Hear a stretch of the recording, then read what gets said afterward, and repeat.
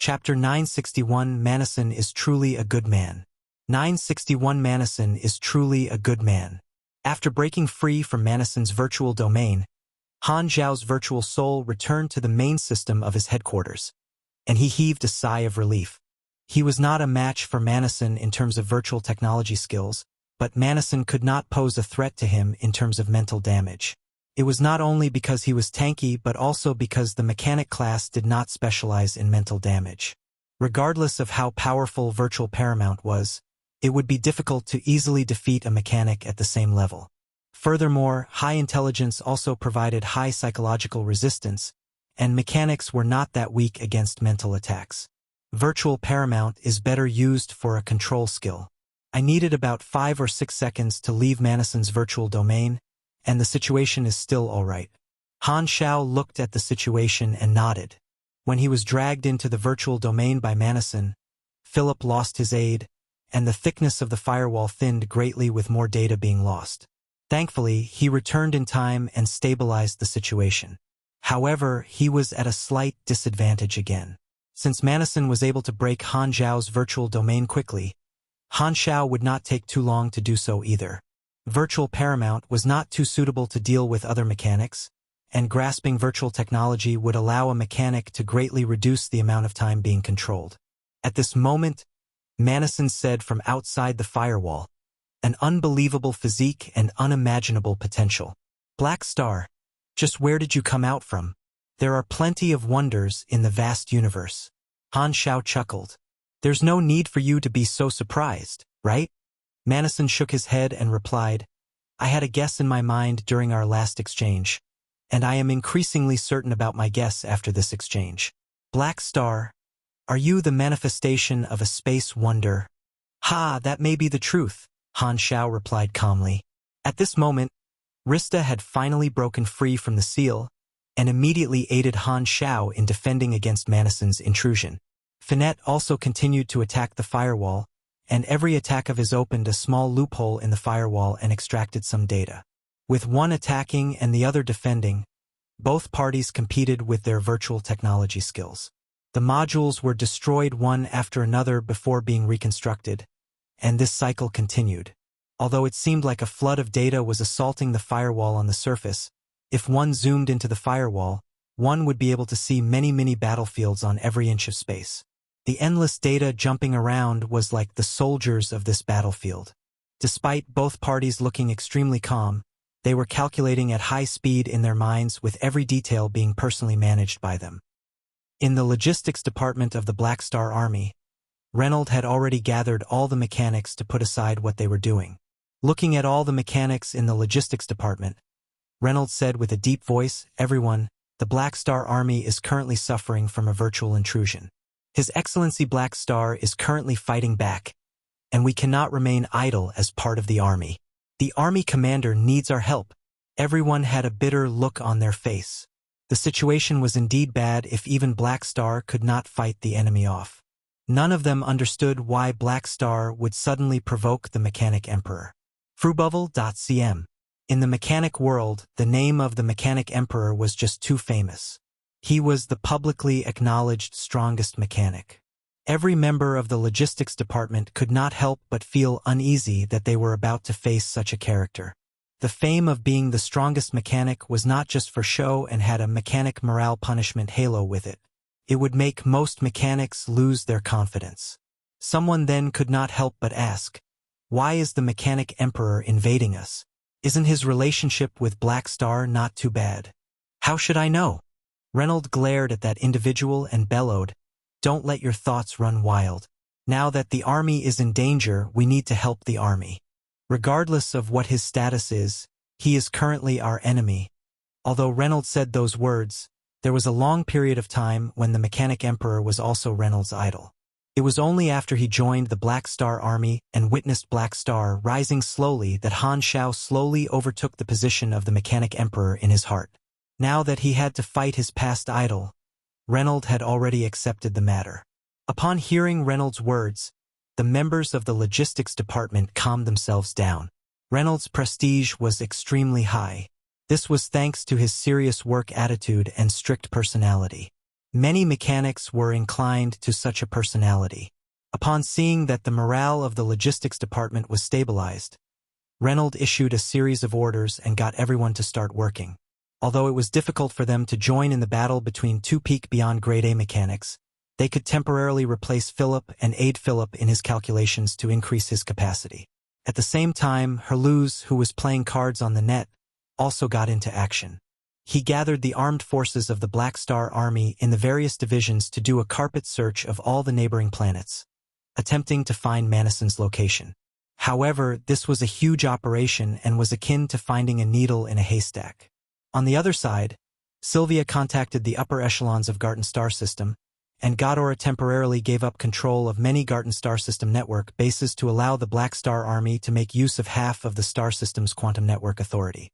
After the Discrimination Transformation Movement and Public Education Plan, the relationship between the Black Star Army and Ghidorah had become much closer. After knowing that the Black Star Army was in trouble, the leader went against all opposition and aided the Black Star Army. In any case, if the Black Star Army wanted to, their quantum network security was nothing in the eyes of the Black Star Army. They might as well take the initiative to loan it to the other party and improve their relationship. Ghidorah was extremely well versed in fawning over a powerhouse. This was a class that every star system civilization would teach for sure. Although they had guessed that Manison would bring his own portable base, Sylvia liked to make preparations in many different areas, and controlling the quantum network in this entire region was a way to cut off Manison's route of retreat. Logi did not understand virtual technology at all but had his own ideas. He found a bunch of people from the mage department and went to buff Han Xiao. The various spells boosted Han Xiao in many different areas, and his status menu was extremely full. However, the effects of these buffs were limited. The more powerful the target, the weaker the effects of the buffs. Furthermore, there were many buffs that would lose their effectiveness after a certain point. For example, some buffs could only increase one's attributes by 2,000 or 3,000 points and would lose their effectiveness after that. When facing Manison's attack, the various departments of the Black Star Army got into action and tried to help Han Xiao to the best of their abilities. It had been more than 2 months since Heber went into seclusion. Apart from the few members who were slightly shaken, most of the upper echelons were worried about the tyrant. Today, Heber had finally summoned Jord and asked him about the situation of the Bloodshed Land. Standing outside the room, Jord was extremely anxious and took a few deep breaths before entering the room. He had already mentally prepared himself to see many different scenes, but the scene before his eyes almost did not have any changes. Heber sat on his throne with his back straight and dressed neat. The only difference was that he did not emit as much pressure as before. "Are you okay?" Jord asked carefully. "Why wouldn't I be?" Heber could not help but frown upon hearing that. "You haven't appeared for such a long time and didn't care about the matters of the organization. We all thought that I wouldn't be able to get back up after being defeated by Black Star?" Heber frowned with dissatisfaction. "A loss is a loss, and I will have the opportunity to fight back in the future. Since when have I been so weak in all of your eyes?" "No, but your actions caused us to have a misunderstanding," Jord hurriedly explained. "Humph." Heber shook his head.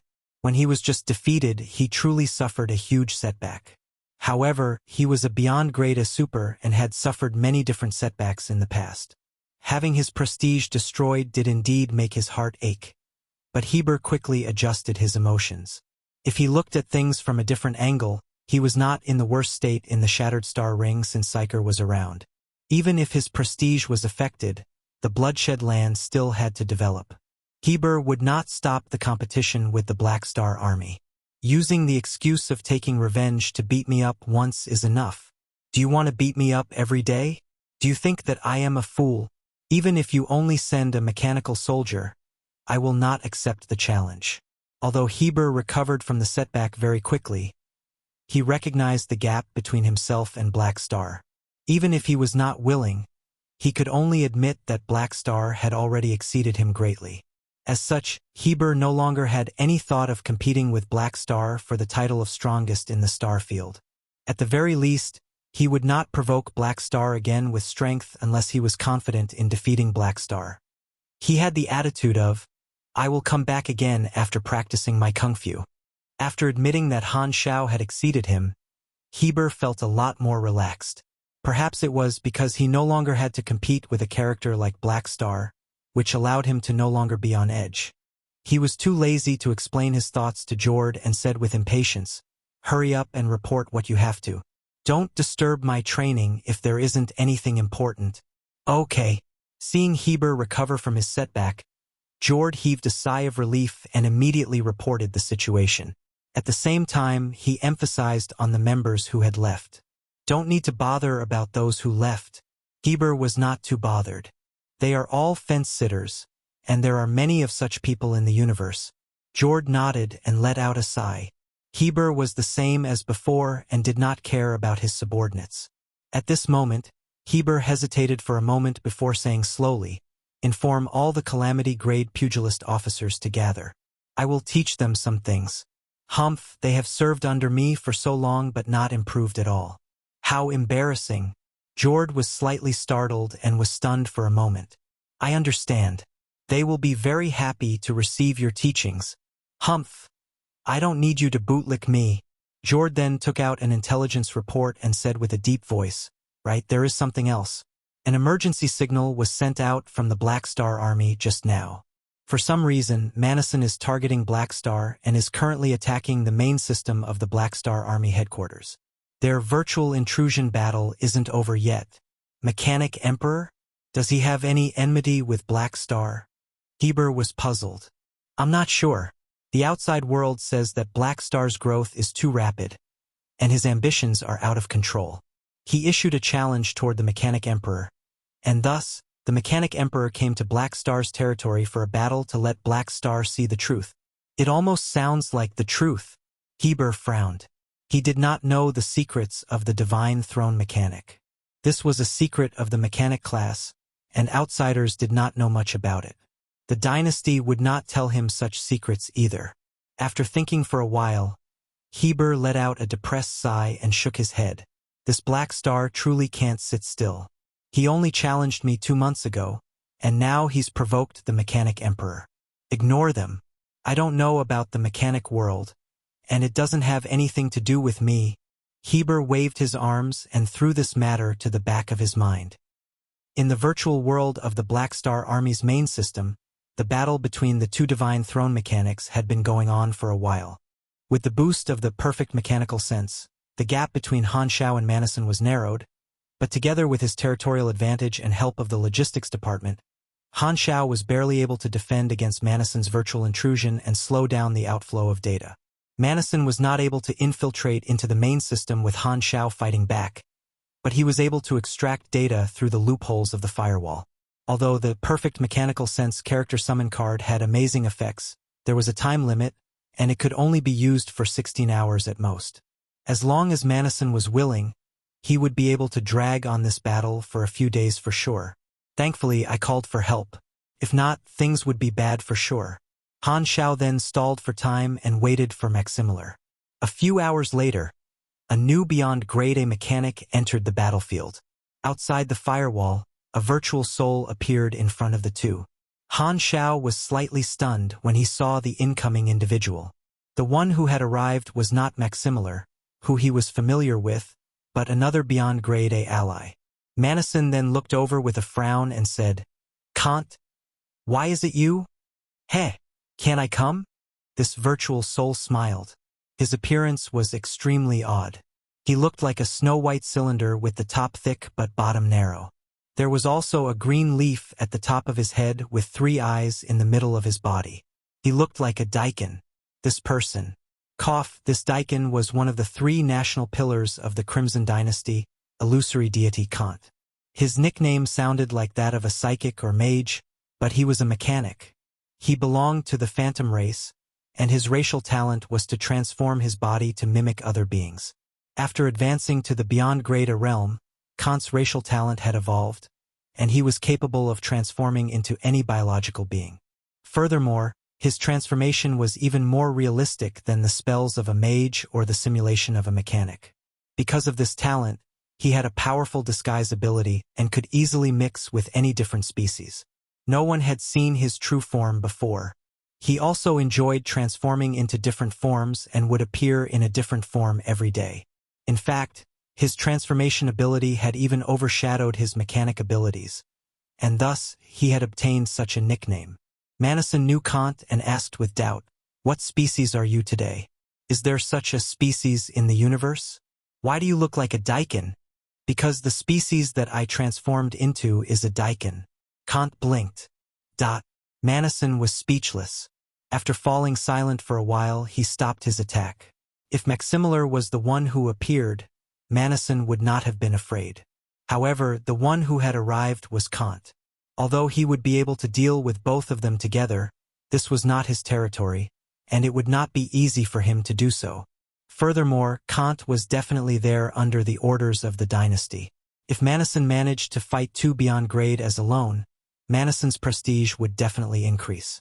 Thus, they had sent someone more powerful to get Manison to retreat. Knowing that the dynasty intended to warn him, Manison moved Finette back into his virtual soul and said to Han Xiao slowly, "Perhaps we might have been friends if you weren't a mechanic." Manison's virtual soul then disappeared, and he retreated. He had come and gone like the wind. News of the battle had already been spread, and his objective had been met. He had also obtained a large amount of data from the Black Star Army. It would not matter how an ordinary individual viewed the battle. However, his performance of suppressing Black Star would definitely stabilize his position in the machinery faith and his title as #1 mechanic. Upon seeing Manison leave, Han Xiao frowned and shook his head. At this moment, Kant looked over.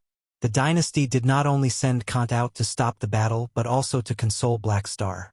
The dynasty placed great importance in Han Xiao's potential, and they were afraid that his confidence would be affected after this.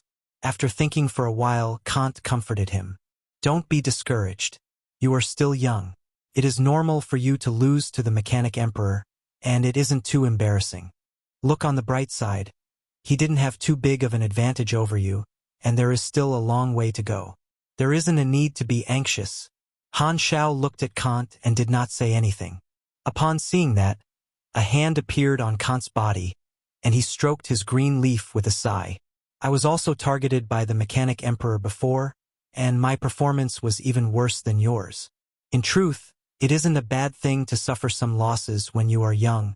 Upon hearing that, Han Xiao had a strange look on his face. After seeing the mission complete notification on his interface, Han Xiao could not help but nod in agreement. "You're right. It would be great if I can suffer a few more losses." Chapter 962 Gains and Losses. Chapter 962 Gains and Losses. Upon hearing Han Xiao say that, Kant naturally misunderstood Han Xiao's intentions and chuckled. "Heh, you are truly open-minded. This attitude isn't too bad, and you should strive to keep such an attitude. Right, do you know why the Mechanic Emperor chose to attack you? The dynasty asked me to inform you of the reason, but there isn't a need for me to do so if you are already aware of it. I would have to trouble you to explain it to me." Han Xiao knew that this matter was related to the machinery faith, but it would not be a bad thing for him to hear the dynasty's explanation. Kant nodded and briefly explained the matter to him. His explanation was the same as the introduction of Key of Adeptus Mechanicus. The reason was to fight for the followers of the machinery faith. However, he had helped Han Xiao fill in some gaps. For example, even though the followers of the machinery faith were a group of people who believed a little in everyone, a follower was not able to give the bonus to more than one machinery deity. Furthermore, only the members of the machinery faith could provide strength. Other followers were not able to trigger the Key of Adeptus Mechanicus. This was related to some unspoken rule in the machinery faith. The Arcane Church was the expert in this area, and the dynasty had not researched too deeply into it. Everyone knew that most of the machinery faith followers were mechanics, and Manison had the most followers as the publicly acknowledged most powerful mechanic. The followers of the machinery faith were a bunch of pragmatic people.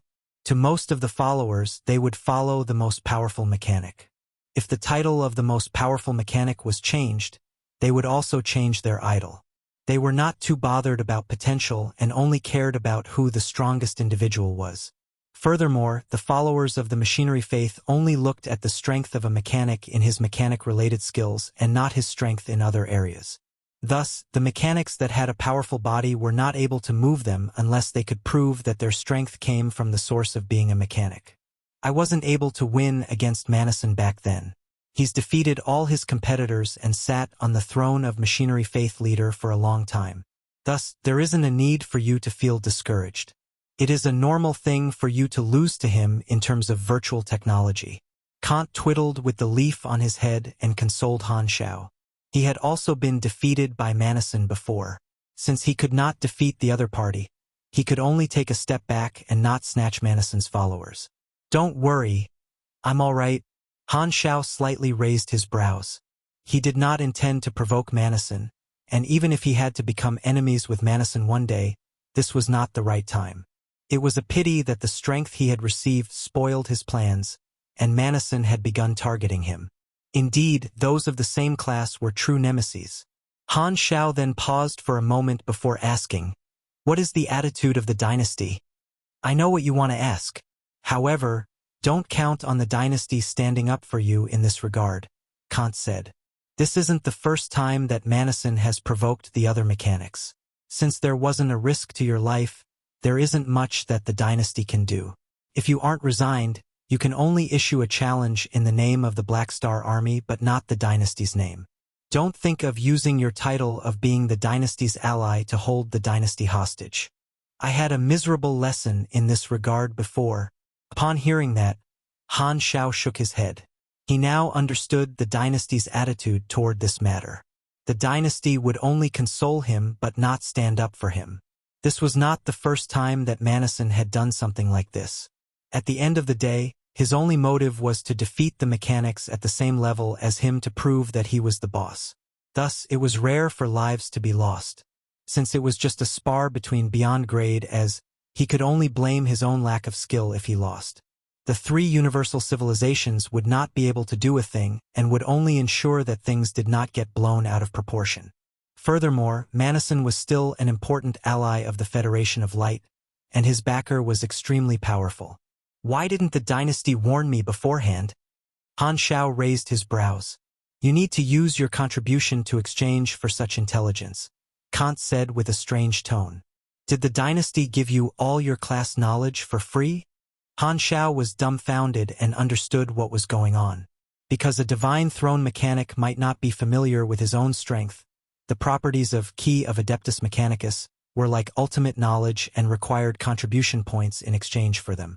The three universal civilizations would not inform their allies about this matter casually, and it was an exception for them to take the initiative to explain this matter to Han Xiao. This meant that the introduction on the interface had saved Han Xiao a sum of contribution points. Don't be too bothered about this. The dynasty didn't take the initiative to inform you about this matter to protect you. They were probably afraid that you would try to gather followers after finding out about this and create conflicts with others. You have plenty of potential, and we are now in a sensitive period. They do not wish for you to face an old fogey like Manison head on and hope that you will take a step back regarding this matter. I understand. Han Xiao did not deny those words. This was indeed the logic of an advanced civilization. They would look at all their plans from the perspective of a few decades or centuries. The potential that he had shown made the dynasty very patient with him and treated him as a long-term chess piece. It would not matter if he could not beat Manison. He only needed to live longer than Manison, and the dynasty was extremely confident in Black Star's ability to stay alive. However, this went against Han Xiao's style. After finishing what the dynasty wanted him to convey, Kant turned around and left. All right then, everything has already been settled, so I shall take my leave. Isn't this our first official meeting? Aren't you going to stay behind and chat with me? Han Xiao asked out of courtesy. Forget it. It seems like you have plenty of things to take care of. Kant then looked at the devastated main system of the Black Star Army and said, We will have other chances to chat. I shall not disturb you today. As he said that, Kant's virtual soul turned into a ray of light and disappeared into the net. His attitude toward Han Xiao was not too bad. But Kant would not have been so friendly if Han Xiao was not at the divine throne mechanic level. After watching Kant leave, Han Xiao heaved a sigh of relief and finally had the time to take care of the mess that Manison had left behind. After clearing up the viruses that were left behind in Philip's logic module, Han Xiao got Philip to perform a few diagnostics tests and confirmed that all the viruses were cleaned up before reopening the Black Star Army network. "Thank you, Master. I am all recovered now, Philip was extremely energetic now that he had recovered. You called me Daddy when you were in danger but changed your address now that you are all right," Han Xiao teased. He. Philip made a funny face. Rista then floated to Han Xiao's side and said, "Your Excellency Black Star, with regards to Manison, I know what you want to say." Han Xiao then got Philip to go to the side before looking at Rista with a solemn expression. "I am not going to hide things from you. I have always been hesitating over whether I should help you because I did not wish to provoke the Mechanic Emperor. However, you can see the situation now. If I don't take a step back, both of us will have a conflict in terms of benefits." "I understand," Rista nodded. "I am temporarily unable to beat Manison in terms of mechanic skills. However, I will have a battle with him eventually, so our goals are aligned. Helping you complete your wish will weaken Manison. I will try my best to find a chance to save your AI civilization." Previously, Han Xiao would only make excuses whenever Rista brought up this matter. But he finally made a promise this time. The indestructible Mechanic Empire troop was Manison's trump card. It did not only have a powerful strength but also the virtual technology skills of the AI lifeforms. Thus, it was important for him to deal with them. If he could complete the entire reboot mission, Manison's strength would definitely decline. Manison had modified the core logic of all the AI lifeforms, which was akin to brainwashing them. He had the strength of the divine throne mechanic and had the rights to undo the brainwashing that Manison had done to free them from his clutches. However, the gap between them was large, and Han Xiao knew that he still needed to raise his virtual technology skills. Furthermore, it would be difficult for him to come into contact with the data of the indestructible Mechanic Empire. Manison would guard it tightly for sure. "I shall be at your service from today onward," Rista said with excitement. He had finally received this promise from Black Star after waiting for such a long time. "You make it sound as though I wasn't making use of you before," Han Xiao thought to himself. Although he had lost, Han Xiao's mood was not too bad. No one in the universe would be able to beat him in terms of confidence. After sending Rista away, Han Xiao got Philip to look through the database and see how much information had been taken away by Manison. Philip then looked through the database and reported to Han Xiao, "Master, 43.7% of our commonly accessed data, 35% of our low-authority restriction data, 21.6% of our mid-authority restricted data, 11.4% of our high-authority restricted data, 2.5% of our confidential data, 27% of our blueprints data. Should I restore the backup?" "Yeah, restore the backup," Han Xiao nodded and sighed. He was not too bothered by the loss of data. The data in the Army's database was mainly related to the development of the Army, and it was not too important. Han Xiao got Philip to make a daily backup of the data, and the lost data would be easily recovered. It would not matter much to him if Manison snatched that data away.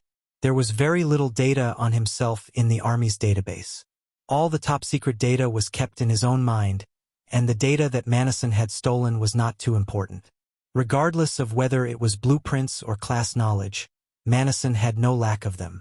They both specialized in the same things, and it would be useless for Manison to obtain his blueprints because Manison already had a copy of them. Besides, Han Xiao's Eternal Light blueprint had also been stolen from Manison. The thing that concerned Han Xiao the most was the strength that Manison had displayed. Manison had only carried out the virtual intrusion remotely, and his strength was greatly reduced. If he had brought all his trump cards along, who knew how powerful Manison would be? What a terrifying enemy! Han Xiao sighed. Losing to Manison was not too embarrassing.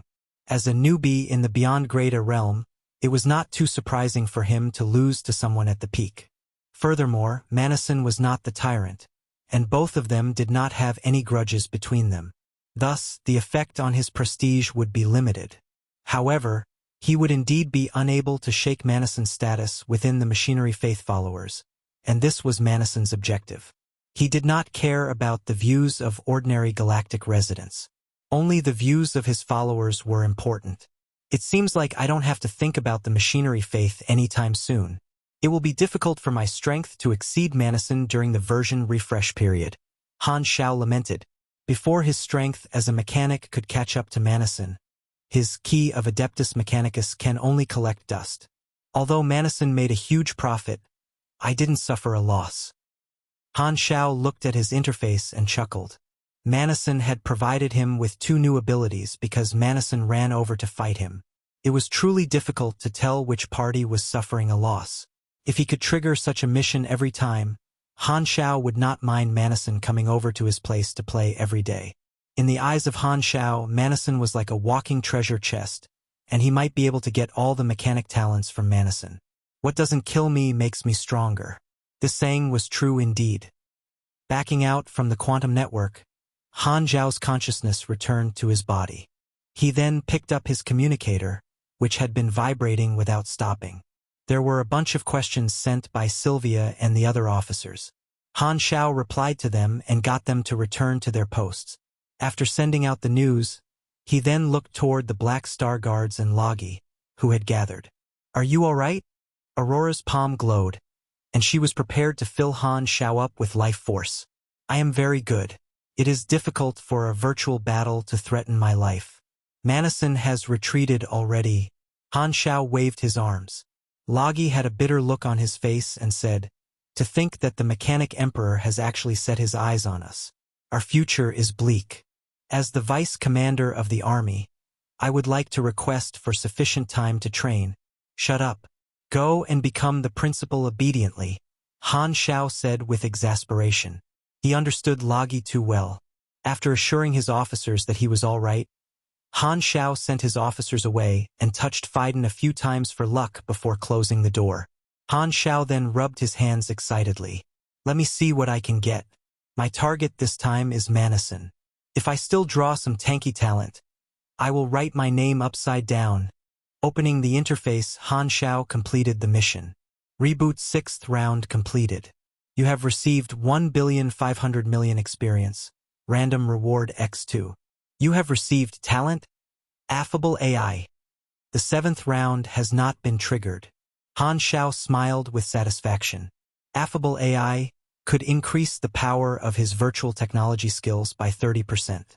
The bonus was still alright, but the most important aspect of the skill was the effect on AI lifeforms.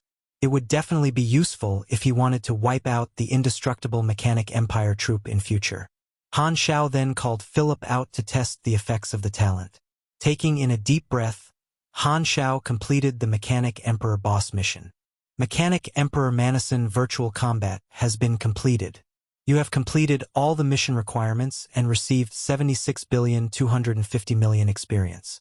You have received Character Summon Card, Mechanic Emperor Manison.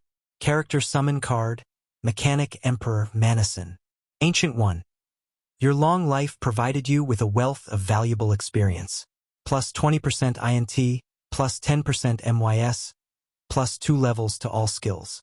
Duration, 24 hours. Usages, 0/2. You have received, draw one of Manison's abilities. Tip, Manison is a virtual mechanic, and your class is completely compatible with his. You will be able to draw any of his abilities. If you draw an ability that you have, you can strengthen your ability to a certain extent. Randomizing. Complete. Please select one from the 5 options below as the reward. 1. Apostle Machinery Affinity Skill. Plus 105% Machinery Affinity. You already have the skill, can be strengthened. 2. Titan Grade Planet Fort Blueprint Skill. A planet modification blueprint suitable for the development of a machinery civilization. Specific parameters: expand/collapse. Construction requirements: LV-220, 3,500 INT. Ultra-composite mechanical architecture technology, cutting-edge material science, and abnormal state energy. 3. Innate machinery soul talent. You have an innate machinery talent, and your understanding of machines increases according to your strength. LV1, LV100, plus 5% machinery affinity and plus 3% virtual technology skill for every 10 levels. LV100, LV200, plus 7% machinery affinity and plus 5% virtual technology skill for every 10 levels. LV 200 and above, plus 10% machinery affinity and plus 7% virtual technology skill for every 10 levels. 4. Legion Firepower Volley Skill. A skilled tactician knows when to open fire. The range of your mechanical army being boosted by your mechanical force will increase by 25% for the next 8s. Cooldown 160s. 5. Mechanical Race Endless Barriers Blueprint Skill. A blueprint that belongs solely to the mechanical race. Specific parameters: expand/collapse. Construction requirements: LV 255, 6000 INT. Endless Material Science, Ultimate Machinery Manufacturing Theory, Advanced Space Application, and Abnormal State Energy. Chapter 963, I Won't Suffer a Loss. 963 I won't suffer a loss. 2 blueprints, 2 skills, and 1 talent. Han Xiao fell into deep thought after seeing the 5 choices. The ability with the highest value was naturally innate machinery soul. With his current level, the talent would give him 220% of machinery affinity and a 150% increase in virtual technology skills. Of the other 4 choices, it would be impossible for him to choose Apostle Machinery Affinity. Although Legion Firepower Volley was not too bad, its value was limited when compared to the other choices. The 2 blueprints were not too bad, but he already had similar equipment and did not really require it. The outcome isn't too bad. Han Xiao was pretty satisfied. As mechanics of the same level, most of Manison's abilities would be suitable for him. This meant that the number of choices that he could draw was extremely large. Furthermore, a mechanic at Manison's level would have plenty of blueprints, and it could be said that the outcome of the draw was not too bad. Manison's strength was supported by many different talents. Although Han Xiao was not able to draw a top-grade molding talent, he had managed to draw a high-grade talent to reduce the gap between them. The more talents he drew from Manison, the smaller the gap between him and Manison would become. It would be extremely difficult for him to exceed Manison in one go. The machinery affinity bonus from the level 300 innate machinery soul talent was higher than the bonus from the Lord grade machinery affinity talent. Its virtual technology effect was also better. When put together with the 2.5x multiplier of Virtual Lord, it was akin to having a 375% increase in his virtual technology skill. As such, the effect of this talent was similar to a core talent like Machinery Emperor. Han Xiao then made his choice. You have received innate machinery soul. His brain structure then seemed to have been changed slightly, and he had a new understanding toward machines. After adapting for a while, Han Xiao let out a long sigh. Manison doesn't only have perfect mechanical sense, but also a series of mechanic talents such as innate machinery soul. His talent is truly too amazing. In truth, he was truly a little extremely envious. Han Xiao then looked at the Manison character summon card that he had received. This character summon card was extremely powerful, but the effects did not come from Manison being a mechanic but an ability of the Ancient Ones. Who knows whether this ability is unique to those who become a part of the Ancient Ones, or I just need to live long enough for it. The experience reward from the mission was more than double that of the Tyrant's mission, and it could replenish his pitiful experience stash. However, this mission did not give him a legendary point. Looking at the mission name, Han Xiao had a guess of his own. The mission name had the suffix virtual combat, so perhaps he needed to fight Manison in real life for a legendary point to be awarded. After looking at his new abilities, Han Xiao closed the interface and calculated his gains and losses. Manison's arrival was too sudden, and he stole some of my data. He even made me use up a perfect mechanical sense character summon card. I would have suffered a loss if not for my 2 new talents. Manison can suppress me in terms of mechanic skills, and he has already achieved his objective. Thus, it is unlikely that he will create trouble in the near future. Han Xiao's eyes shifted quickly. He had stood out a little too much recently, and this was a good chance for him to remain low profile. His foundations were still too weak, and he needed to sow his crops well. Before his crops returned, he should first plow the earth and fertilize the fields. Having 1 less perfect mechanical sense character summon card was not a big problem to him. Han Xiao still had a few blank character summon cards in storage, and he could just use them on Reynold again to replicate a new perfect mechanical sense card. In fact, he had a huge stash of random reward opportunities that he had yet to use. I'd better wait for Nero and Phaidon to gather together first. One of them can cancel out my bad luck, and the other can provide good luck for me. In Han Xiao's eyes, Phaidon and Nero were like two deities of luck. After calculating his losses, Han Xiao stood up and opened his army channel to make a simple announcement. My comrades of the Black Star Army.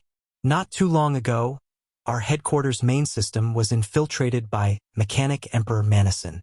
Under the aid of everyone and the dynasty, we managed to force Manison back, and everything has been resolved properly. I did not wish to become enemies with the Mechanic Emperor, but things do not always go my way.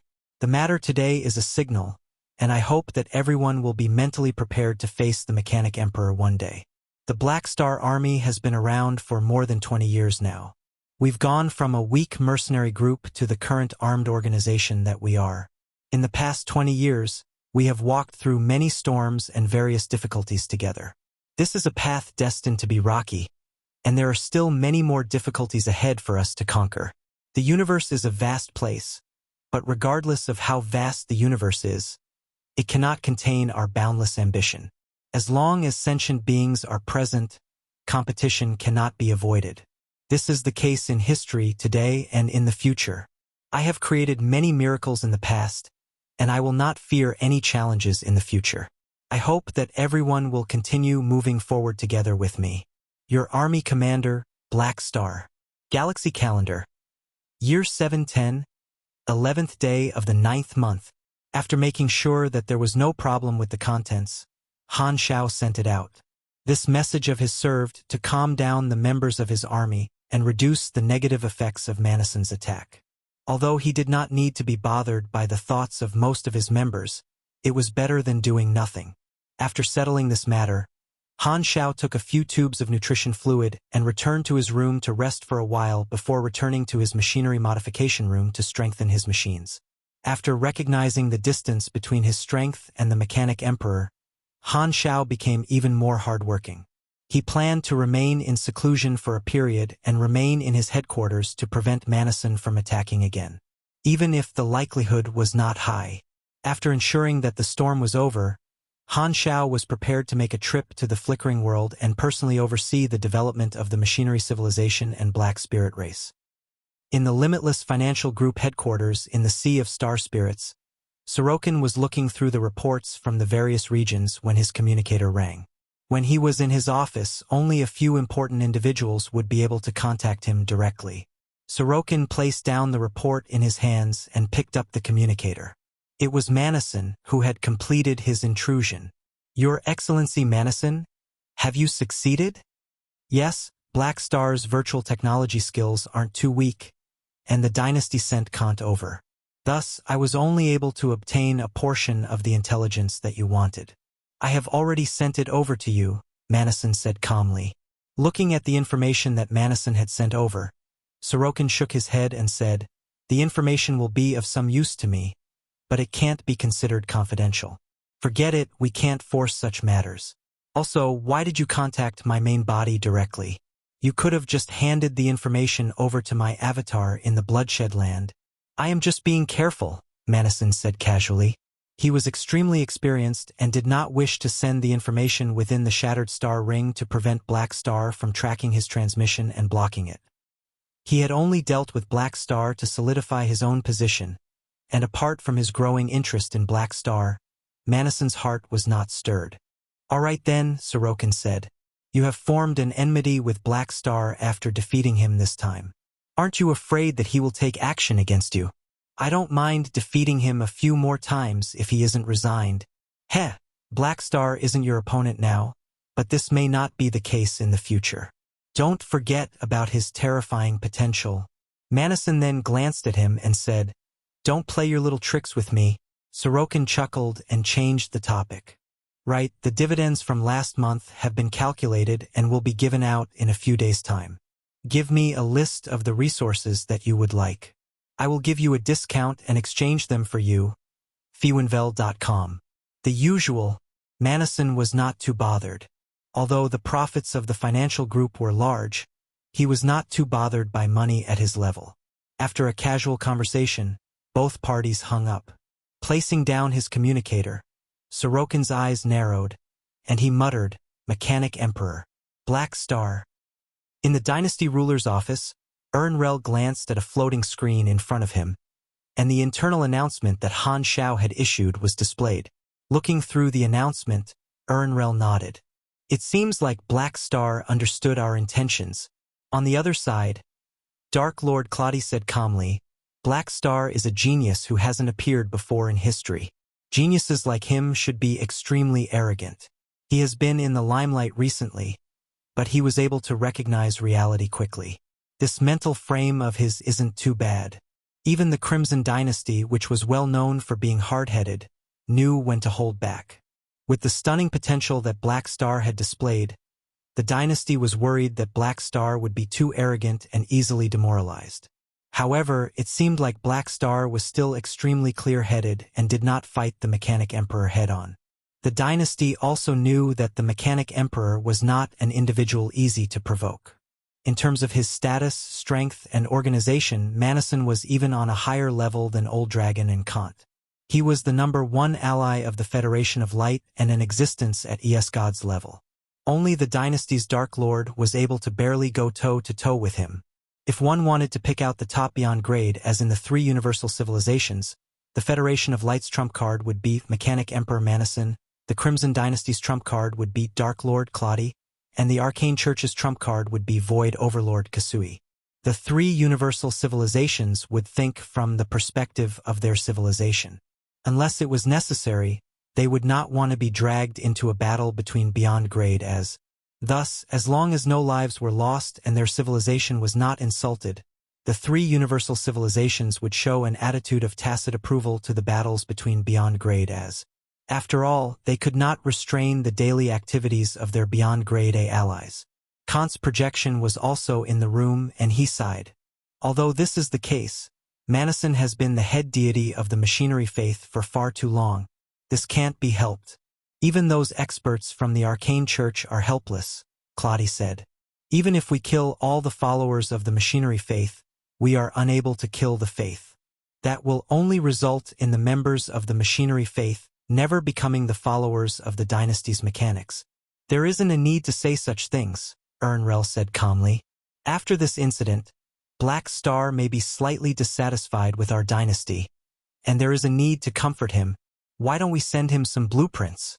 The best cure to a mechanic soul is high-grade blueprints, Kant said irresponsibly, and as he looked at Claudia by the side, an idea flashed through his head, and his body rapidly transformed into Claudia's appearance. "Don't transform into my appearance," Claudia said with dissatisfaction. He then looked at Ernrel and said, "Kant, Milizaus, and I will all die eventually, and Black Star will become the next pillar of the dynasty. He will have to take up the responsibility of protecting the dynasty. He has already proven his abilities, and I propose we become bolder in our support of him in terms of resources." Ernrel stroked her chin and fell into deep thought. News spread fast in the interstellar era, and the battle between the Mechanic Emperor and Black Star spread rapidly. Many galactic residents had a new dinner topic, but the influence of this event could not be compared to the battle between the Tyrant and Black Star. After all, a virtual battle was not as interesting as 2 beyond grade as bashing each other up. Furthermore, footage of the battle was not released either, so the incident did not stir up too big a commotion. Although Black Star suffered a loss, most people did not find the matter too strange. The name of the Mechanic Emperor was deeply rooted in the hearts of many, and it was not strange for Black Star to lose to the most powerful mechanic. After all, there were far too many people who had lost to the Mechanic Emperor in history.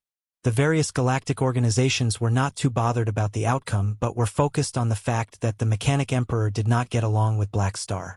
Psyker was the one who felt the happiest.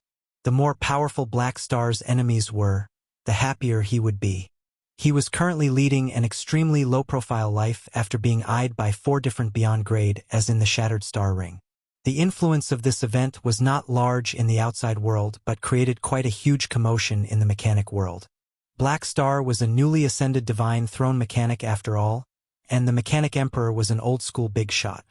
With both parties clashing against each other and the Mechanic Emperor suppressing a member of the younger generation who wanted to challenge him, he received a huge wave of support. After this battle, there were only two types of mechanics in the world in the eyes of the mechanics. First was the Mechanic Emperor and the second was the others.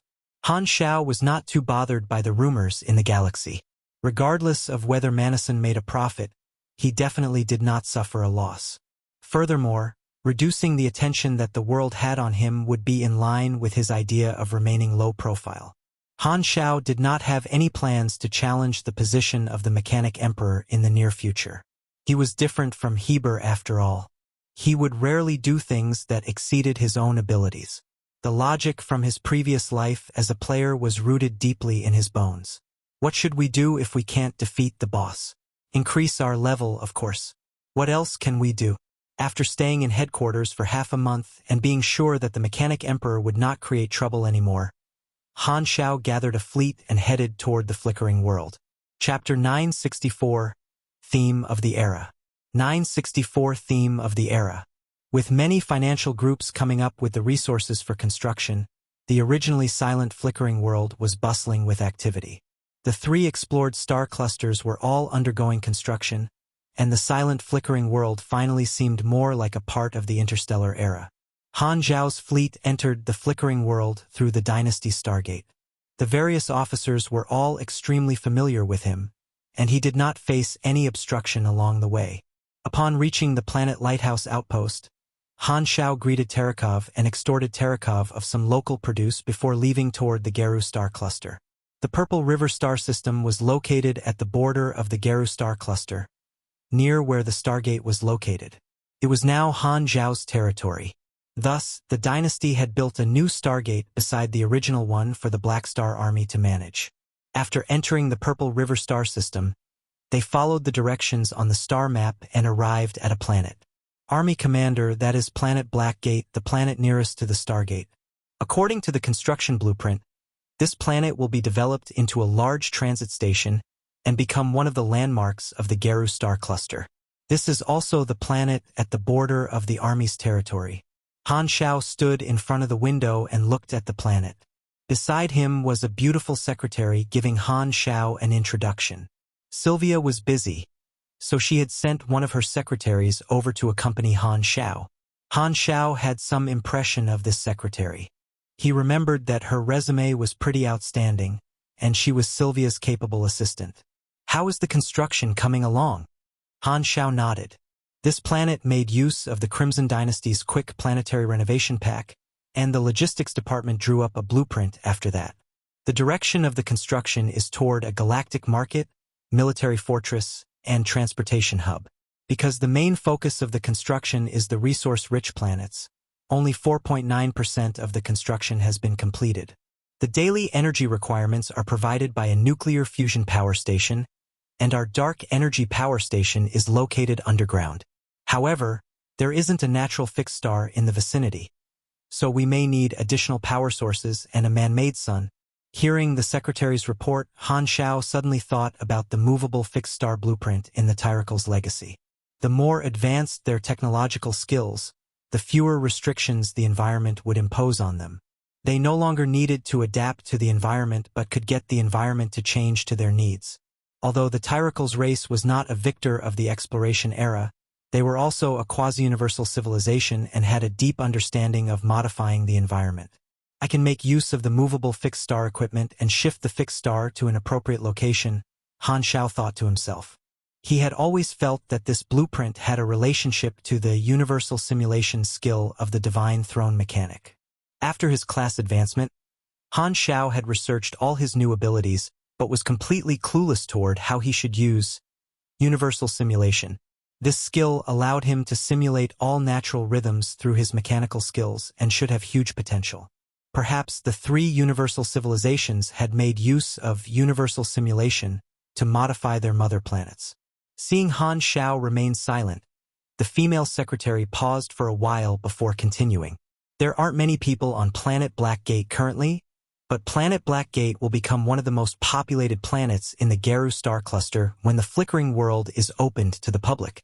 The large number of daily visitors will bring you a considerable amount of profits. According to the calculations of the financial department, we only need 6 to 7 years to recoup our cost of modifying the planet. It's pretty good. Han Xiao smiled.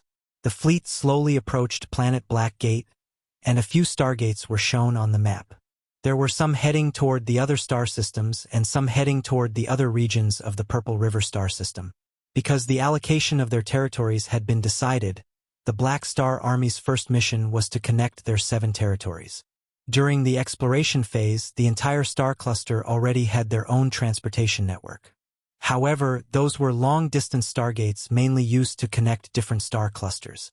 The Black Star Army's mission was to connect their own territories and ensure that the 7 star systems were well connected. The transportation network within the territory had already taken on an embryonic form, and many different star systems could be reached from Planet Black Gate. Their efficiency was far higher than the first exploration phase. With a robust transportation network, they could save a lot of time on traveling. Han Xiao led his fleet to tour through the 7 star systems and viewed all the construction regions. This was the first time that he personally inspected his territories. Purple River, Long Day, Sigma, Odoran, Ponzale, Fenrir, Ednia. This is the current foundation of the army. Personally witnessing the size of the 7 star systems, Han Xiao was extremely satisfied in his heart. He planned to make the 7 star systems into the core region of the Geru star cluster, but this would require a few decades to accomplish. However, the second phase of the Flickering World mission only required him to complete the basic construction of the 7 star systems. To complete the basic construction of the 7 star systems, a few years would be sufficient. With the investment of numerous financial groups, the production capability of the army was powerful.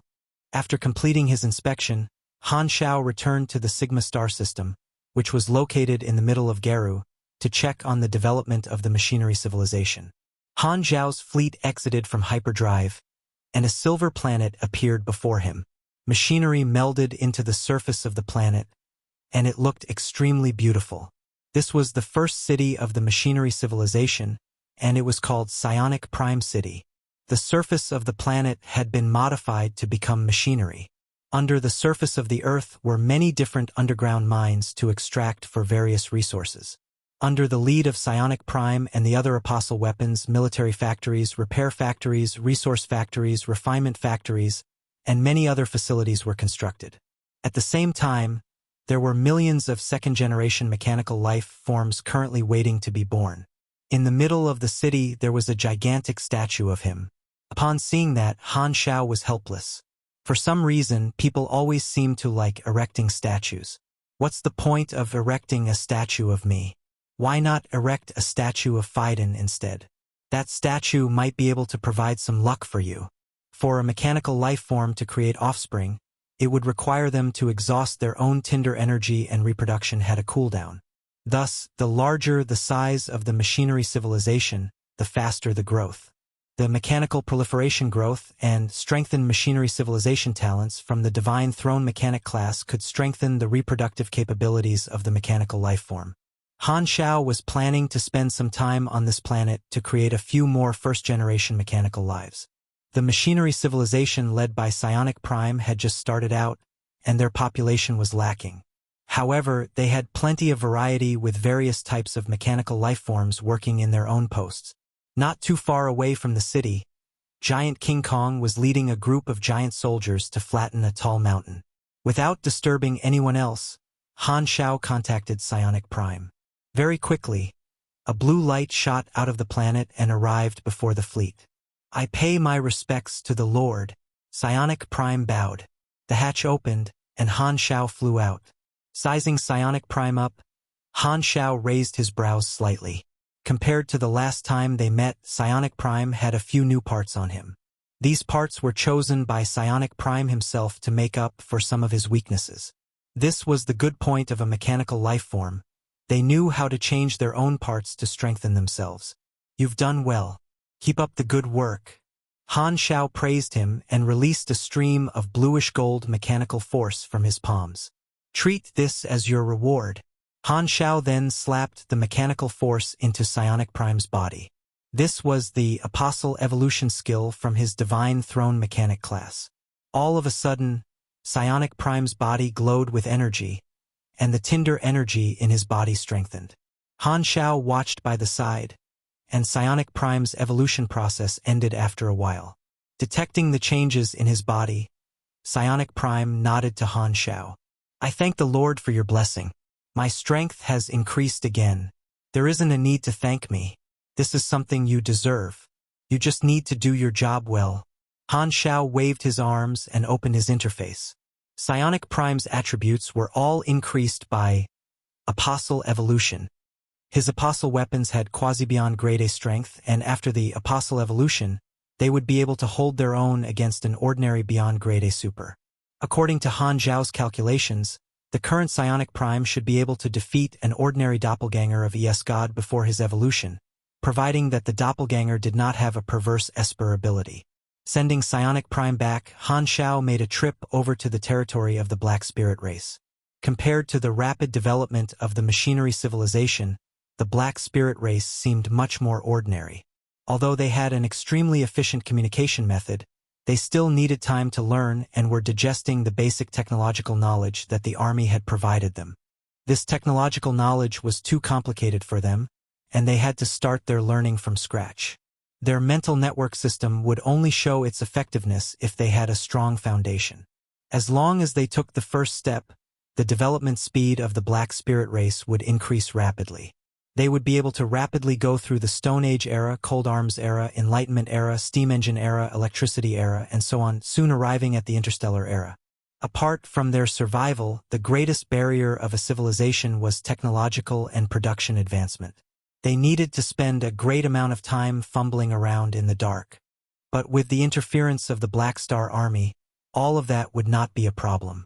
Their greatest problems would be solved, and their development definitely would not be slow. Han Xiao provided the relevant technological trees to the Black Spirit race and also the methods to expand their mental strength. The Black Spirit race, which had a mental network, innately had a high natural potential. They were most suitable to become psychics or mages, and it might be possible for more than 90% of them to become supers. Of course, he would not reject any of them if they wanted to become mechanics. It was not without reason for the three universal civilizations to prohibit advanced civilizations from interfering with the development of low-grade civilizations. If they followed the path that someone else had taken, they would only become the puppet of another civilization, and their own creativity would be restricted. With regard to this, Han Xiao did not really have a plan. It was impossible for him not to pay the price if he wanted rapid development. However, the evolutionary totem could resolve this problem to a certain extent. The evolutionary totem was able to gradually evolve the genes of a race and increase the potential of a race, including their intelligence and creativity. With the effects of the evolutionary totem, it might be possible for an individual capable of changing history to appear from the Black Spirit race.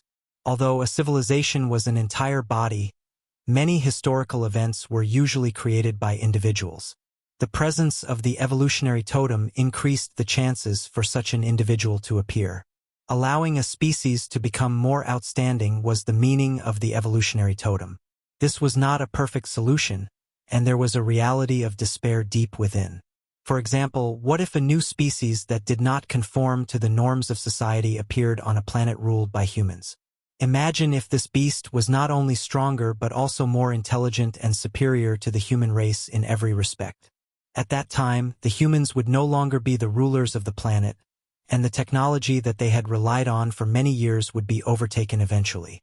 It was far more outstanding than them.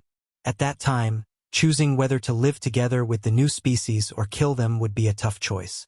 Suppressing such a new species would always be filled with blood. This was the most terrifying part of the evolutionary totem, and also why the Federation of Light and Arcane Church were not able to watch as the Crimson Dynasty swallowed all the benefits of the evolutionary totem for themselves. However, the universal civilizations had their own gene modification technology and were thus able to control the desire for battle.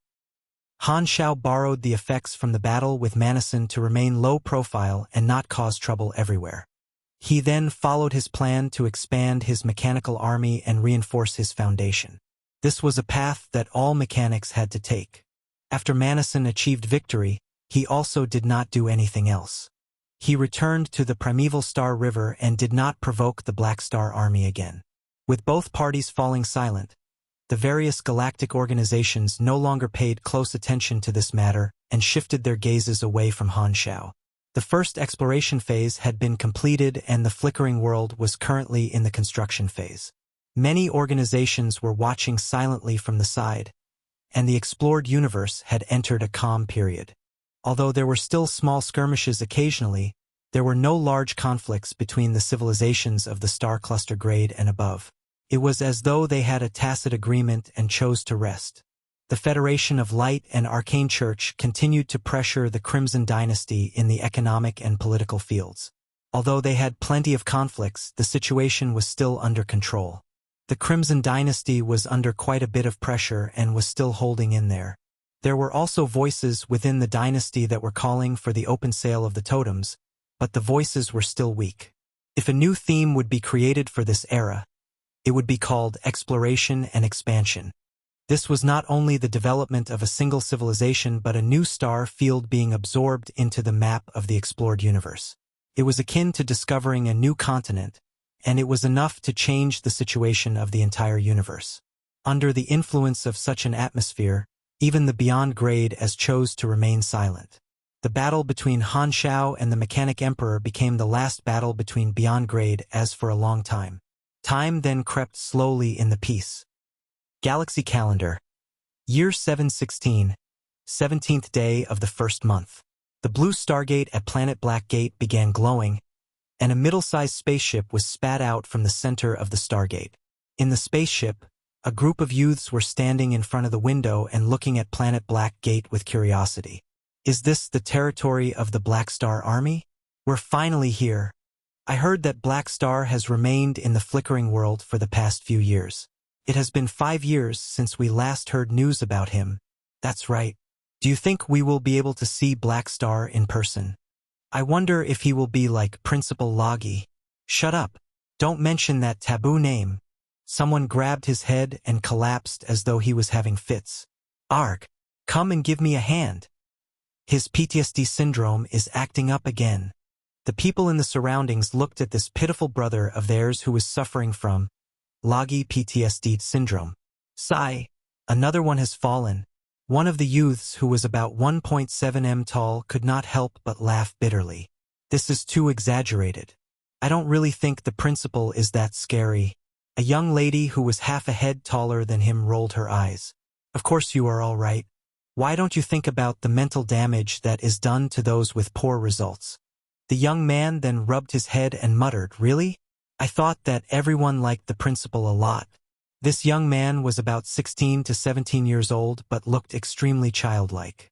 He looked like a primary school kid that had not grown up yet and was dressed in the Black Star Army uniform.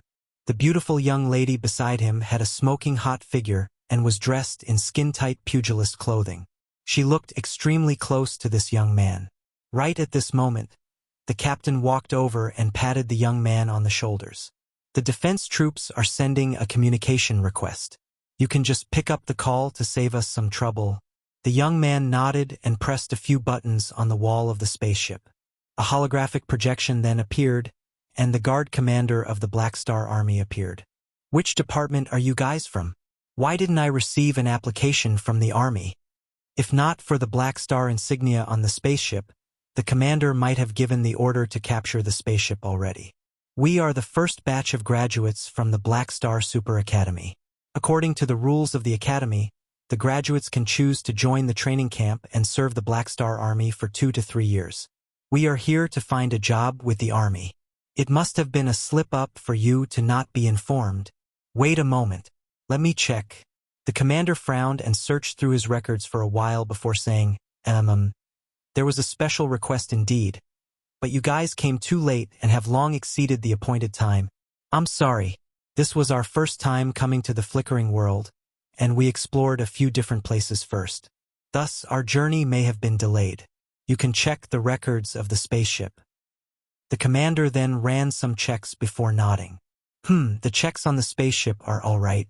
You guys can come in. All right, thanks. Right. Can you not tell the Army commander that I am here?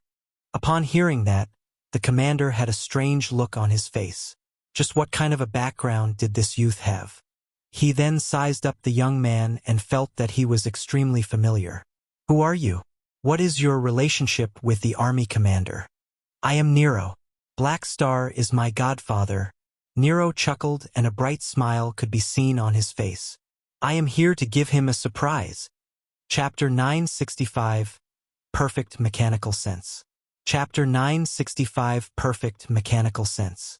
The spaceship carrying the fresh graduates of the Black Star Super Academy then arrived at the Sigma Star system to meet Black Star. Over the past 6 years, the Black Star Army had invested a large amount of resources and created a second headquarters in the Sigma Star system.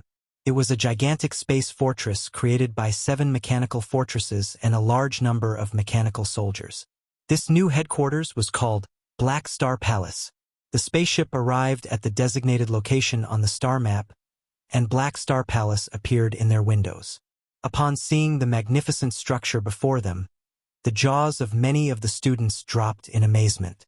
Black Star Palace was far more majestic than floating Dragon Island, which hung in the skies above planet Aquamarine. Every mechanical fortress had its own satellite rings of varying angles, surrounding the center like a mini-star system. At the middle of the structure was a gigantic alloy sphere.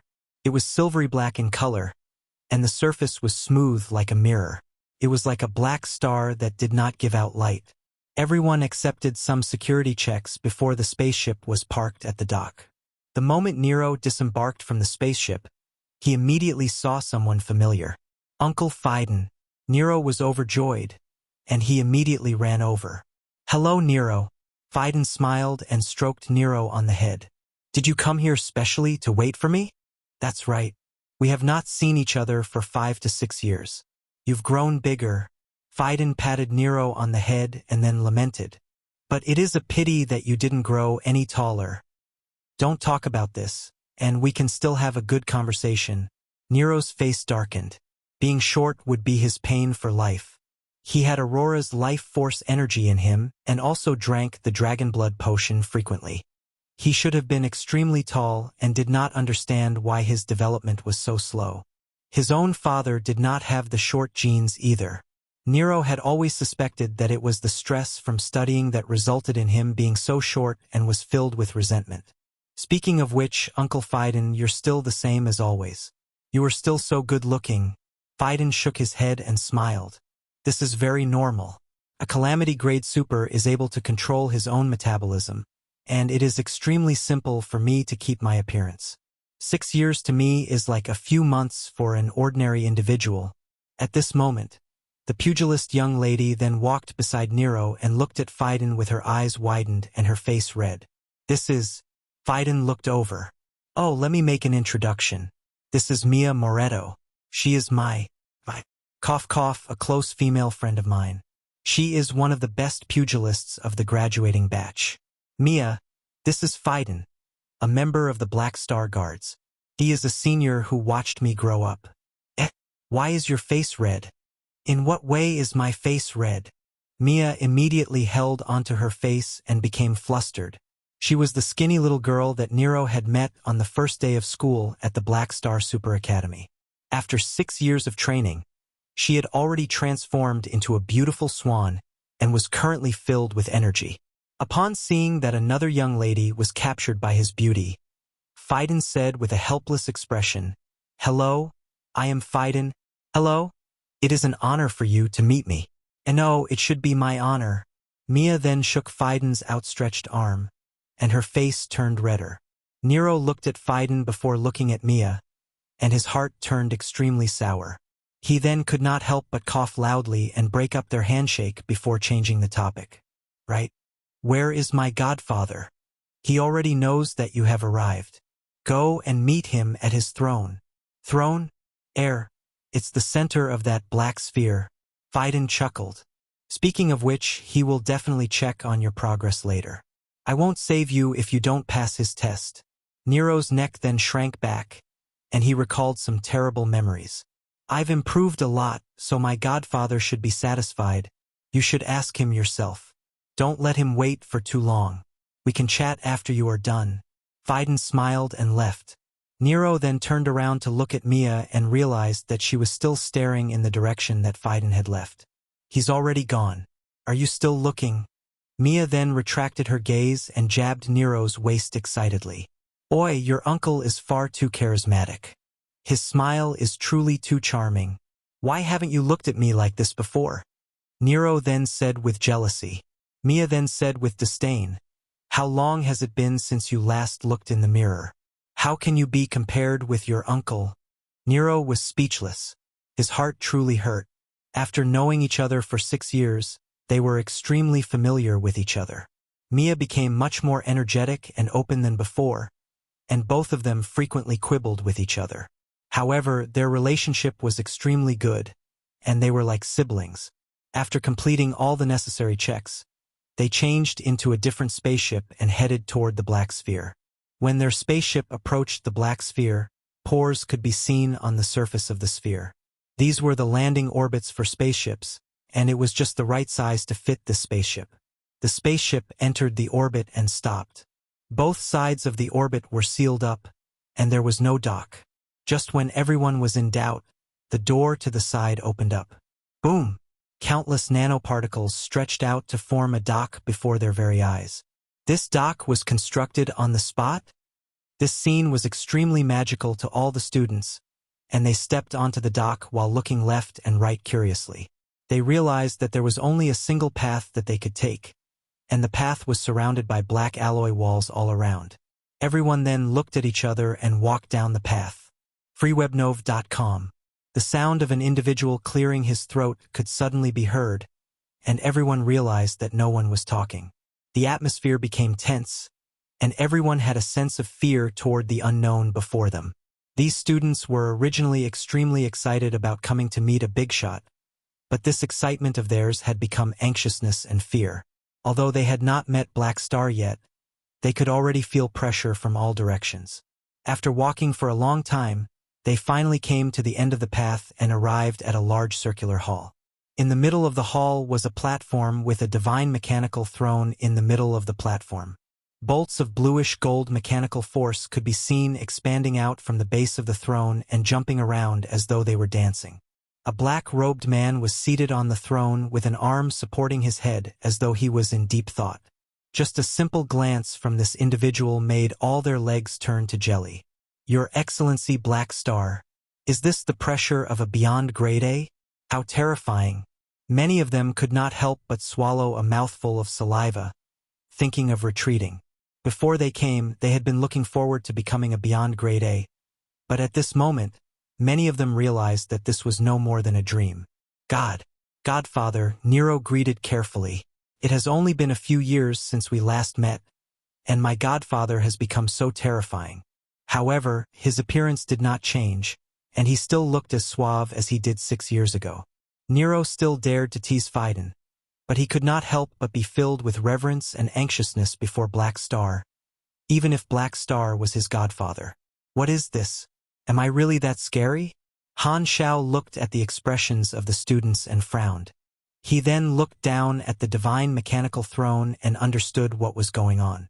I almost forgot that this thing has the effect of increasing my pressure. No wonder these kiddos are all so terrified of me. Han Xiao retracted his aura and stood up. The pressure then disappeared, and everyone heaved a sigh of relief. You are the first batch of graduates of the academy. Since you have chosen to serve the army, I will welcome all of you on behalf of the army. Upon hearing that, the anxiety in their hearts disappeared, and they became excited.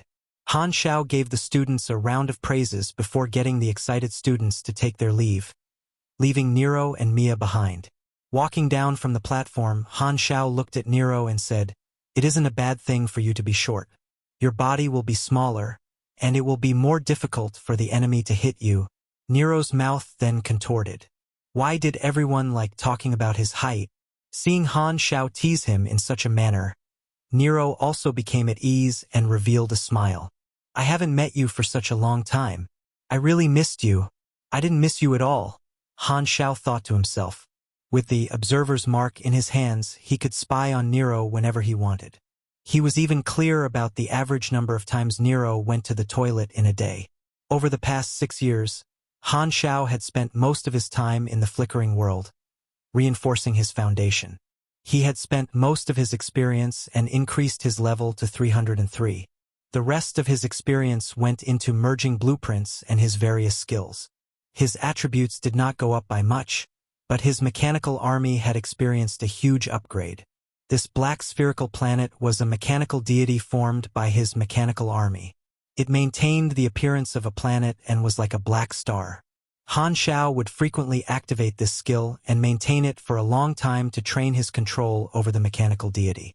Han Xiao did not remain idle in the area of constructing machines either. He had already set up his dimension factory and had honed it many times. During these 6 years, the machinery civilization had developed rapidly, and over 80% of Planet Apostle was already covered in machinery cities. The mechanical life forms were already in their 8th generation. Because of the weakening Tinder energy, the attributes of the mechanical life forms had an obvious decline from the 6th generation onward. The mechanical life forms in the later generations could only be commoners and serve as cannon fodder. This was the restriction of a machinery civilization. The first-generation mechanical life forms were still the elites with the apostle weapons, the most powerful group. The composition of the civilization also gradually became more like the structure of ordinary civilizations.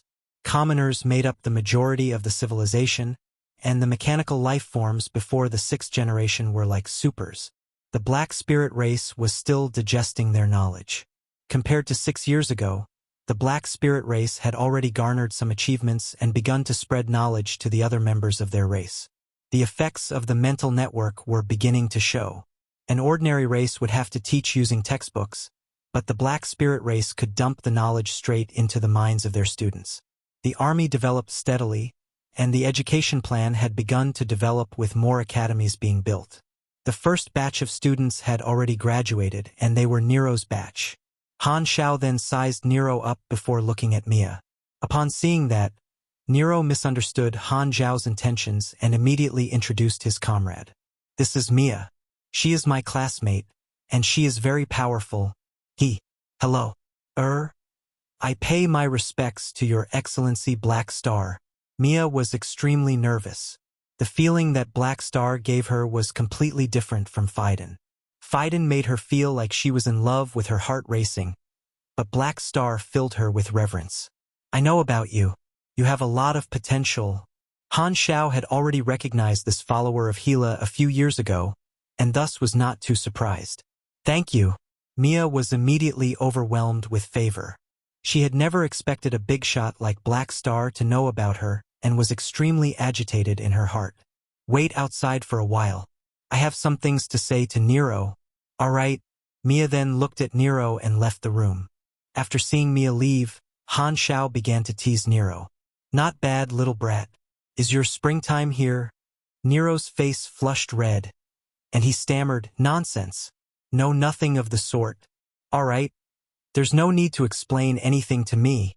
Han Xiao interrupted Nero. "It has been a few years since I last met you. Let me check your progress. If you only thought about dating and not learning, humph." As he said that, he did not wait for Nero to reply and jabbed him. Opening his interface, Han Xiao nodded. This brat's potential was not too bad. He already had the strength of grade C+ and should be able to reach grade B before he turned 20. Looking down at his abilities section, Han Xiao's eyes lit up. Nero's mechanical sense talent had finally grown to become perfect mechanical sense. The leak that he had grown for so long had finally matured. It took almost 10 years to develop such an ability. It truly hasn't been easy. Han Xiao was overjoyed and slapped Nero on the shoulders with a hearty laughter. "Not bad, not bad. I am very satisfied with your progress." Nero felt as though his shoulders were about to fracture and replied, As long as you are satisfied." Han Xiao could not help but pinch Nero's cheeks joyfully. "I am truly heartened that he didn't forget his studies for love." The leek was ripe, and Han Xiao only had to think about how he should harvest it. Reynold refused to give him any missions, but Nero was different. Nero had an advanced luck glow and was just starting out in life. there would definitely be plenty of chances to trigger a storyline mission and obtain perfect mechanical sense from him. If not, he could even take the initiative to throw Nero into a dangerous situation. According to Han Xiao's experience, as long as Nero approached him for help, there would be a greater chance to trigger a mission. However, he needed a reason to do so. Combat training sounds like a good plan, Han Xiao thought to himself. If that was not enough, Han Xiao had his final move. Nero's potential was even stronger than Reynolds. Han Xiao could just continue to raise Nero and publicly beat him up. Various different thoughts flashed through his mind, and Han Xiao looked at Nero with a teasing expression. Little fellow, true hell awaits you next. You'll come to know just how enjoyable student life was. Noticing Han Xiao's cunning grin, Nero trembled slightly and had a bad premonition. Why do I feel a wave of bad intentions sweeping past my body? Nero then rubbed his head and said carefully, Godfather, I have something that I need to ask you for help. Han Xiao's eyes sparkled. Whoa, look at him asking for help so readily. So much better than Reynolds. Speak, what do you need? Han Xiao asked happily. Mia is a pugilist, and it hurts when she beats me up. Nero then said softly, I want to learn how to become tanky. Godfather, you are a grandmaster in this regard. Can you teach me how to become tanky? Scram! Chapter 966, The Second Exploration Phase. Chapter 966, The Second Exploration Phase. As the saying goes, if you want to be tanky, you must first get beaten up. How can your skin be thick if your bones don't all break at least once? He then made use of this logic to send Nero away before wondering if there were any dangerous jobs that he could get Nero to do. After thinking for 2 seconds, Han Xiao raised his brows. That's right. The construction of the 3 star clusters has come to an end, and the second exploration phase of the dynasty is about to start. I will have some things for Nero to do. After 6 years, Renault, Geru, and Crown had pretty much completed their construction, and they only lacked people. Chief Commander Terekov had already informed him a few months ago that the dynasty was preparing for the second exploration phase. The various allies will be meeting the following day, and Han Xiao was also invited. If he remembered correctly, the Crimson Dynasty met with some unexpected trouble during the second exploration phase, and there were plenty of opportunities for combat.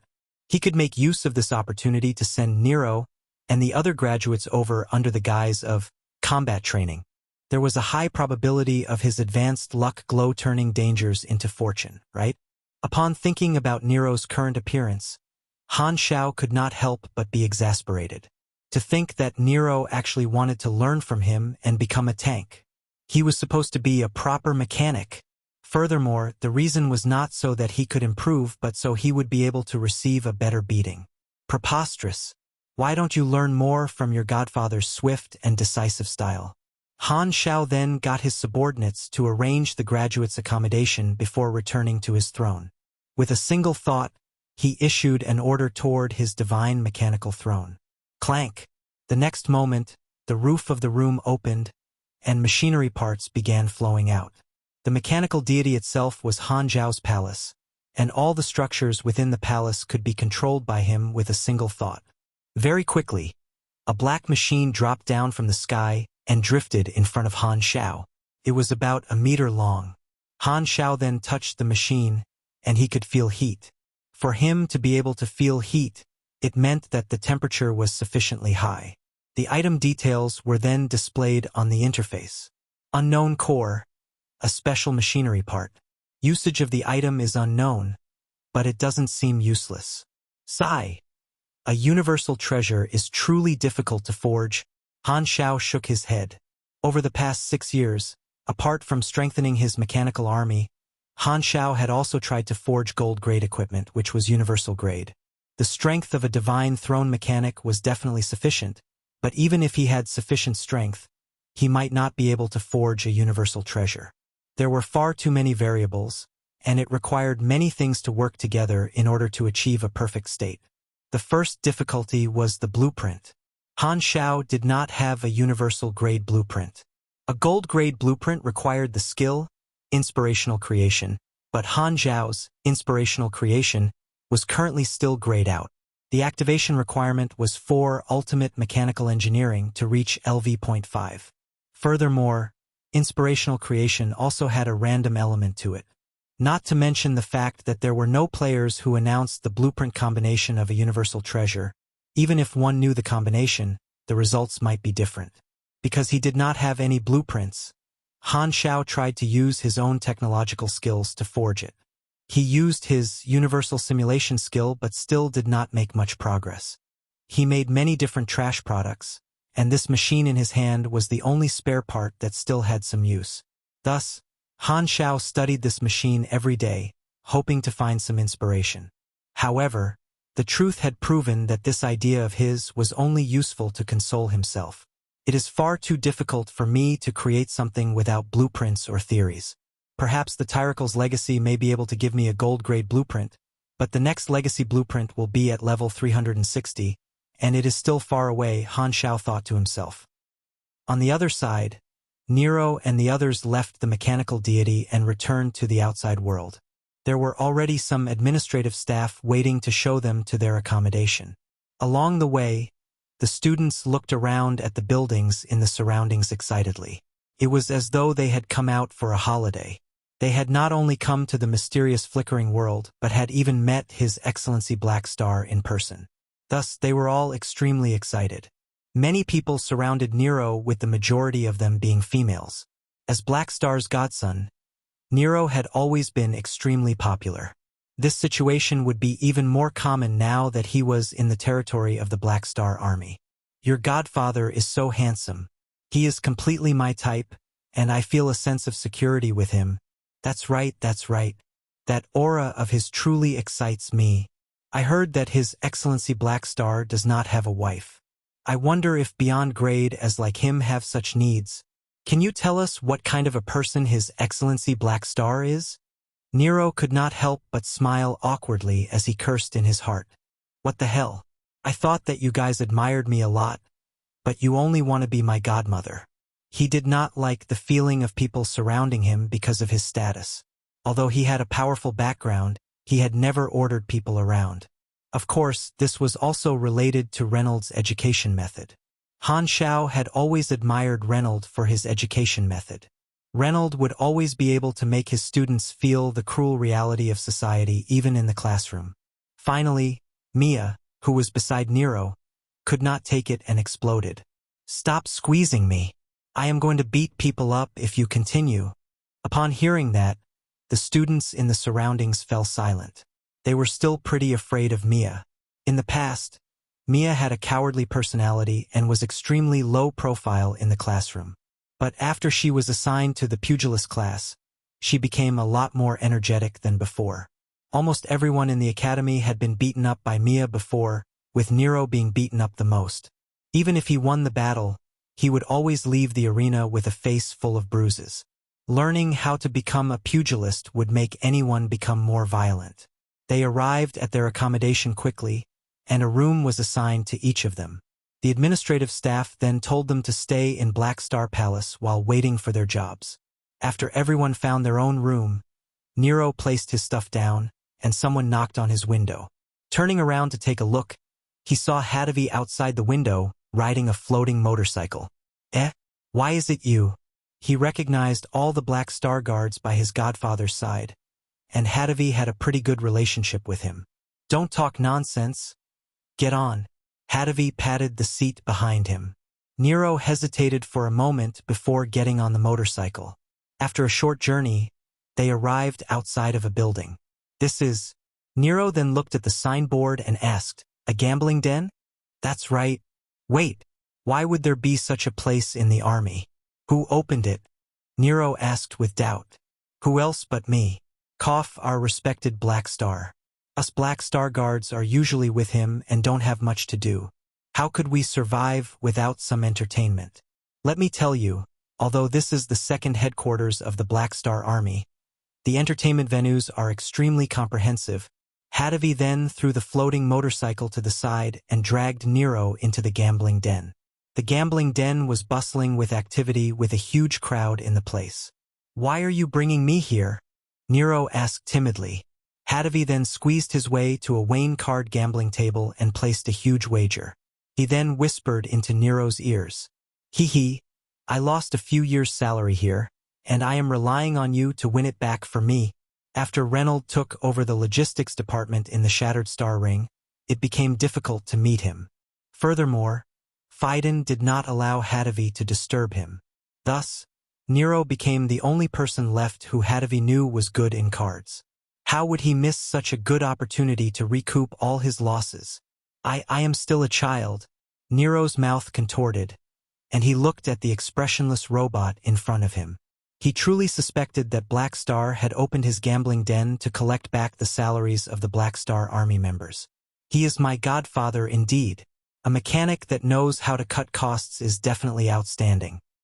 The next day, the meeting for the second exploration phase was being held in a conference room on Planet Lighthouse, and all those participating in the meeting were the various big shots of the dynasty. The moment Han Xiao's projection descended, many people greeted him. Black Star is here. Come here, I saved a seat for you. After the event 6 years ago, Han Xiao had gained a higher status within the circle of Beyond Grade as and was extremely popular.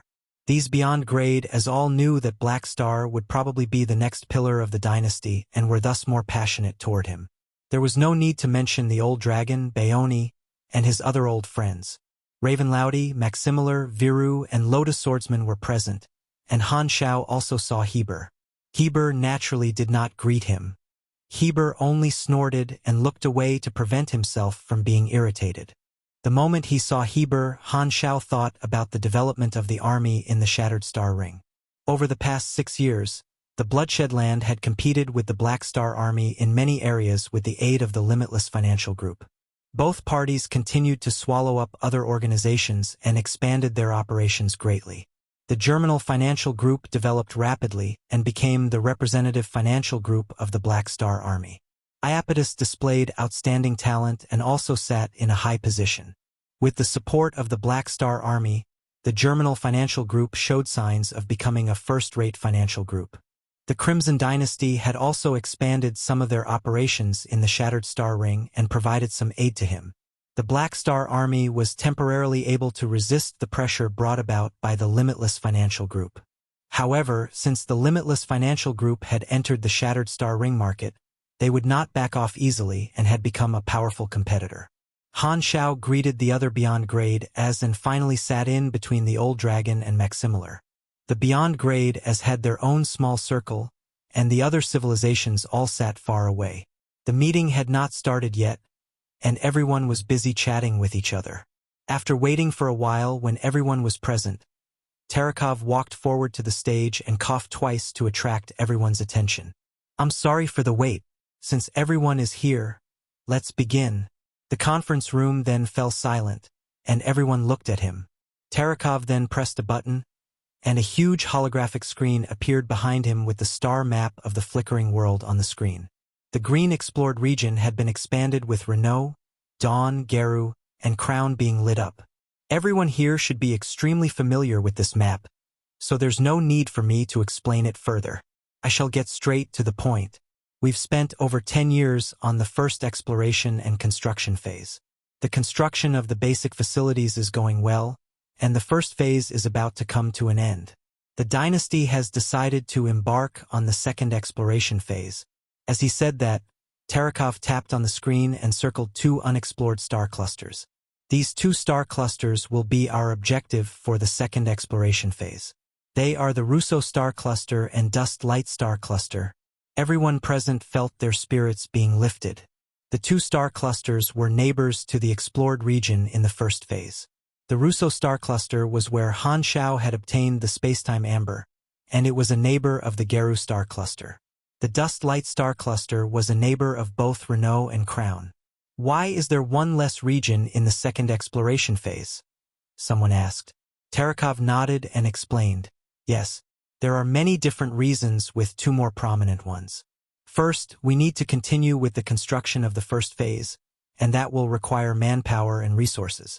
Second, we will be adopting a new exploration method during the second exploration phase, and we've chosen to shrink the region down because we would have more things to do. After looking around to make sure that there weren't any questions, Terekov said, there are more people participating in the second exploration phase. Please refer to the list for the exact breakdown. A screen appeared in front of everyone, and the organizations participating in the second exploration phase were shown. Han Xiao glanced over the list. The scale of the second phase was much larger, and many of the new organizations were subsidiary civilizations and galactic contractors being hired. During the first exploration phase, not all the allies had an opportunity to participate. Some weaker subsidiary civilizations were not even within the dynasty's consideration. From the second exploration phase onward, the dynasty needed to share the cost of the development and thus allowed more to participate. According to this development pace, the flickering world would be opened up to the public in the fourth phase. Only the beyond Grade A allies who joined in the first phase could seize the best opportunities. As more people joined in the exploration, the benefits would become less. Terekov waited for everyone to finish viewing the list before saying, "I have already made a small booklet on the things to take note of during the second exploration phase and will issue it to every participating organization. Everyone must read it as we have added some new rules." The beyond grade as then looked at each other and nodded. The rules in the first phase were intentionally more relaxed for the beyond grade as to obtain more benefits. However, the rules would be stricter toward these subsidiary civilizations.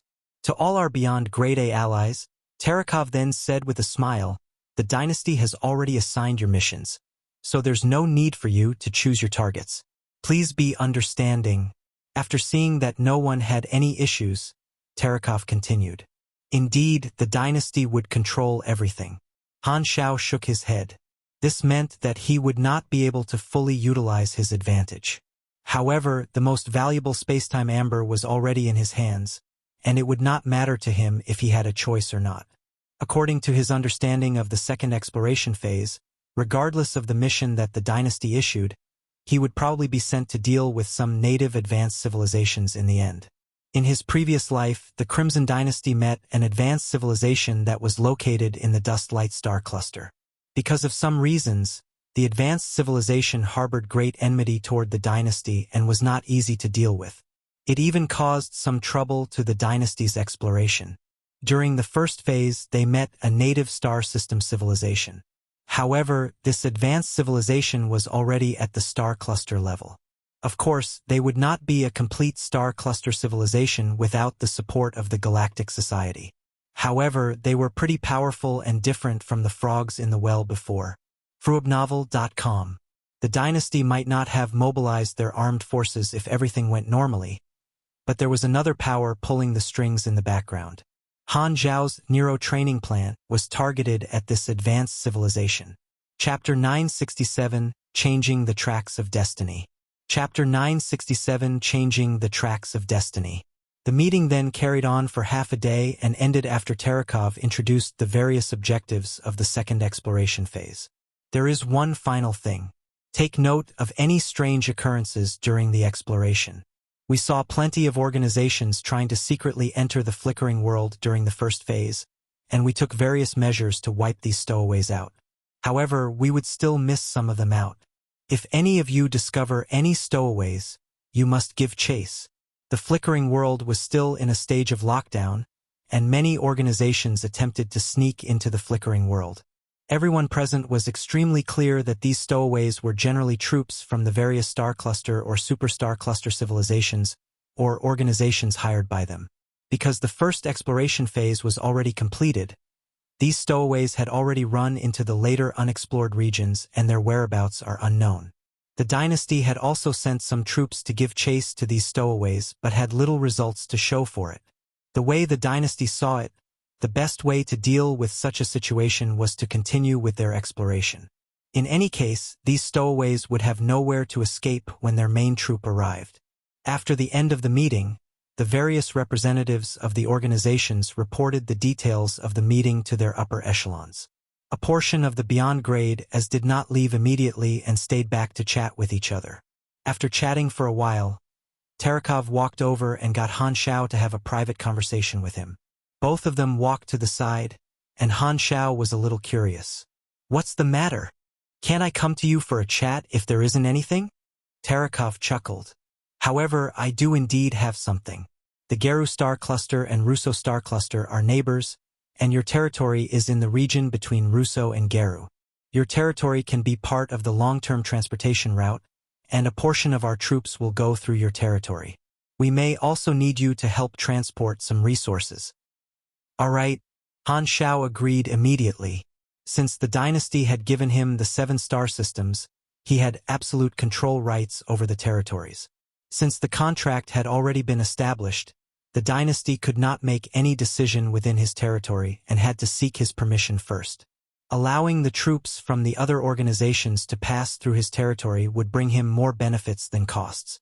He would be able to set up a proper resource transportation route within his territory and also cement his position as the core of the Geru Star cluster. Being in charge of the transportation route meant that he would also be in charge of logistics to a certain extent. The amount of benefits that came from being in charge of logistics was something that everyone clearly understood.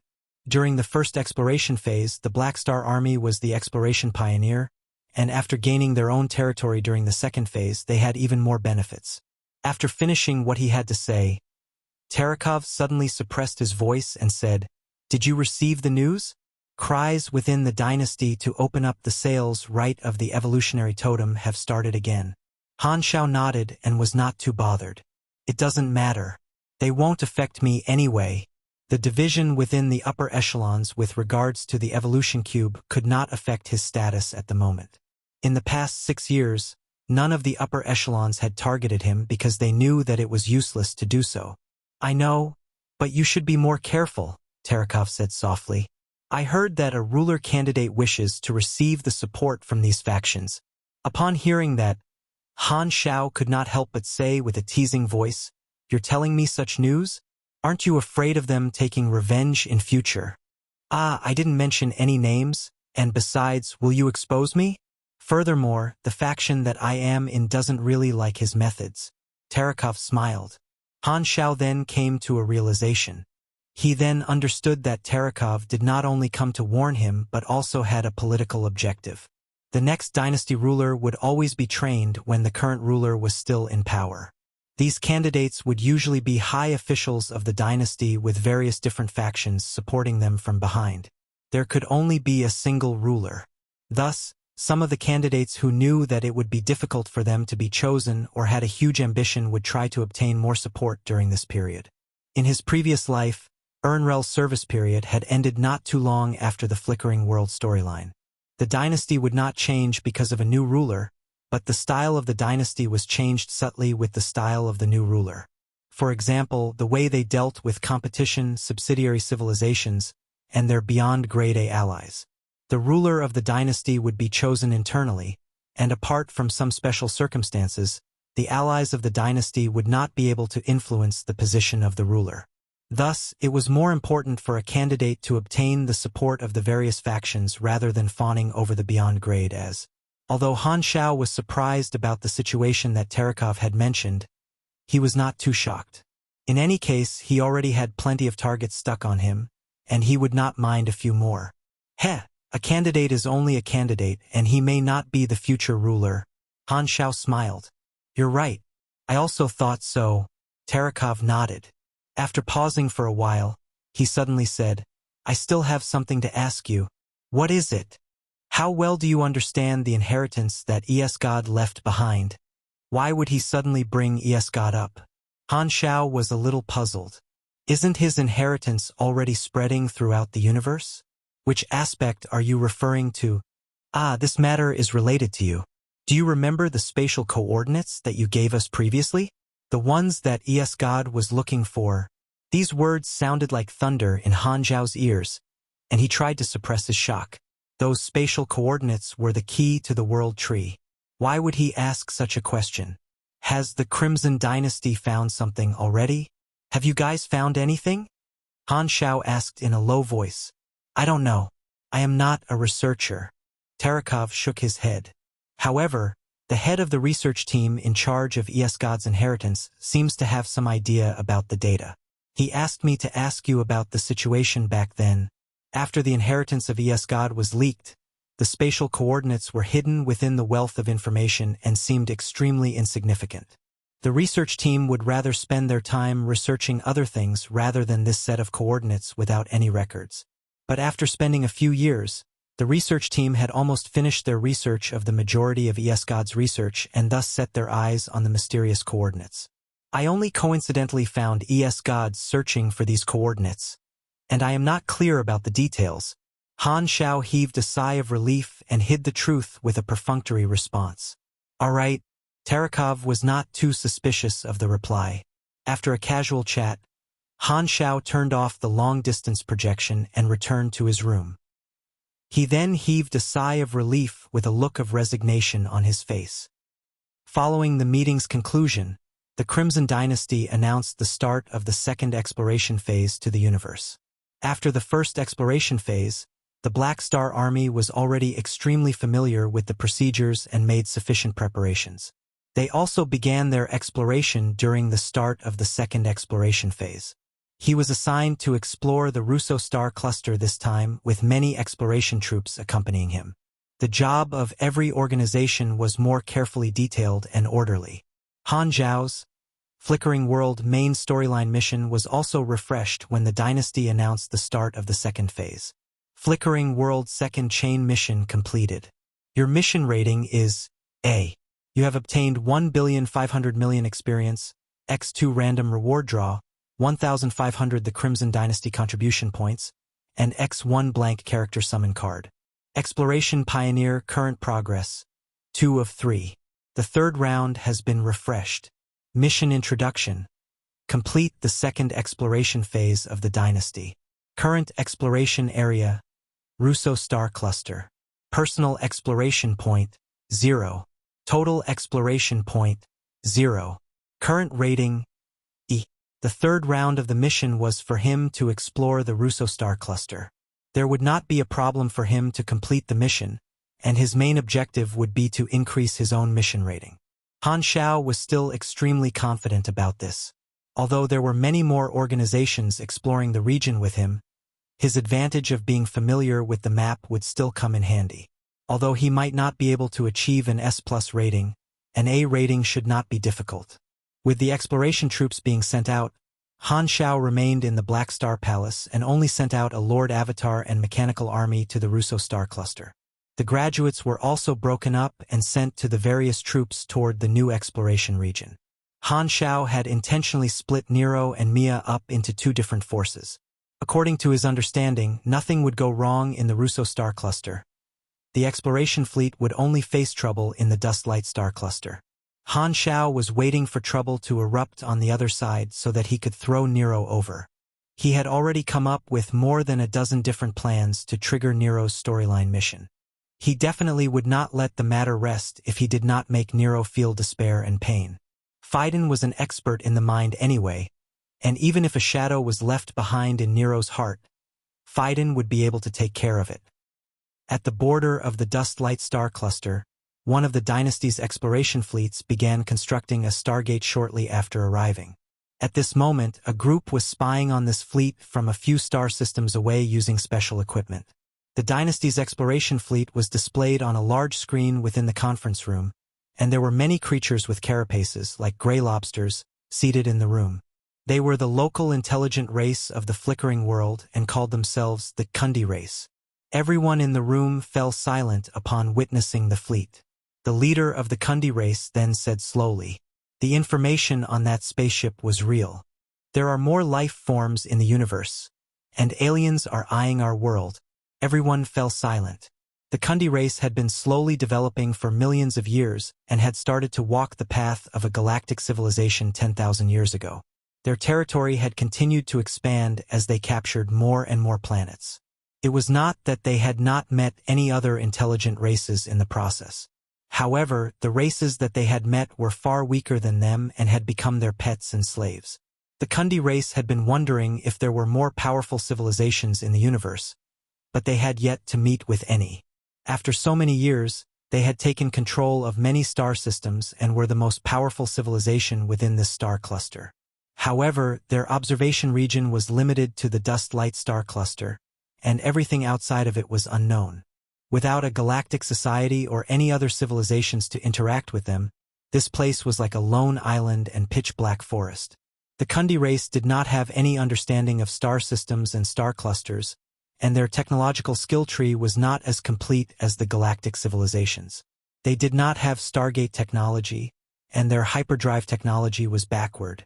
They could only make use of cryogenic chambers to pass the long galactic travel duration. A single day of travel for the Galactic Society could take the Kundi race more than 10 years. However, all this changed a few years ago. The Kundi race would always remember the day that the spaceship wreckage had landed on their colonial planet. There was plenty of advanced technology that they had never seen before and information about countless alien civilizations. They had finally met a civilization that was more powerful than them.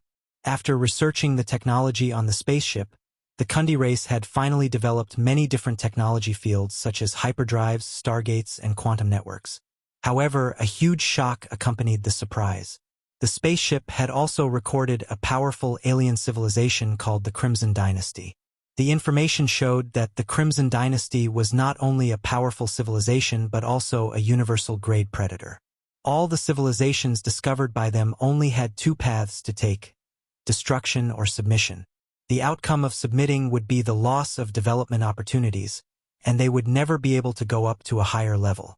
Their future would be bleak, and they would be a vassal forever. The Kundi race had suspected the truthfulness of the information, but all the technology of the spaceship was real. As such, this was a form of assurance in the truthfulness of the information. It was a pity that only corpses were left behind on the spaceship, and there was not a living being to interrogate. The data log of the spaceship indicated that the members of the spaceship were a bunch of escapees. They were escaping the expansion of the Crimson Dynasty and also announced that the Crimson Dynasty was not too far away from the Kundi race. They had even recorded the possible route that the Crimson Dynasty would take, and this filled the Kundi race with unease.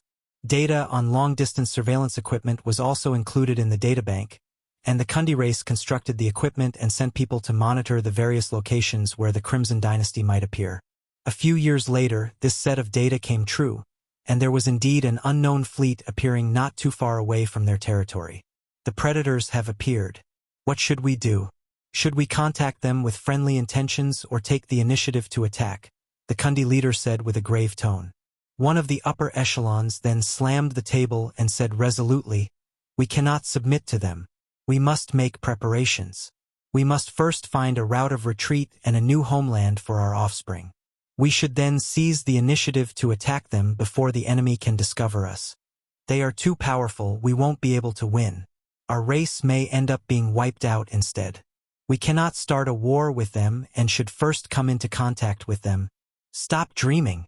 The only outcome of engaging with them is to become a vassal. Are you willing to lose our future and become like those races that we enslaved? Perhaps the other party isn't a predator but a friendly civilization? Friendly civilization? Just how did you obtain your current position? Don't forget. Have we even been friendly to the other intelligent races? Will there be a friendly civilization in the universe? Do you want to surrender and get our entire race enslaved? But how can we know if the information is real without trying? Are you mad? All the technological skills are real. Why are you still doubting the veracity of the information? The upper echelons continued arguing. If not for the sudden descent of that spaceship, many of them would have agreed to first come into contact with the aliens. However, many of the upper echelons believed that these alien civilizations were predators to take over their land.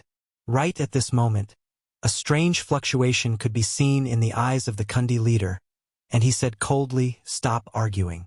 I have come to a decision." Chapter 968 Shadow of the Exploration Era. Chapter 968 Shadow of the Exploration Era. The dynasty's exploration method was to steadily expand their exploration scope. The exploration fleet had just entered both star clusters and was currently starting their exploration from the borders. At the border star system of the Dust Light Star Cluster, an exploration fleet had arrived on a green planet. The insignia of a star system civilization was inscribed on the armor of the spaceships, and they were in charge of exploring this region. Exiting hyperdrive, arriving at our destination, cooling down the hyperdrive engine. The planetary probe has been released. Examining the environment and resources on the planet. Activating the life force scanner and checking for signs of life. In the main control room of the flagship, The staff of the exploration fleet were busy operating various equipment, and the commander was pacing around to wait for the test results. Swoosh! The door suddenly opened, and a man clad in heavy armor walked in. The commander of the ship then turned around and said with respect, "Captain Kreb, do you need something?" "I am only here to take a look," the guy called Kreb said impatiently. He was one of the Calamity-grade supers in this subsidiary civilization and was in charge of their safety. However, there would obviously be far too few opportunities for him to take action, and Kreb was only there as insurance. As such, he was not too happy to take on such a job and felt that it was a waste of his training time. After waiting for a while, the test results were out and displayed on the screen of the main control room. "Commander, the data has been analyzed. This is a habitable planet, and the resources on the planet are also rich. We also discovered traces of life on the planet, and we have already discovered 730,000 different species. There is one intelligent species on the planet, and they are currently in the tribal era. The degree of their intelligence is still unknown, and their population is about 120,000. The appearance of this intelligent species was then displayed on the screen. It looked like a goblin with plenty of creases on its white skin. An intelligent species. That isn't too bad. The commander nodded. Make contact with them according to the rules. The dynasty had rules about the procedures of coming into contact with the native civilizations. They would take a different approach depending on the situation. For such natives that did not pose any threat, they would usually approach them with peace and education as the main focus. This was the method that Han Xiao had adopted when he came into contact with the natives on planet Pangurus. The fleet then landed in the forest, and the ground troops started to make contact with the native tribes. These natives were both afraid and shocked but extremely curious about these unknown beings at the same time. Under the aid of the translation tool, this exploration fleet successfully set up a communication bridge with the natives. They explained their intentions to the natives and used various diagrams to explain the situation of the explored universe. They also introduced the Crimson Dynasty to the natives and explained the situation to them.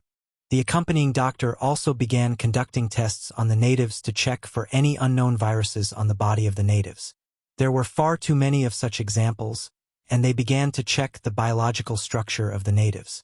Everything looked as though it was progressing orderly, and Kreb took a stroll in the camp.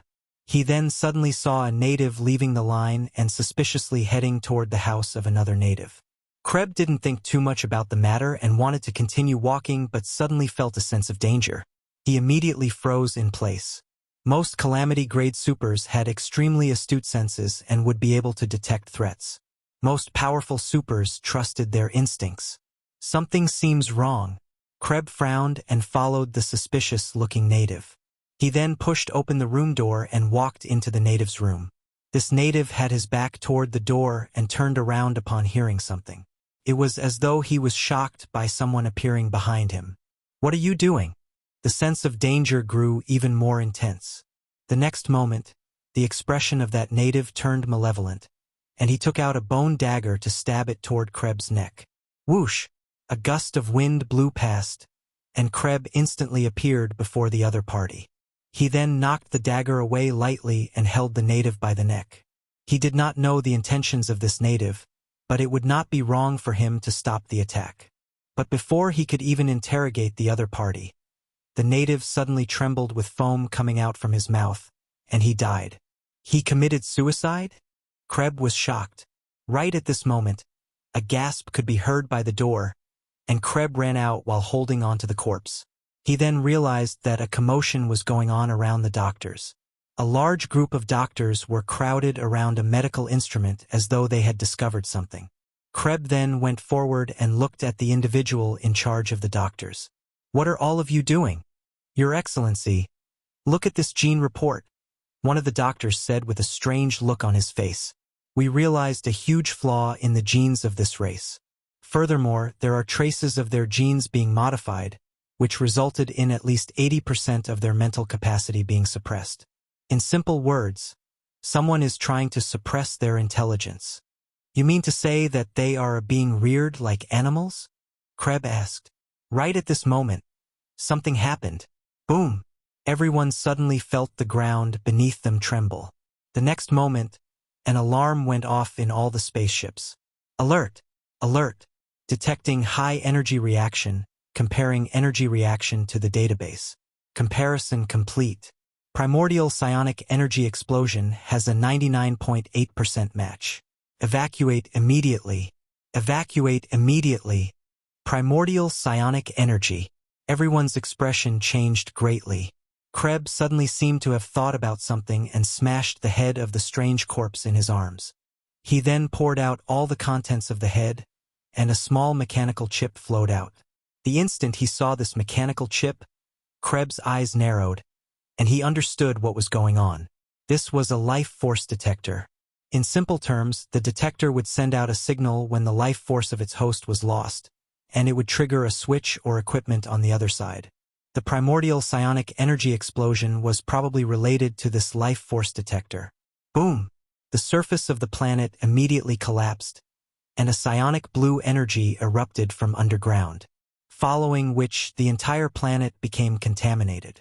The mountains, rivers, forests, land, ocean, sky. Everything was swallowed by the blue psionic energy and became part of the primordial psionic energy. It expanded without end. Everything was swallowed and disintegrated by the blue light.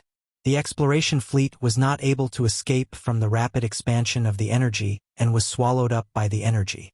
Krebs charged out from the spaceship and wanted to escape for his life. However, the endless blue light swallowed his figure up. In the face of the primordial psionic energy, a calamity-grade super was no more than an ordinary living being. The same scene occurred on a few planets in the dust light star cluster. It had not been too long since the last meeting, but all the organizations participating in the exploration were gathered in Planet Lighthouse's conference room once again. This was an emergency meeting, and Han Xiao and the other Beyond Grade as were urgently summoned to attend the meeting. Looking at the casualties on the screen, the atmosphere in the room was heavy. Our exploration fleet met with an accident in the dust light star cluster, Terekov said with a grave voice. More than 6,000 battleships were destroyed with more than 7 million casualties, including 2 calamity-grade supers. A small commotion was immediately created. Just what did they meet? Did they meet a powerful civilization? How can there be such powerful natives in the dust light star cluster? Han Xiao's eyes narrowed. He only knew that this native civilization created trouble for the dynasty but was not clear about the details. After all, this matter happened during the version update period, and the players did not experience it personally. They only understood what had happened from the background information. Terekov raised his arms to get everyone to remain silent before saying, "The strength of this native civilization is far more powerful than your imagination. They have grasped psionic energy, and these fleets that were lost met with a primordial psionic energy explosion. We have reason to believe that it is a trap set by this unknown civilization." The moment these words were said, everyone present could not help but take in a deep breath. They could accept a native civilization having a powerful army. With the dynasty's battleship technology, suppressing a native civilization would not be a problem. Regardless of how powerful an ordinary army was, they would not be able to threaten their exploration fleet. However, things were completely different if the native civilization had grasped psionic energy. Under the rule of the 3 universal civilizations, the explored universe prohibited the use of primordial psionic energy for weapons. Its strength was terrifying, and the pollution that it caused was even more severe. To think that these natives actually grasped psionic energy. Just how did they climb up the technological skill tree? Could it be that they have other technology that we do not? Everyone present was filled with wariness and caution. The feeling of facing such a native civilization was completely different. In the galactic society, even if one could not grasp some form of technology, one would know of the existence of the technology. But when facing a powerful native civilization that they had yet to see before, who knew what kind of strange technology they would suddenly bring out? Many of the civilizations had experienced the exploration warring era and felt a sense of déjà vu. None of them knew the trump cards that the other civilizations had, such as the Federation of Light's multidimensional sky opening transportation device, the Arcane Church's 10,000 deity scepter, and the evolutionary civilization's transformation.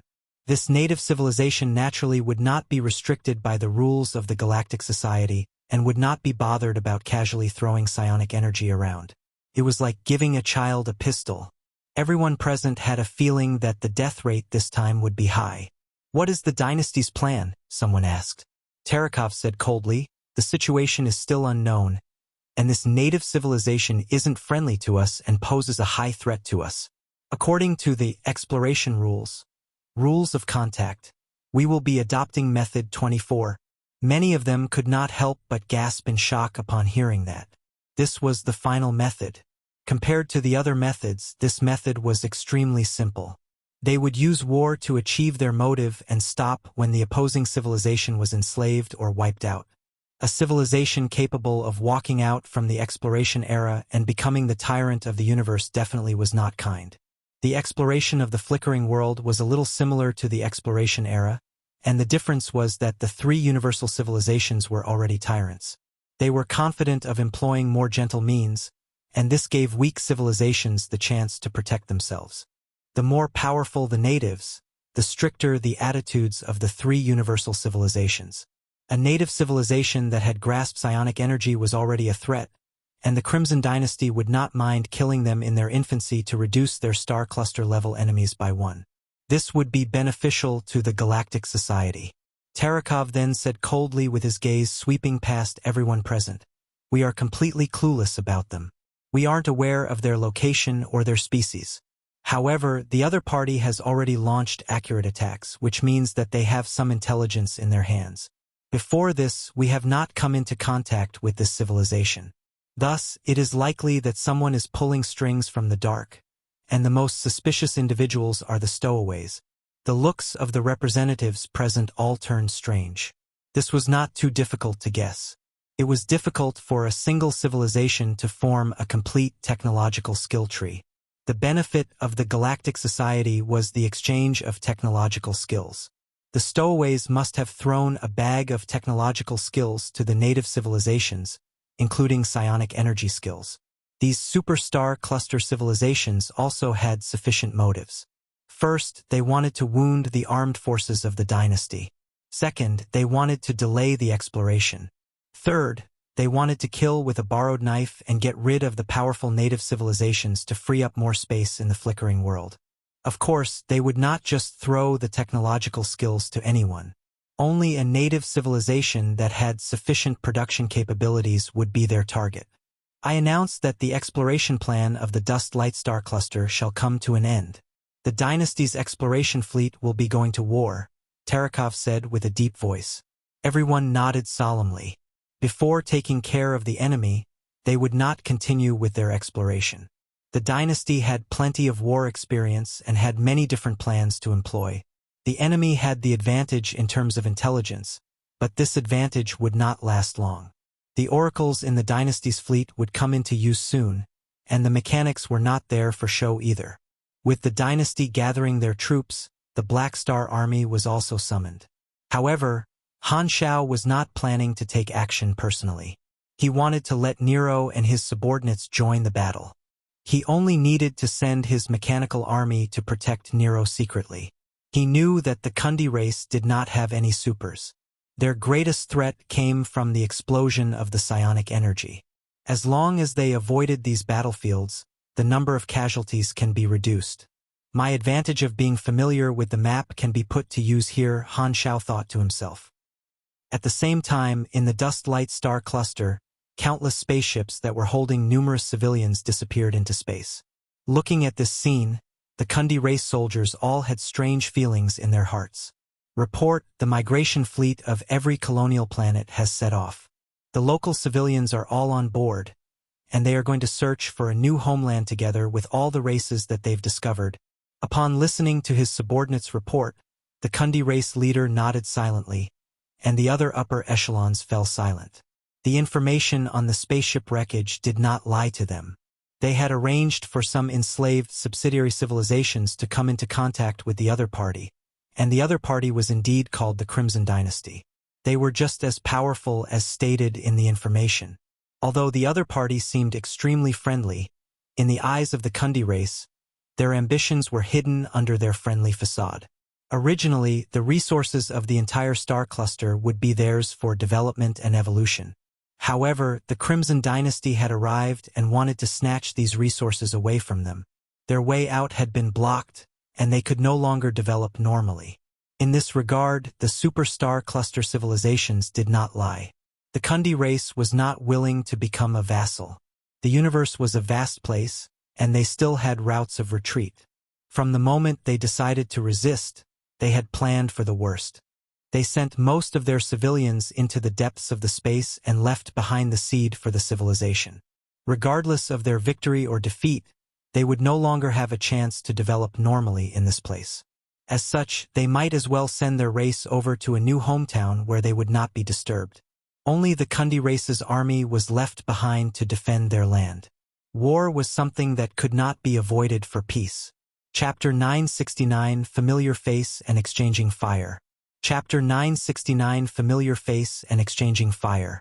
Deactivating his long-distance projection, Han Xiao's viewpoint returned to his room.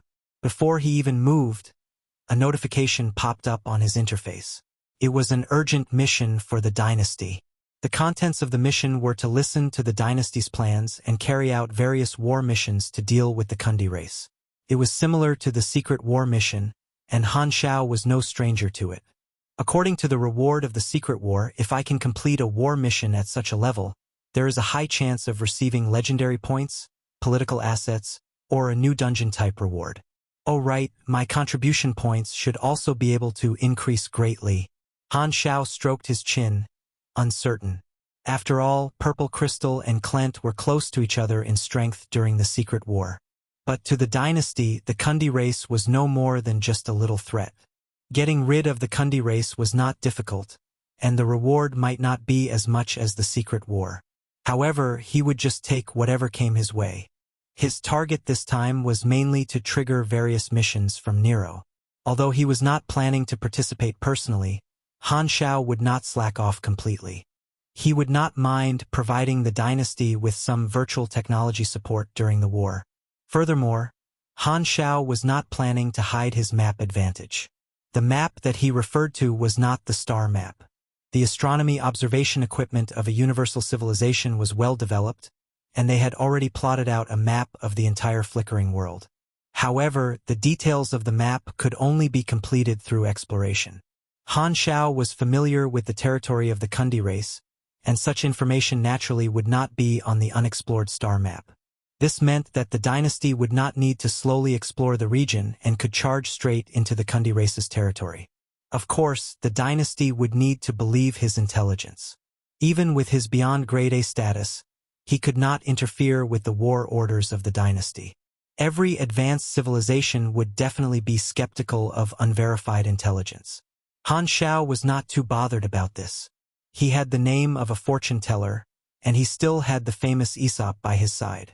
Furthermore, the dynasty would also make use of many oracles, so it would not be a problem for him to release intelligence. However, in order to prevent others from framing the Kundi race, Han Xiao also could not give the dynasty too detailed information. Although he could do as he wanted at his level, being careful would save him some trouble in the future. A star cluster level war? This is the second time I'll participate in one. But this is different from the secret war. Han Xiao let out a deep breath. The secret war was a proxy war, and although the scale of the war was large, it did not involve the life and death of a race. This time, one party would be fighting to protect their homeland and would definitely employ all their strength and means. Even if the Kundi race was a native star cluster civilization, the scale of this war could not be compared to the secret war. Han Xiao did not feel too much enmity toward the Kundi race, but he did not have any goodwill toward them either. If he was a part of the Kundi race, he would not be happy if a foreign civilization attempted to snatch his resources as well. By the time the Crimson Dynasty fully explored the Dustlight star cluster, it would be akin to locking the Kundi race in the star cluster and limiting them to the level of a star cluster civilization. Freebnovel.com. However, he was currently in the dynasty's faction. The dynasty's motive of exploring a new star field was to obtain new resources. With the advantage of absolute military might by their side, it was impossible for them to stop. could only be said that both parties had a conflict of interests. Since neither party was in the wrong, the one who was wrong would be the loser. Han Xiao then wrote up a letter and sent some intelligence about the Kundi race to Terekov. Without waiting for a reply, he sent out an order to gather his army. Summoning us to participate in the war? In the exploration fleet of the Black Star Army, the members of the Black Star Army received a message on their communicator. Some of them were excited, while others were grave. Nero was a member of this exploration squad, and he immediately felt nervous upon receiving the order. He had not made mental preparations for this sudden war. He had only participated in various different sparring matches but had never participated in a true war before. It was impossible for him not to be nervous. Various different thoughts flashed through his head, and Nero could not help but let his imagination run wild. Will I be able to kill the enemy? What does killing feel like? Will I be killed by the enemy? Will Mia participate in the war as well? Will she be in danger? Just when he was letting his imagination run wild, he felt a hand on his shoulder. It was the captain of his squad, a burly freelance mercenary. Don't worry, kid. We will take care of you. The captain laughed heartily. Relax. The vice captain, who was currently memorizing his spells, looked over and said casually, I participated in the secret war before, and war is only so. It is either kill or be killed. Death in a galactic war of such a level will happen in an instant. There won't be any pain, so there isn't anything to be nervous about. Nero rubbed his head and forced out a smile upon hearing that. He had been sent to the squad under the identity of a maintenance staff. His captain and vice captain took good care of him, and his other squad mates treated him pretty well too.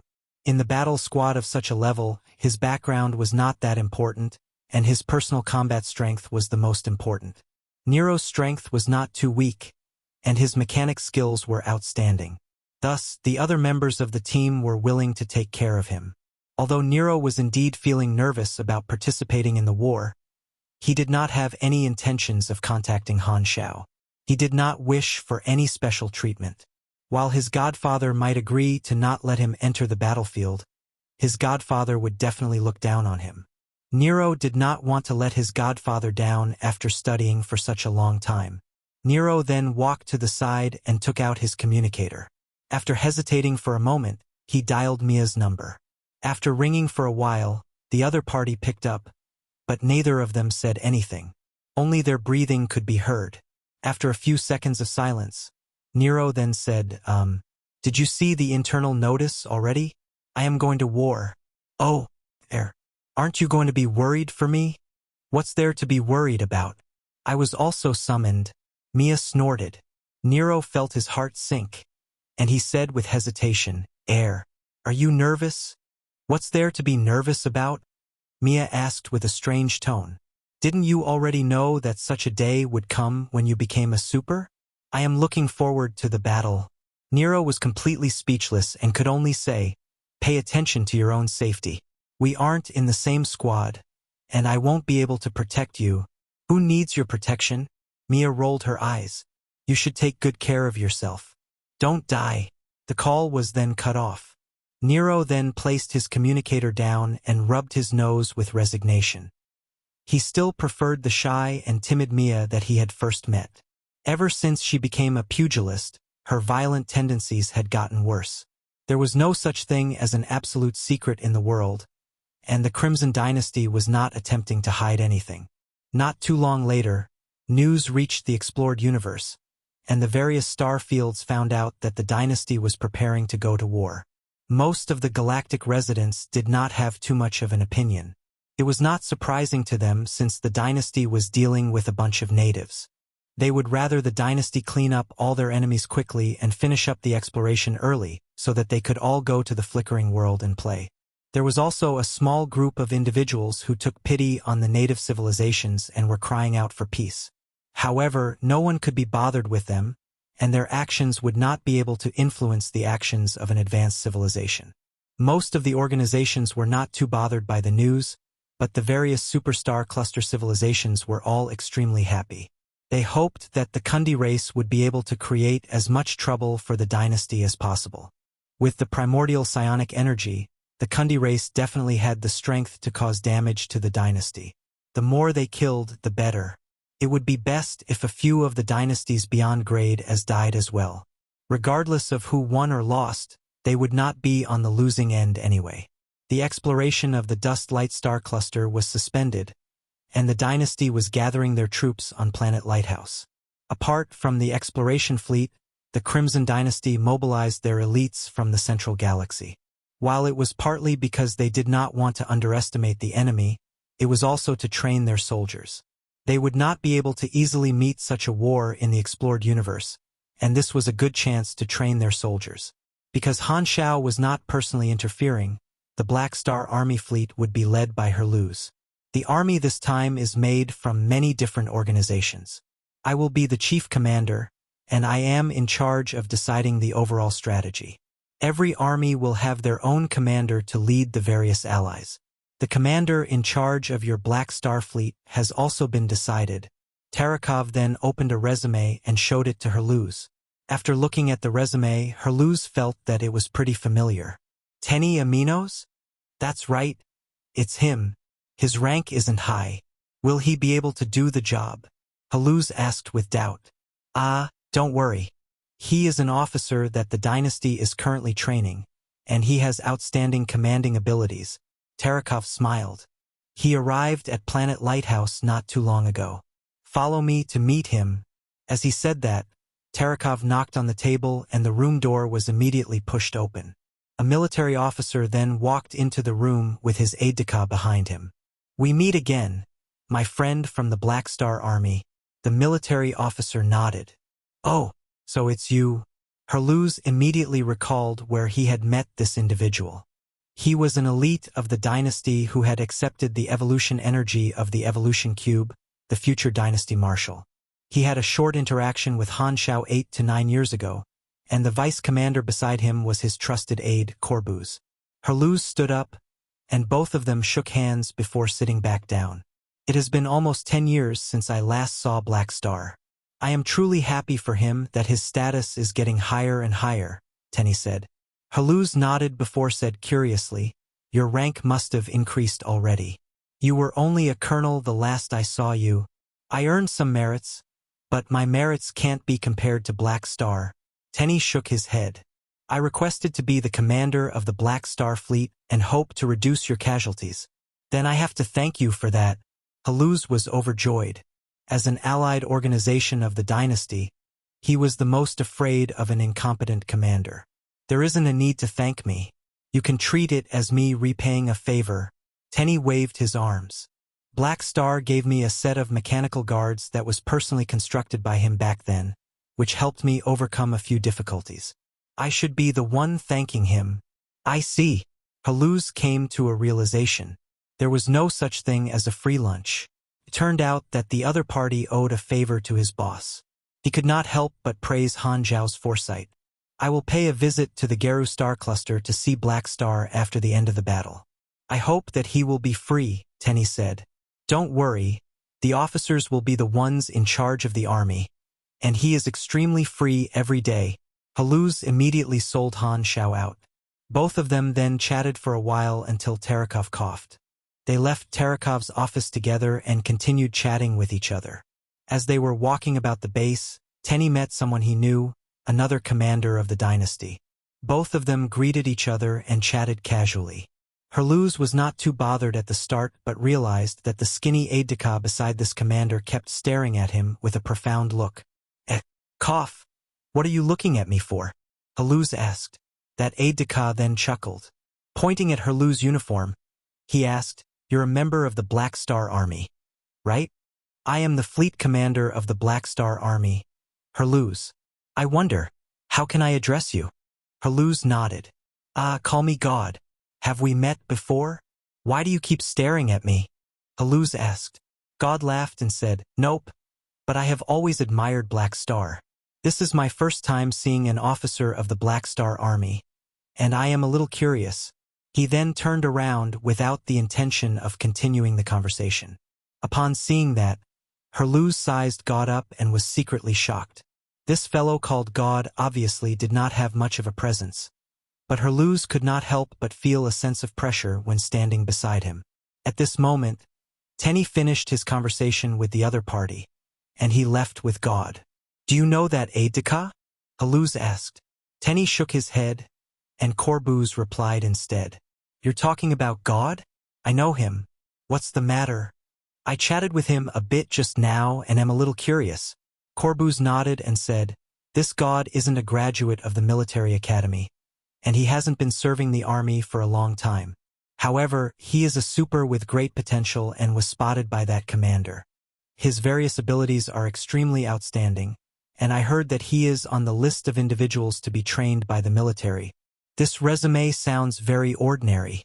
Herluz could not understand where the pressure came from, but he was certain that his feelings were accurate.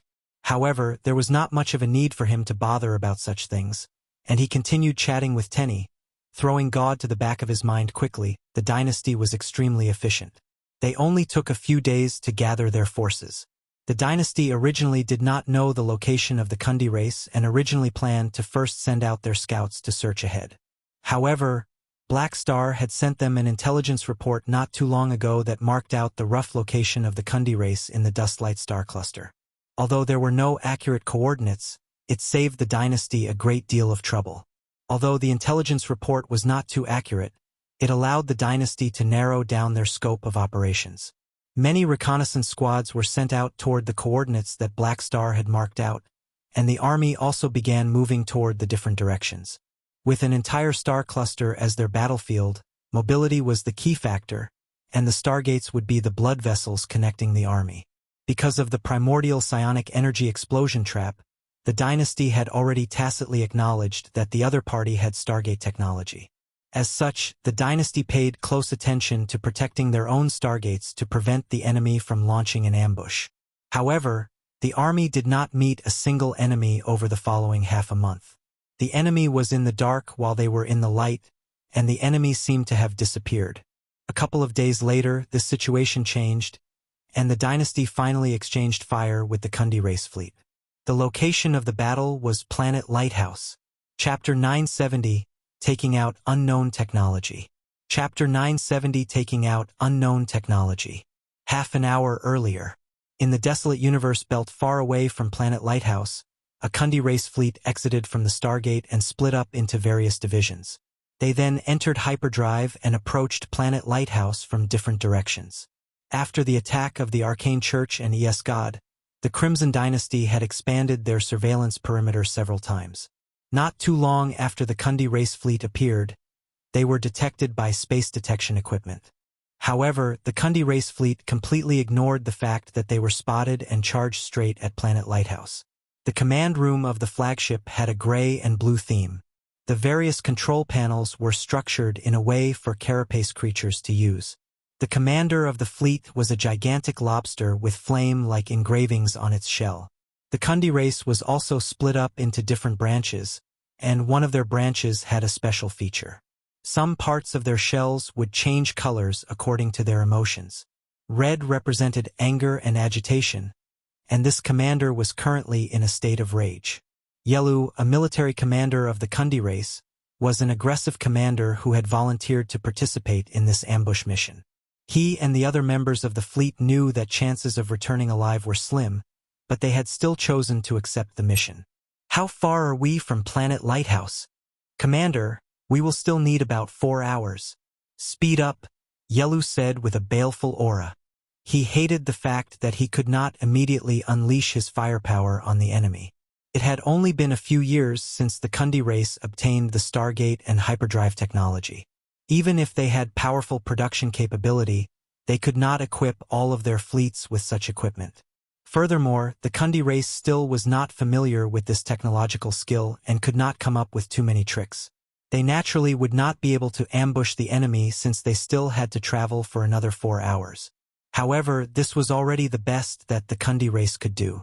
They were only able to secretly place the Stargate at this location. Any nearer would have been impossible. However, this fleet was not concerned about being discovered, and their plan was to launch a head-on attack. In the information of the spaceship wreckage, a rough outline of Planet Lighthouse's surveillance perimeter was marked out. It was also indicated that this was the command center of the Crimson Dynasty. The Kundi race had used their long-distance surveillance equipment to verify this fact as well. As such, they had come up with the plan of attacking Planet Lighthouse while they sent their forces out. The Kundi race knew that it would be difficult for them to emerge victorious if they fought a head-on battle. As such, they could only take the risk of attacking the enemy's headquarters. This way, they might be able to cut off the enemy's path of retreat. Their fleet carried a large amount of primordial psionic energy weapons, and the Kundi race truly believed in the strength of this item. As long as they could approach Planet Lighthouse, and as long as a single one of these weapons could hit Planet Lighthouse, their objective would be complete. The primordial psionic energy was able to ignore most defenses, and most shields would only serve to provide energy for it. Although they knew that it would be difficult for them to return alive, all of them in the fleet had a resolute will and were not afraid of death. On one hand, it was because of their fury and hatred toward the dynasty. On the other hand, it was because of the fear in their heart. The reason for their fear was related to Han Xiao. Originally, the Kundi race paid attention to hiding their location because they were at a disadvantage. As long as the location of their territory was not revealed, they would be able to use that to their advantage and make many strategic arrangements. However, the Crimson Dynasty did not scout ahead and actually went directly to their territory. This ruined many of the Kundi race's plans and made them flustered. With the location of their territory being exposed, most of the methods that they had prepared became useless, and their entire army was placed in danger. Many of them were thankful that they had sent away most of their civilians. If not, they would have been in an even more passive position. Helpless, the Kundi race could only come up with a desperate method to attack the enemy headquarters. The sole cause behind this entire event was Han Xiao, who had provided the intelligence. He saved the dynasty a great deal of effort and also forced the Kundi race to make such a risky move. In the command room of Planet Lighthouse, Terekov and the other commanders were gathered together. Their gazes were fixed on the star map and the red dots that represented the Kundi race fleet approaching them with a countdown counter in the top right corner of the screen. The enemy is approaching Planet Lighthouse and will arrive in about 3 hours, Terekov said with his arms behind his back. His expression was calm. He did not feel any pressure. Everyone present was also calm and not too surprised by this development. This was one of the outcomes that they had predicted, and they had made the necessary preparations. The enemy did not have any chance in a head-on battle and thus were extremely likely to make a risky move. During the exploration era, the Crimson Dynasty had met plenty of different ambushes and were extremely experienced in dealing with ambushes. As such, the commanders present were not nervous at all. Some of them even felt like laughing. The native civilization that had far too little battle experience was like a little child before their eyes, and all their actions were within their predictions. They wanted to launch an ambush without the multidimensional sky-opening transportation device. They did not have the might of the Federation of Light, but had the habits of the Federation of Light. Planet Lighthouse was truly fraught with difficulties, and they were used to people coming after them. After the last lesson, even if they sent out a large fleet, they would still leave sufficient spaceships to guard Planet Lighthouse. Furthermore, they had also expanded their surveillance perimeter, which resulted in the enemy requiring a longer time to reach Planet Lighthouse. A few hours was sufficient for their allies from Renault, Geru, and Crown to arrive. In fact, the army that they had sent out would also be able to return through the various stargates in time. Everyone is already aware of the situation. The only threat that the enemy can pose to us is by using primordial psionic energy weapons. Terekov paced around and spoke slowly. We have sufficient preparation time and will have to wipe out all the attacking spaceships before they can arrive on Planet Lighthouse. We will be in trouble if they are allowed to launch even a single attack on Planet Lighthouse. I wish to apply for the use of primordial psionic energy weapons. Just like Black Star said, we should pay them back in their own coin, a commander from the Hawk faction said. All right, Terekov nodded. The use of primordial psionic energy weapons was prohibited in the explored universe, but since the enemy had already made use of it, the dynasty would not hold back. Since the universe would be polluted anyway, there was no need for them to care. However, although he allowed the use of the primordial psionic energy weapons, Terekov had other plans. He then added in a deep voice, The strength of the primordial psionic energy weapons is far too terrifying. If possible, try to make use of ordinary weapons to capture the enemy and enemy spaceships. This is the best chance to obtain information about the enemy. Don't forget that we do not know anything about their civilization. Furthermore, get the virtual mechanics squad to be on standby. Their help will be useful. The dynasty had a large number of virtual mechanics, and there was no need for them to borrow the strength of a beyond grade A ally to face a native civilization. Black Star's fee was currently pretty expensive.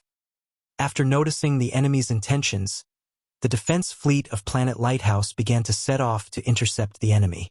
Not too long later, both parties met in the desolate universe belt near primordial psionic energy. The battle was not as peaceful as the battle in the explored universe, and both parties were using primordial psionic energy weapons without any restraint. In the open universe, the expansion of primordial psionic energy was not as fast as it did not have an entire planet to swallow up. However, it was still equally dangerous as it would not dissipate. The primordial psionic energy was able to remain in the battlefield for a long time, and the spaceships could only opt to avoid it. Furthermore, the psionic energy sphere was still expanding and releasing a powerful attraction force to suck up the various spare parts of the destroyed spaceships. It was just like a mini black hole. In such a complicated battlefield, everyone was wary of the other party's long-distance attacks. Commander, spaceships 078, 075, and 102 have been boarded by the enemy, and the guards on board aren't able to block the enemy. In the main flagship of the Kundi race fleet, the scenes of the supers slaughtering the Kundi race soldiers were shown. Upon seeing this scene, Yelu said with an unfriendly tone, "This is the super that is mentioned in the information." Huh? They are actually able to obtain superhuman strength without any modification of their genes. Commander, the situation isn't to our advantage. What should we do? Upon hearing that, Yelu glanced at the star map before him. There was a technological gap between their fleet and the enemy, and their losses were huge. Although their operation this time was no different from suicide, they were not even able to see the shadow of Planet Lighthouse and had lost so many ships. Everyone looked at him and seemed to be mentally preparing themselves for something. Yelu then gritted his teeth and said with a malevolent tone, "It has been my honor to fight alongside all of you. Listen to my orders. Activate the space-time splicing equipment." On the other side, Han Xiao had already received news of the battle, and his long-distance projection was currently watching the battle on Planet Lighthouse. The dynasty dealt with the assault of the Kundi race fleet promptly, and the enemy was not able to fight back at all. It was not that easy to make up for the gap in technology. Terekov controlled the situation calmly while Han Xiao slacked off by the side. Although the situation was extremely good, Han Xiao had a doubt in his head. Strange. The Kundi race seems to be extremely weak. Just how did they create trouble for the dynasty in my previous life? The situation was slightly different from what he had expected. The way he saw it, the Kundi race should have been able to fight the dynasty on somewhat equal grounds since they could be written down in history as a troublesome opponent. Why was the enemy so weak? A group of virtual mechanics were currently breaking through the firewall of the Kundi race fleet, and their progress was smooth. They would be able to obtain an entire fleet in a few more minutes, and there was no need for him to take action. The Kundi race no longer has a chance to turn the situation around. Strange, Han Xiao thought to himself. Just when he was deep in thought, a virtual mechanic suddenly said with a doubtful tone, "Chief Commander, we've discovered a problem." Terekov looked over and asked doubtfully, "What problem?" The enemy fleet disappeared from the quantum network, and we are unable to receive any signals. Our virtual intrusion has been automatically cut off, but they did not forcefully go offline. Before Terekov could even respond, a strange scene occurred on the battlefield. All of a sudden, all the Kundi race spaceships seemed to have frozen on the spot. The dynasty's army would not fall into a daze and continued to rain down their attacks. More than half of the battleships were immediately destroyed, including Yelu's flagship. Right at this moment, a change occurred. A spatial distortion could then be seen on these destroyed spaceships, and before everyone could react, these spaceships were suddenly repaired and returned to their state before being destroyed. At the same time, they moved forward a great deal as though they had teleported. The dynasty's army hesitated for a moment before attacking again. However, the exact same scene occurred, and the Kundi race fleet moved forward again. This time, the dynasty's fleet no longer attacked by the Kundi race fleet still moved forward as though they had teleported. What is this? Tarakov, who had observed this scene, was also at a loss. Right at this moment, an alarm went off in the room, detecting a space-time ripple, matching it with the database. Match not found, creating a new file. At the same time, the dynasty's army used all the means that they had to attack the enemy fleet, but to no avail. Furthermore, they continued to approach Planet Lighthouse, and it was impossible to stop them. Upon seeing this scene, Tarakov took a deep breath and adjusted his emotions. He then shook his head and said, "It seems like we have underestimated them. We can't look down on any civilization." Everyone then looked at each other with strange looks on their faces. They originally thought that this would be an easy battle but never expected the enemy to suddenly take out unknown technology. It seemed related to space-time, and who knew how they climbed up the technological skill tree. Just when the commanders were at a loss, Han Xiao also fell into a daze. He recognized this technology. However, he had never imagined that it came from the Kundi race. This was one of their trump cards when dealing with the world tree in his previous life. Chapter 971 Space-Time Splicing Technology. Chapter 971 Space-Time Splicing Technology. The same theory would usually result in different technological skills. Being a universal civilization did not mean that they were omniscient.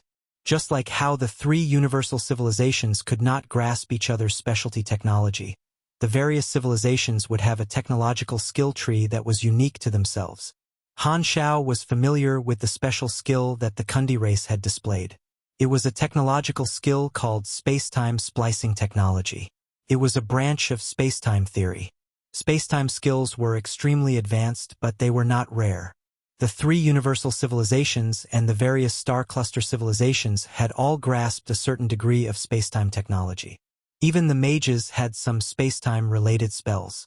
However, the space-time splicing technology also had its own uniqueness. The three universal civilizations did not reveal the exact theory behind it in Han Xiao's previous life, and Han Xiao only understood the general situation. This space-time splicing technology seemed to be a type of space-time shuttling technique, but it was very different. The way Han Xiao saw it, the Kundi race fleet was able to restore themselves because they used the space-time splicing technology to freeze their fleet in a state before being destroyed. Regardless of how many times they were destroyed, they would be able to return to their previous state. It was like the legendary save and load method. The movement of the fleet was the other effect of the space-time splicing technology. They first made a certain action into a parameter and simulated the entire action in spacetime. They then broke apart the spacetime continuum and split spacetime up into different time fragments. To put it simply, they transformed something that they wanted to do into a movie with every time fragment being a scene in the movie. Following which, they then locked themselves in the spacetime fabric and cut off the past and future. The entire process was cut off, and only the present was left behind. As such, the fleet would jump to different points in time while skipping through the process. Because there was no process, the attacks of the dynasty were not able to stop them. Another way of putting it was that the fleet transformed into a high-ping warrior. Even if they got hit, they were only hit in the previous frame. This technological skill had many different uses but also had its side effects. The space-time fabric of the entire universe was connected and a system that could not be calculated. As long as there were any peculiarities in the fabric, it would be self-corrected. For example, after various space-time freezing or slowdown spells were used, the area of effect would slowly revert back to normal, leaving behind the modified physical objects. However, it would not have an effect on the space-time fabric. The side effects of the space-time splicing technology came from the self-recovery of the space-time fabric after being broken. By the time the space-time fabric repaired itself, their entire physical being would be completely wiped out as though they did not exist. This meant that their deaths were already announced, and they would disappear anytime. In my previous life, The three universal civilizations made use of a lot of supporting equipment to stabilize the spacetime fabric in order to greatly extend the time taken for the fleet to disappear. If the dynasty took this technology from the Kundi race, it means that the dynasty will definitely improve on it over the next few versions, and the spacetime splicing technology in the Kundi race's hands is probably only the first version. This means that it will be much easier to deal with them, and the side effects will be far worse. Meeting the attack of a native civilization would only give the dynasty trouble. But now, the dynasty would be able to receive a decent spoil of war. Who knew whether the stowaways that secretly gave the natives technology knew that the Kundi race grasped such a technology? Although the stowaways would definitely observe the strength of the Kundi race, the spacetime splicing technology was a confidential technological skill, and it would not be discovered so easily. The stowaways in the flickering world were not too different from suicide troops, and the superstar cluster civilizations would not send out too many calamity grades for such a mission. If they didn't know about it, they will definitely suffer a huge loss. They wanted to backstab the dynasty but ended up giving them a huge treasure. Han Xiao sneered in his mind. On the other side, Terekov did not remain idle either. As an experienced commander, he had been through many different battles. Although he did not know the theory behind the spacetime splicing technology, the alarm said that it was related to spacetime and thus employed the relevant measures. Very quickly, a dynasty fleet awaiting their orders on Planet Lighthouse set off with a large amount of spacetime stabilizing equipment and a large group of mages that specialized in spacetime magic. Ordinary attacks were not useful, but spacetime attacks would create some trouble for the Kundi race fleet. After the second fleet entered the battle, the situation changed greatly. The distance that the Kundi race fleet could move shortened, and the speed of their disappearance increased. Everyone in the command room watched the battle calmly. After a short while, the Kundi race disappeared and never appeared again. There was not an intense battle scene, and the Kundi race fleet was wiped out just like that. Despite the enemy knowing that their death was certain, they still wanted to deal a heavy blow to the enemy. Has it been settled? Terekov asked doubtfully. Chief Commander, spacetime has returned to normal, and there aren't any abnormalities on the radar. This may be the side effect of the enemy's technology. It shouldn't be perfected yet. However, we cannot let down our guard before being sure that the enemy has been destroyed. Continue to scan the surrounding region. Also, open the shield of Planet Lighthouse and activate the emergency escape system. If the enemy suddenly appears near the planet, we will be able to escape safely. Because he did not understand the enemy, he did not dare let his guard down. Han Xiao, however, already knew that the enemy was dead and thought to himself, the dynasty obtained this technology from the Kundi race in my previous life, but I didn't receive any news about it. This means that the dynasty did a good job keeping the matter confidential. I don't think they will allow their allies to exchange for such technology. Thus, I will have to take things into my own hands if I want to grab this technology. It was a rare opportunity for him to obtain unique technology. Han Xiao was truly tempted. Since the dynasty still was not aware of the theory of the spacetime splicing technology, he could make use of this opportunity to obtain it for himself. Although he would not be able to use it, the members of the army might be able to use it. Would the spacetime amber be compatible with the spacetime splicing technology? Han Xiao was a little curious. In the depths of the dust light star cluster, a large Kundi race fleet was slowly moving in the universe. In the conference room of the main flagship, the leader and upper echelons of the Kundi race were present. After discovering that the Crimson Dynasty was coming after their territory, the upper echelons had resolutely left their mother planet and followed the fleet. Since they had already sent out most of their civilians and temporarily abandoned all their colonial planets, they no longer needed to hesitate about war. We've lost contact with Yelu. The assault plan has failed. Have they died? I am not sure. They should have used the spacetime splicing technology. Does this mean that even the spacetime splicing technology is useless against the dynasty? Everyone's mood was heavy as they listened to the report. The Kundi race leader then said slowly, "Make use of the scorched earth plan." Upon hearing that, everyone's expression, shells changed slightly. They had come up with many different plans, and the scorched earth plan was their final resort. They had originally planned to only make use of such a plan when their loss was determined, but they never imagined that their leader would start off with such a plan. In truth, the members of the upper echelons present were not confident about the war either. The only reason they had stayed behind was because they were not willing to hand over their homeland to bandits. They did not wish to let the Crimson Dynasty take over their homeland without paying a price. The Scorched Earth plan would make use of the never-ending expansion property of the primordial psionic energy to destroy their homeland to ensure that the dynasty would not be able to obtain anything. They would then retreat and follow the members of their race. However, they found it difficult to destroy their own homeland. As no one responded to him, the Kundi race leader said with a deep voice, "Since no one objects to the plan, begin the arrangements. As for the Crimson Dynasty's fleet, send out our fleet to intercept them and tie the enemy down. Try to stall for time and slowly let them into our homeland and the lockdown region of the Scorched Earth plan." Everyone's mood was heavy. There was no turning back if they chose to destroy their homeland. The Scorched Earth plan required time to implement, and they needed to send their fleet to slow down the dynasty. This meant that many of their comrades would die on the front lines. A few days after the ambush on Planet Lighthouse, war finally erupted on the front lines, and the Kundi race fleet appeared to exchange fire with the dynasty's fleet. The division that Tenny led also met more and more enemies.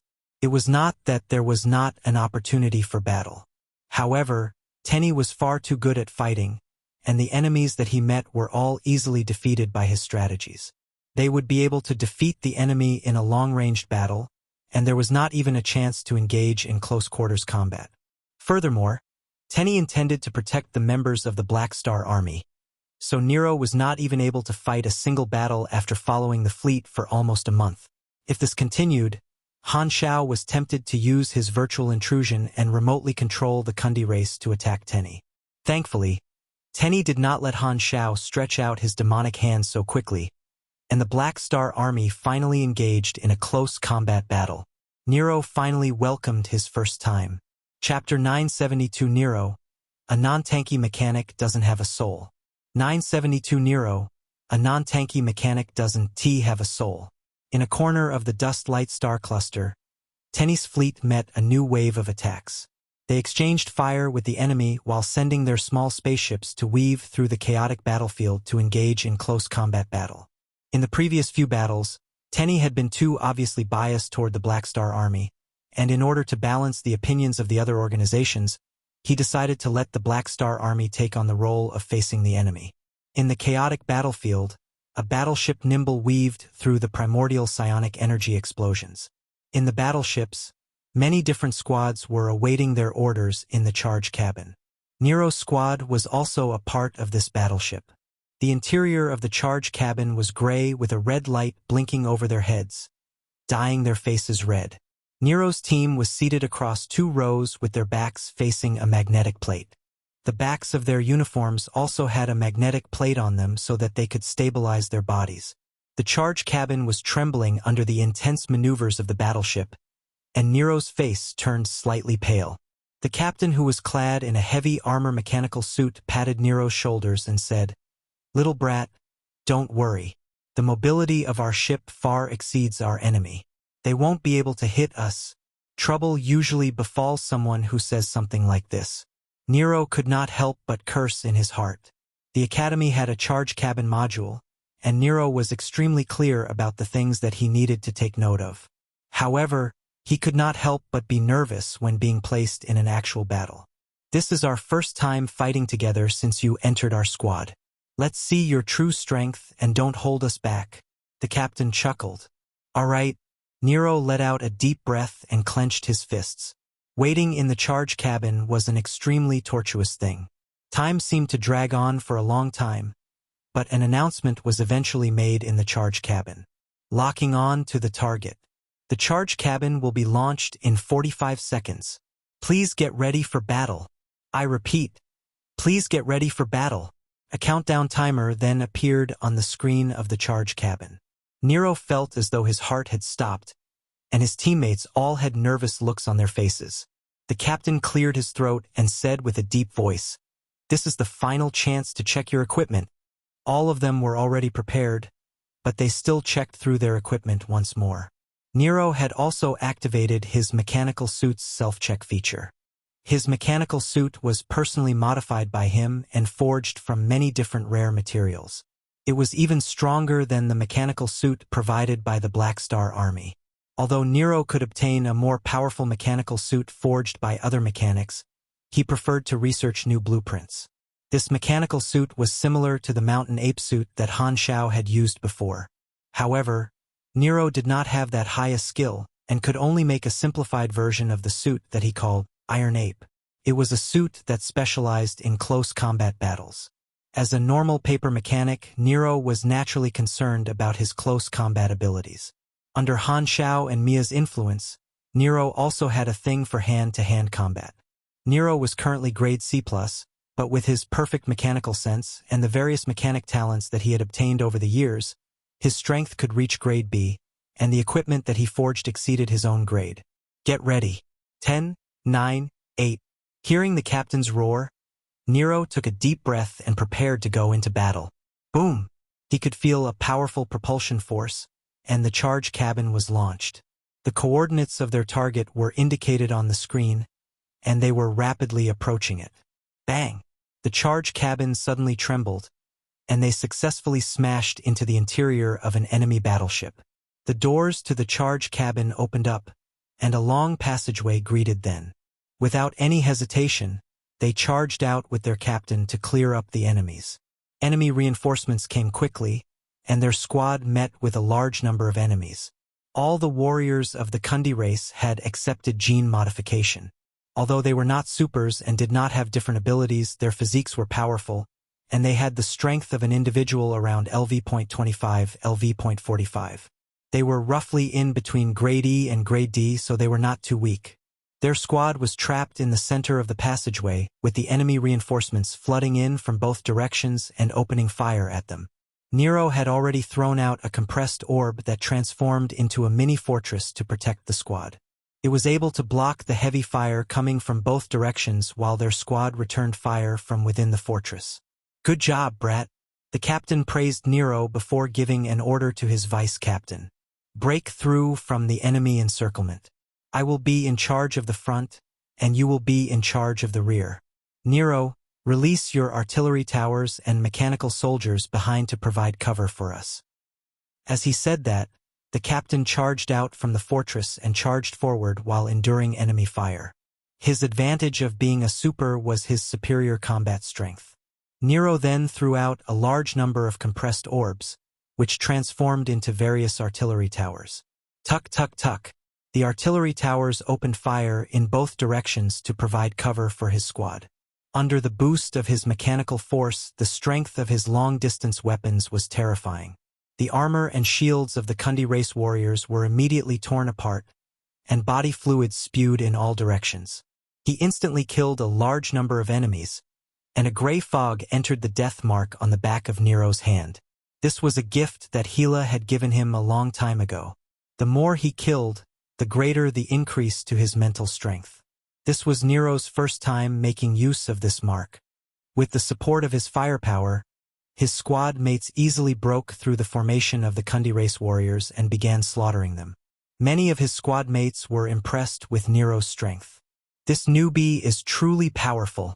Is an ordinary grade C mechanic so powerful? This little brat has some abilities. Their squad pushed on, and the enemy reinforcements charged at them without any concern for their own lives. As a pugilist, the attacks of the captain were extremely powerful. Even if his attacks were not able to break through an enemy's armor, his pugilist flames would seep into the armor and kill the Kundi race warriors. Nero was not used to the sight of bodies littered all around. Even with the filtration device of his mechanical suit, he could still smell the blood in the air. The Kundi race's fearlessness truly shocked Nero. However, he and his squad mates would not hold back, and the Kundi race warriors were only sacrificing their lives for nothing. This was the first time he had felt the nervousness from killing. He would not pity the enemy, and the army had also educated them in this regard. At the same time, Nero also felt a tinge of excitement. He did not wish to be the one providing cover fire all the time. As a Black Star class mechanic, he was itching to engage in hand-to-hand combat, but was afraid of being scolded by his squad mates. Right at this moment, the scream of his squad mate could be heard over the communication channel. The Kundi race warriors had surrounded this Black Star Army warrior, and the shield of his squad mate was destroyed. At the same time, his armor was also badly damaged, and black smoke could be seen coming out from it. He took a few steps back from the impact of the attacks and was temporarily dazed. The Kundi race warriors in the surroundings then unsheathed their daggers and charged forward. This squad mate of his was a grade C pugilist who had a powerful body. He struggled to send a few of the enemies flying, but the enemies continued to charge forward fearlessly. He had already been stabbed a few times by the enemy. The squad mates in the surrounding wanted to turn around and help him, but a black figure charged out from behind to send all these Kundi race warriors flying. It was Nero, who had been itching for a fight. The surrounding Kundi race warriors attacked Nero, and Nero's combat panel displayed the trajectories of their attacks. He then dodged according to the instructions of the screen, and the enemy's daggers created sparks whenever they collided with his mechanical suit. Nero unsheathed a blade and brandished it without restraint, cutting through the enemy's armor like it was tofu. After helping his squad mate resolve the danger, Nero did not have the heart to return back to a shooter but charged into the enemy formation to slaughter the enemies. Nero had a sense of satisfaction as he witnessed the enemies dying under his blade. Indeed, a real mechanic should fight in hand-to-hand combat. This is the true style of a mechanic. Upon seeing this scene, the captain had a strange look on his face. Although he knew that Nero might be the strongest individual in the squad, they had never fought side by side before and were not familiar with each other's abilities. Upon seeing Nero killing enemies like he was dicing vegetables, the captain thought to himself, "Why would a mechanic like you want to charge into a close combat battle? Where did this bad habit come from?" In the face of a group of supers, the Kundi race warriors in the spaceship had no way to fight back, and the enemy troop was wiped out quickly.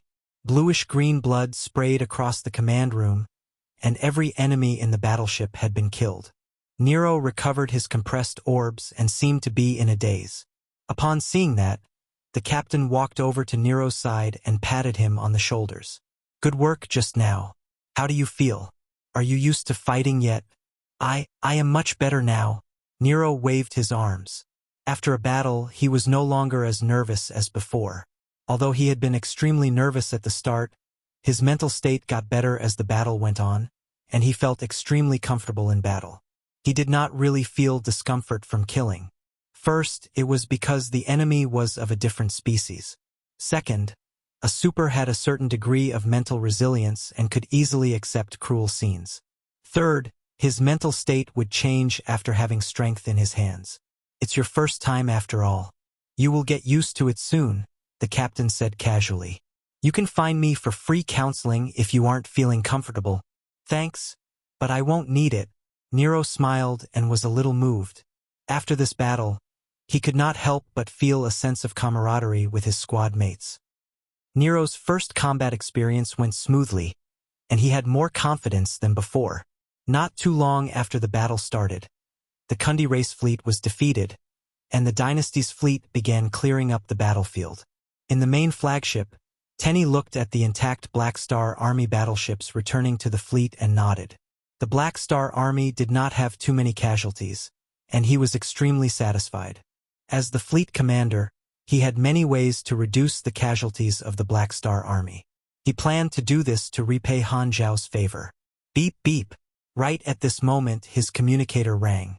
Tenny then took a look, and his expression changed slightly. He picked up the call with a respectful tone. "Your Excellency Black Star, I was still planning to pay you a visit after the war, but never expected you to contact me first. It has been a long while since we last talked, and I have something to trouble you with." Han Xiao was the one who called. "What do you need?" Tenny did not like beating about the bush and went straight to the point. "I heard that you want to protect the Black Star Army fleet?"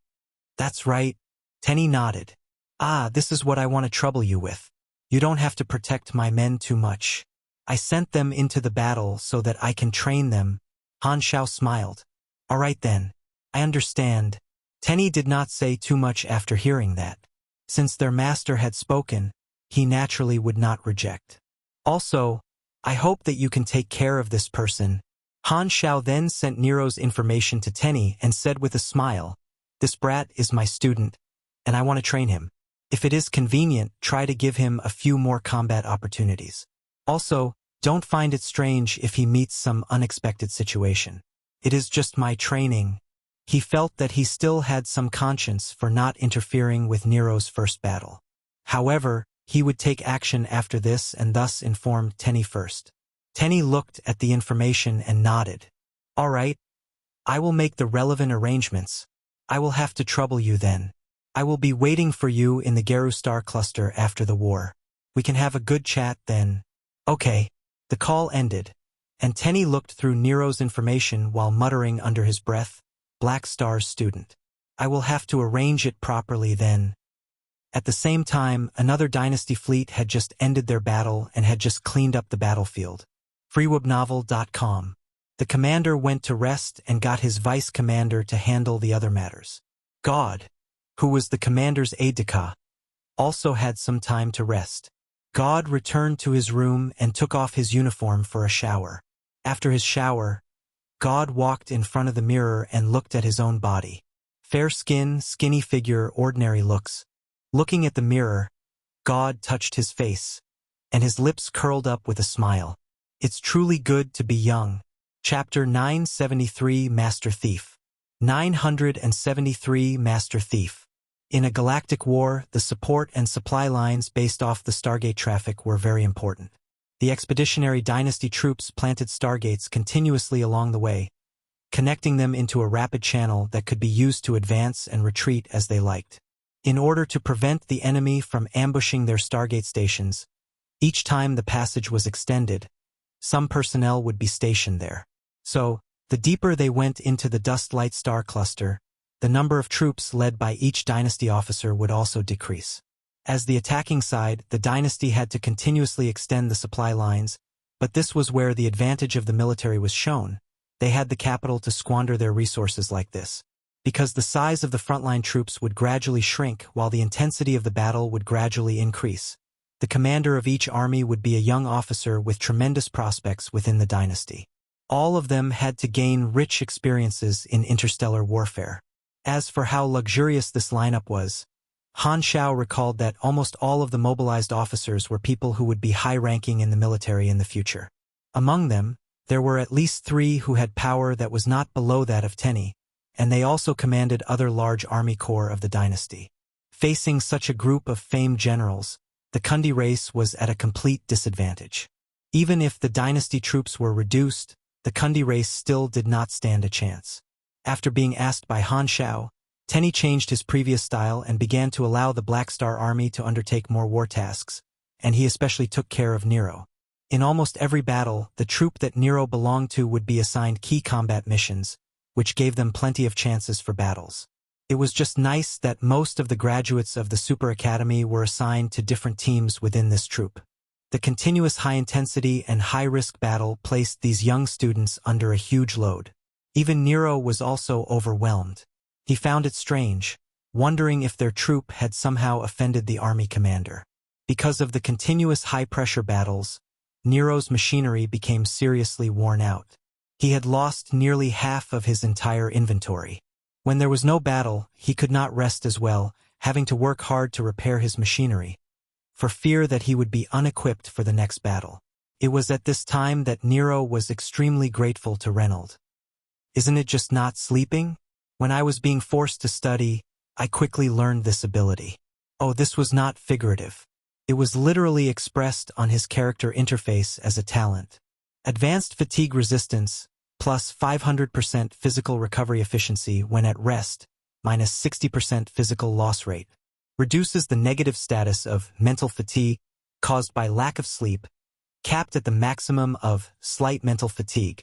A gifted person could develop talents even by not sleeping, and Han Xiao did not know whom he could reason this with.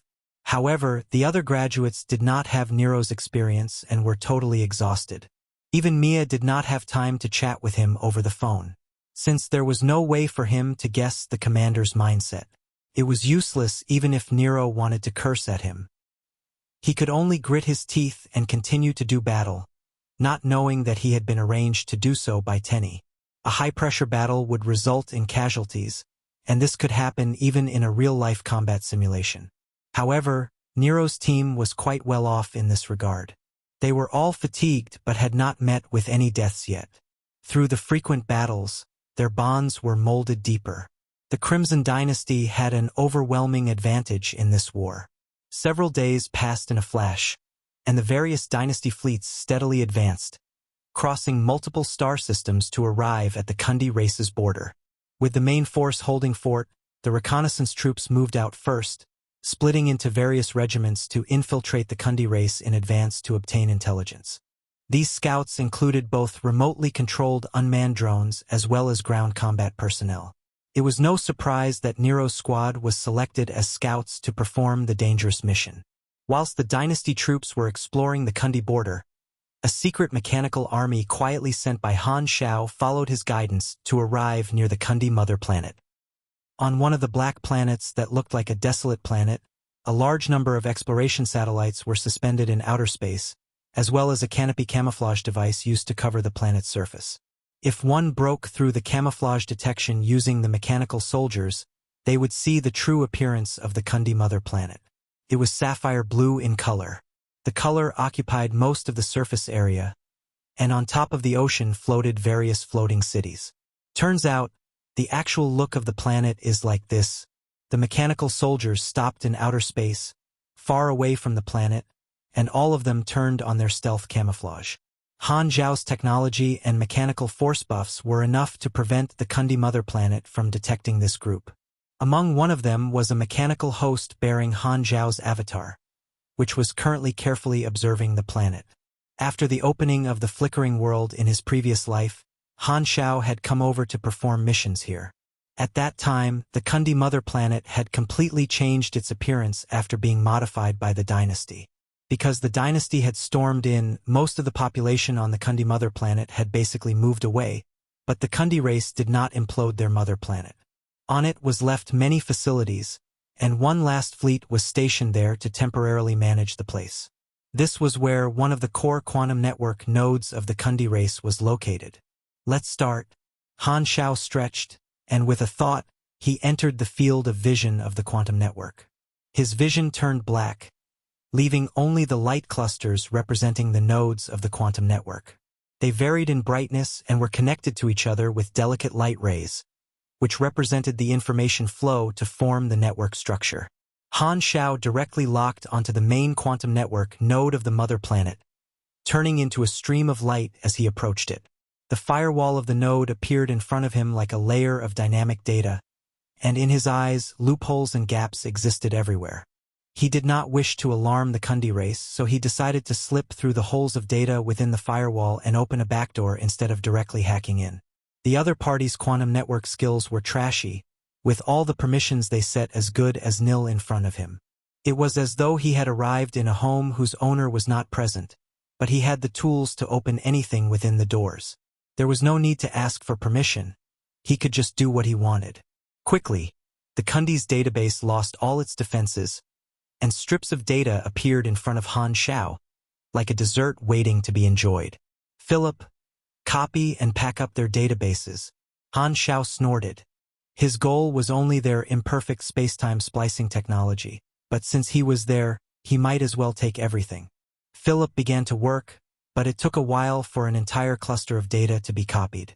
Taking advantage of this period, Han Xiao simply checked all the objects connected to this node. Through reverse tracking, it was possible to locate the whereabouts of the fleets in the Kundi race. Let's see where the troops of the Kundi race lie. Glancing at the data of the coordinates on the star map, Han Xiao's eyes lit up, and he found some interesting intelligence. He saw that Kundi's fleet was roughly divided among 4 groups. Among them, the core fleet mainly consisting of the commanders was hiding within the territory, the second moving off to intercept the frontal combat troops of the dynasty on the front line. The third consisted of the fleet carrying the evacuated civilians and was already far from the Kundi race's territory. But what attracted Han Xiao's attention was the fourth fleet.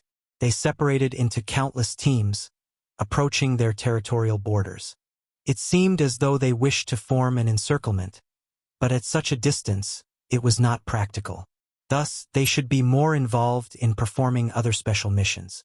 Based on his current knowledge, Han Xiao would definitely not be at a loss. He quickly came out with a hypothesis. There are 3 possibilities. One is escape, another is to cover evacuation, and the last is to make special arrangements. Escape can be ruled out, and the evacuation is happening on the opposite side, which is not on the way. Thus, there is only special arrangements. As for what kind of special arrangements, Han Xiao narrowed his eyes. According to his knowledge, the most likely scenario would be that they intended to bury a large amount of primordial psionic energy at their borders and catalyze its expansion to allow it to swallow up all the stars and planets around it, leaving nothing for the dynasty. This was not a blind guess. There were too many of such examples. Many of such desolate universe belts were actually man-made, caused by the catalysis of the primordial psionic energy. Kundi wants to turn their homeland into a killing trap, luring the dynasty into it to kill them. Very cruel.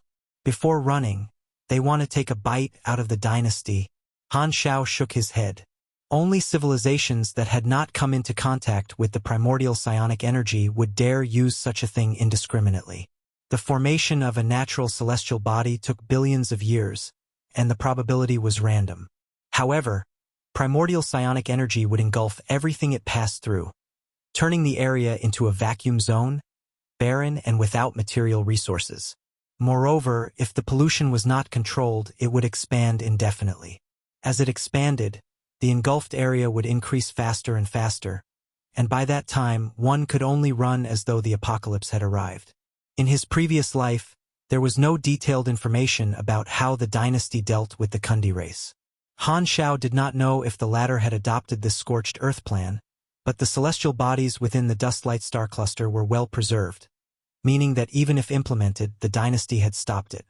Thinking about it, Han Xiao prepared to send this information to the dynasty, which would definitely improve his mission rating. Primordial psionic energy might be frightening, but it needs a certain procedure to expand to a certain scale. Thus, the dynasty has enough time to solve this problem. Han Xiao secretly nodded. His mood relaxed. He originally just intended to copy the spacetime splicing technology. He did not expect to have an unexpected harvest. After a while, when Philip had completely copied the data, Han Xiao left the backdoor program and cleared any traces of his visit. He then released his quantum network vision, ordering the mechanical unit to return. The Kundi mother planet disappeared in the vision of the mechanical host. From the beginning to the end, his visit did not alarm anyone. A master thief. A peak beyond grade, a virtual mechanic was unparalleled in stealing intelligence and was a fearful existence for even the 3 universal civilizations. At this moment, their home had been ransacked, but the Kundi upper echelons did not know anything about it and were still in a meeting. It was related to supers. In the room, the Kundi leader glanced at everyone, speaking in a deep voice. The enemy's super technology has given their warriors powerful individual combat power. According to the data of our spaceships, their technology is a method for individuals to practice on their own. With this method, a person can grow so strong that they even have the power to destroy a planet. We are proud of our warriors, but they are not worth anything in front of such supers. Everyone wore a heavy expression. The superpower system was a type of technology that required luck to discover, and the Kundi race was just like Han Xiao, obviously on the blacklist of the goddess of luck. The superstar cluster-level civilization behind the scenes had mentioned the existence of supers but did not give the methods for producing supers over to the Kundi race. Thus, they did not possess a super system. Supers. This is what we are sorely lacking, the Kundi leader slowly replied. Everyone, since we've decided to leave our ancestral homeland, if we can also obtain this technology from our enemies, that will help us in the rebuilding of our civilization. You mean, I want to find ways to capture some of the frontline super as experimental material. As long as I can obtain their bodies, we will be able to study the principles along with the mysteries of the system. In that case, the combat principles of the frontline troops will have to be tweaked. Everyone perked up and began discussing the idea. They all wanted to have a strong personal power and long life, not to mention that they were people in the upper echelons who had been holding on to power and authority. Authority was always derived from power. They coveted the supers, and now they not only planned to destroy the dynasty with the scorched earth tactic but also wished to grab the new technology that they did not possess from the dynasty. A few days later, on the Kundi national border, a section of the reconnaissance troops were advancing in secret. This unit possessed more than 20 warships, and most of them were ships from the Black Star Army. They consisted of small combat teams, and not only Nero but also Mia and a whole bunch of other graduates were present. They had already been within the Kundi territory for several days, but they had remained vigilant along the way, ready to respond to encounters. Yet, they did not meet a single enemy along the way. In the cabin of one of the battleships, a large group of the army warriors gathered around the star map to discuss their current situation. Nero pinched his chin and could not help but voice his suspicions. This is strange. When we had yet to arrive, we met enemies that would intercept us daily. However, now we've entered their territory. Why is there no one to restrict us? Hearing this, everyone turned to look at him but did not speak. Not far away, Mia stood with her arms crossed. She raised her brows and confidently said, "Maybe the enemy think that they cannot stop the dynasty and have all retreated. I don't think it's that simple." Nero shook his head. This time, Nero's and Mia's team were on the same battleship, and there were several other combat teams accompanying them. After experiencing the baptism of war, Nero's actual combat ability had improved, but his personal temperament did not change much.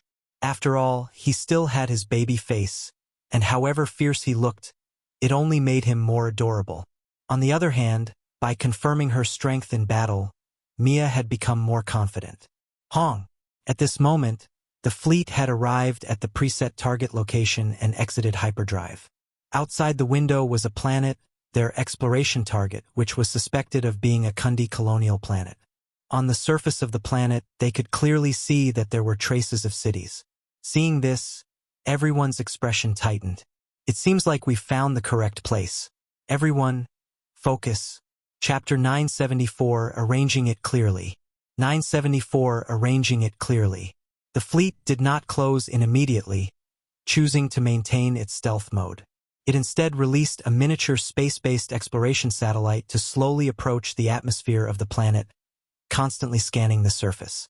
Within the cabin, the virtual screen showed the image of the satellite screening. There were a lot of cities on the surface, but most of them were deserted. Garbage was piled up on the streets from the citizens evacuating in a hurry. The colonial planet seems to have been abandoned. Nero swiped his finger across the virtual screen, constantly scanning through the unoccupied cities. "Check the detection of life signals," the captain of his squad urged. Nero nodded and switched to the control interface of the satellite, setting it up. This satellite was a product of the Black Star Army, and while not made by him, operating it was simple. This reconnaissance troop unit had about 2,000 soldiers, where most of them were Grade C supers. Only their leader was at Grade B. Nero was the strongest person there apart from the commander and the best mechanic within this unit. Because of this, almost all the mechanical devices were left to him to handle. Very quickly, the results were displayed on the screen. The light spots signaling life on the surface were sparse, clustered mostly in the wilderness. They were likely beasts. In the city, there were only a few sporadic light spots signaling the presence of intelligent life. Mia's eyes lit up. There are people still in the city. They should be civilians that do not wish to evacuate. Nero breathed a sigh of relief. Their mission for this trip was to try to capture as many Kundi civilians as possible to interrogate. "Kid, check the armed forces of this planet. If there's no problem, we can land," the commander ordered. Nero nodded and began the scan. Everyone stared at the screen, awaiting the results, but at this moment, in the quantum network that could not be seen by all of them, a series of data that had been waiting in ambush secretly intercepted the information flow of the satellite and quietly tampered with it. The intelligence was then sent to everyone on board. Seems to be no enemy ships around, and there is no abnormal response from the military bases on the surface. It seems like the enemy has completely abandoned this colonial planet, and even their troops have not stayed. Nero read the results out. Their leader then smiled. "Then this will be easy. The commander has given his orders. We're to descend." The fleet went to work quickly, most of the warships entering the atmosphere and beginning to land toward the city. Only the commander's battleship and 3 other spaceships remained in outer space to serve as a response force. At the same time, there was a medium-sized fleet of the Kundi race on standby at a floating military base high above the colonial planet. There were more than 100 spaceships within the base, and it remained in camouflage with its signal reflector turned on. It blended with its environment and appeared transparent. A large number of operators were busy in the main control room of the floating military base. One of the operators who was monitoring the radar suddenly saw a signal of an abnormal fluctuation of the atmosphere, but when he looked closer, the signal had disappeared. Was I mistaken? The Kundi operator was puzzled and activated the radar to make another sweep.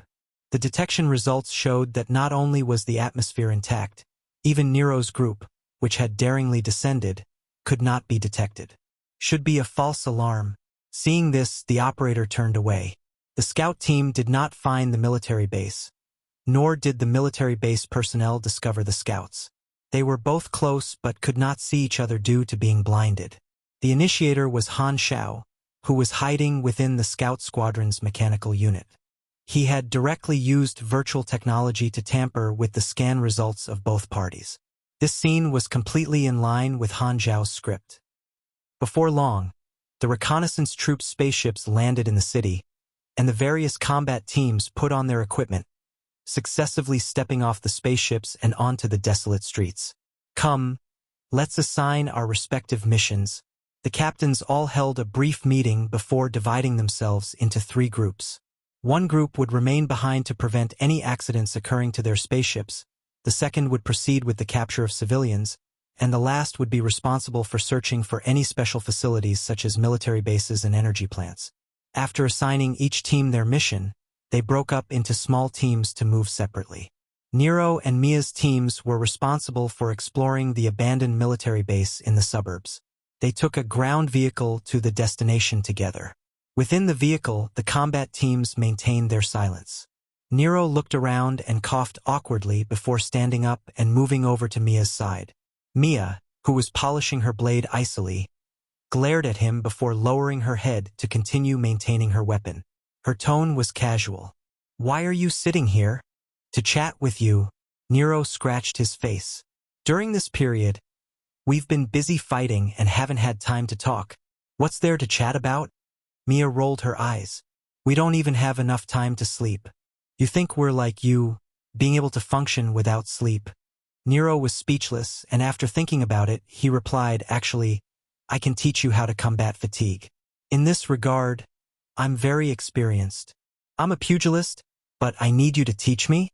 Mia laughed, but Nero replied seriously, "As a pugilist, it's more crucial that you learn this than me. A mechanic doesn't require much stamina, but without stamina, the pugilist will experience a decrease in their combat capability. I'm afraid you will run into danger. You seem to care a lot." Mia gave a sideward glance at Nero. "I said before I will protect you." Nero grinned. "Humph, stop smiling. It makes you look like a fool." Mia snorted and turned her head away. A few seconds later, she turned back ahead, pretending to casually ask, "So, how do you actually practice this fatigue combating?" Nero scratched his nose as he spoke. "You have to first change your habit of sleeping. Under the state of fatigue, you must attempt to get your mind to remain working at full capacity. It will be difficult initially, but as someone who has gone through it, I have experience. If you feel like sleeping, you can come look for me." Mia nodded foolishly before belatedly discovering something wrong. "You said to look for you when I want to sleep. Are you teasing me?"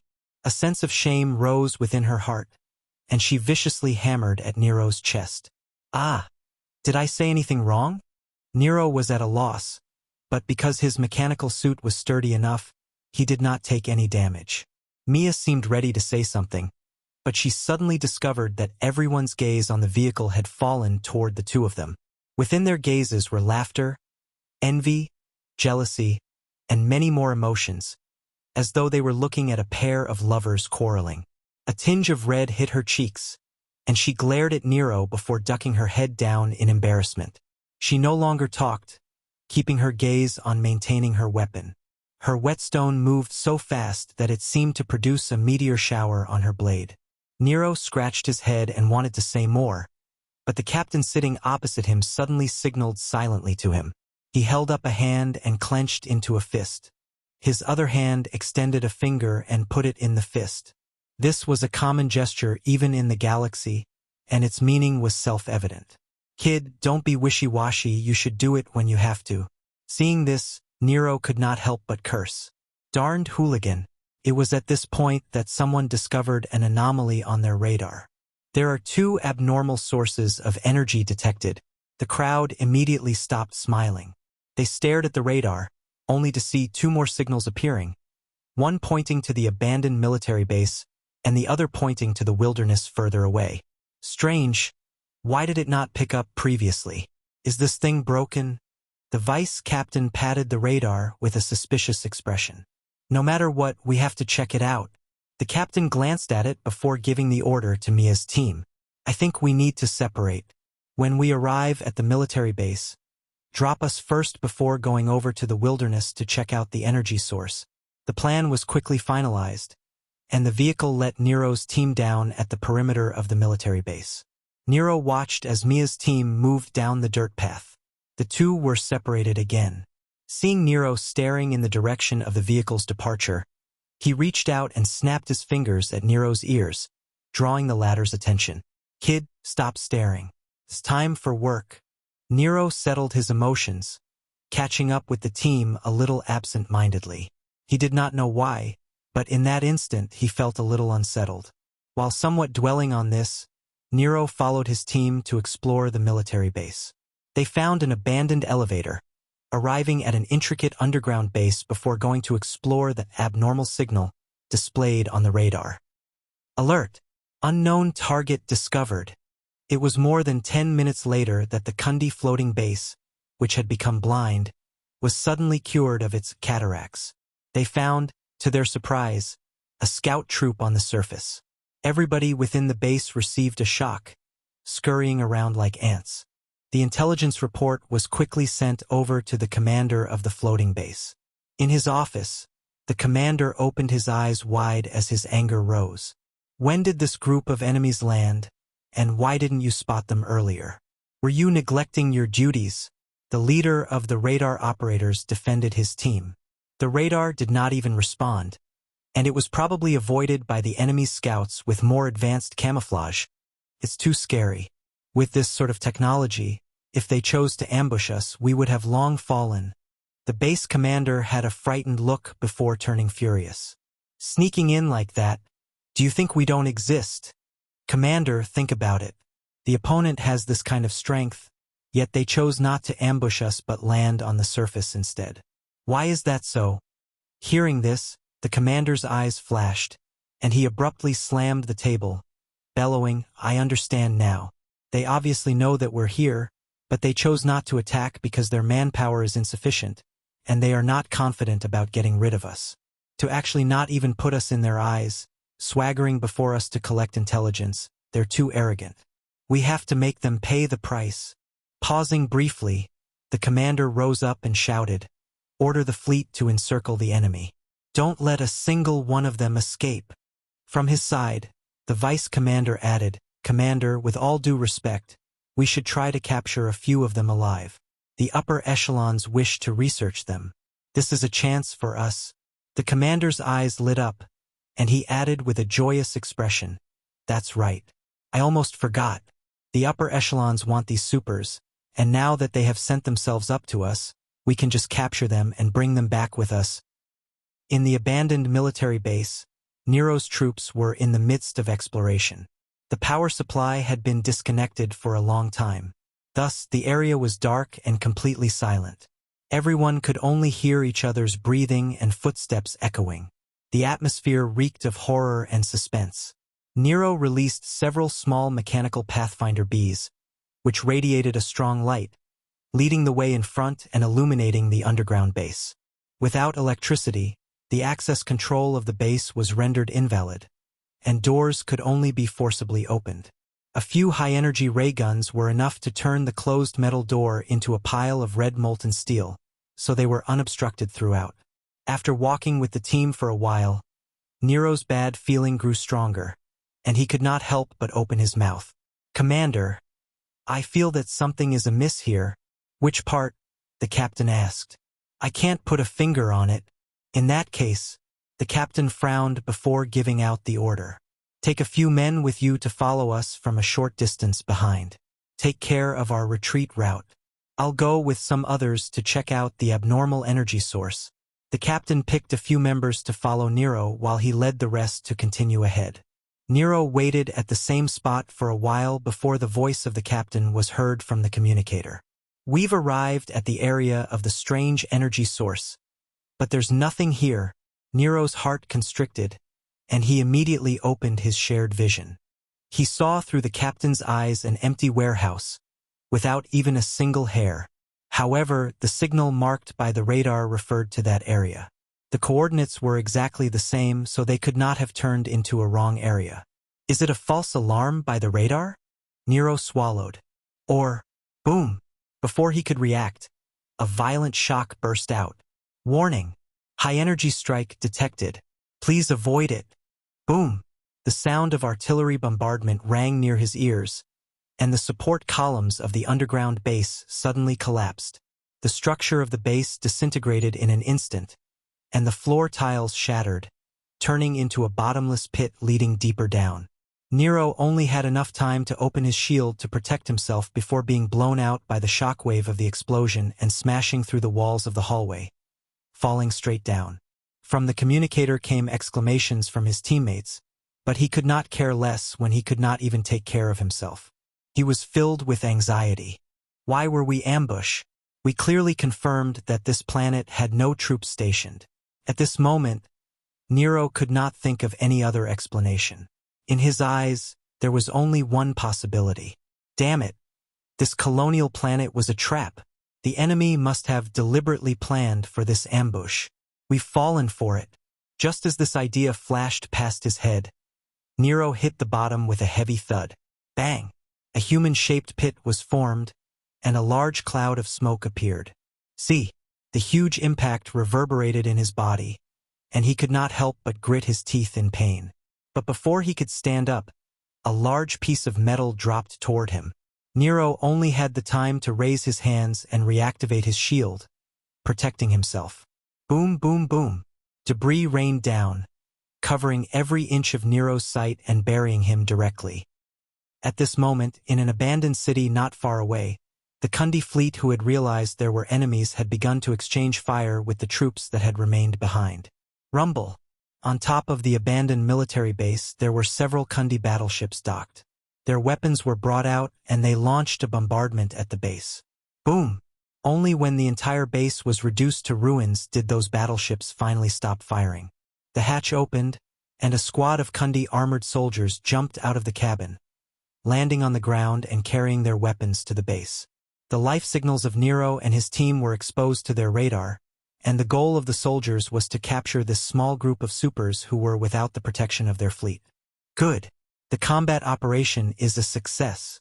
At this moment, the commander of the Kundi floating base smiled with satisfaction from the command room. He, however, was unaware that a group of camouflaged mechanical soldiers was hovering outside the window, silently watching his every move. Chapter 975 Mission Generated. 975 Mission Generated. When the bombing stopped, the abandoned military base had turned into a mess, with the collapsed gravel blocked off countless roads. The terrain had become much more complicated, and the gravel fell from time to time with a clacking sound.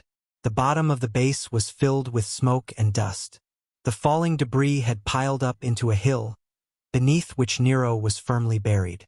Suddenly, there was a sound akin to a slimy liquid flowing in the darkness. Whoosh! An area of 2 square meters within the debris below gradually turned red as it shone brighter and brighter. The metal beams and stone pieces melted together to reveal an empty hole. Nero crawled out of the hole, his hands continuously casting heat rays as he limped. The high temperature around him caused the very air to warp. Cough, cough, cough. A dull cough escaped the mechanical suit as Nero took gasps of air. He focused, activating the mechanical suit to do a full body scan. Left leg is slightly misaligned. Awaiting permission for mechanical suit to autocorrect bone alignment. Go ahead. His armor on the left leg tightened a little, and the misaligned bones were set. Nero snorted in pain before relaxing.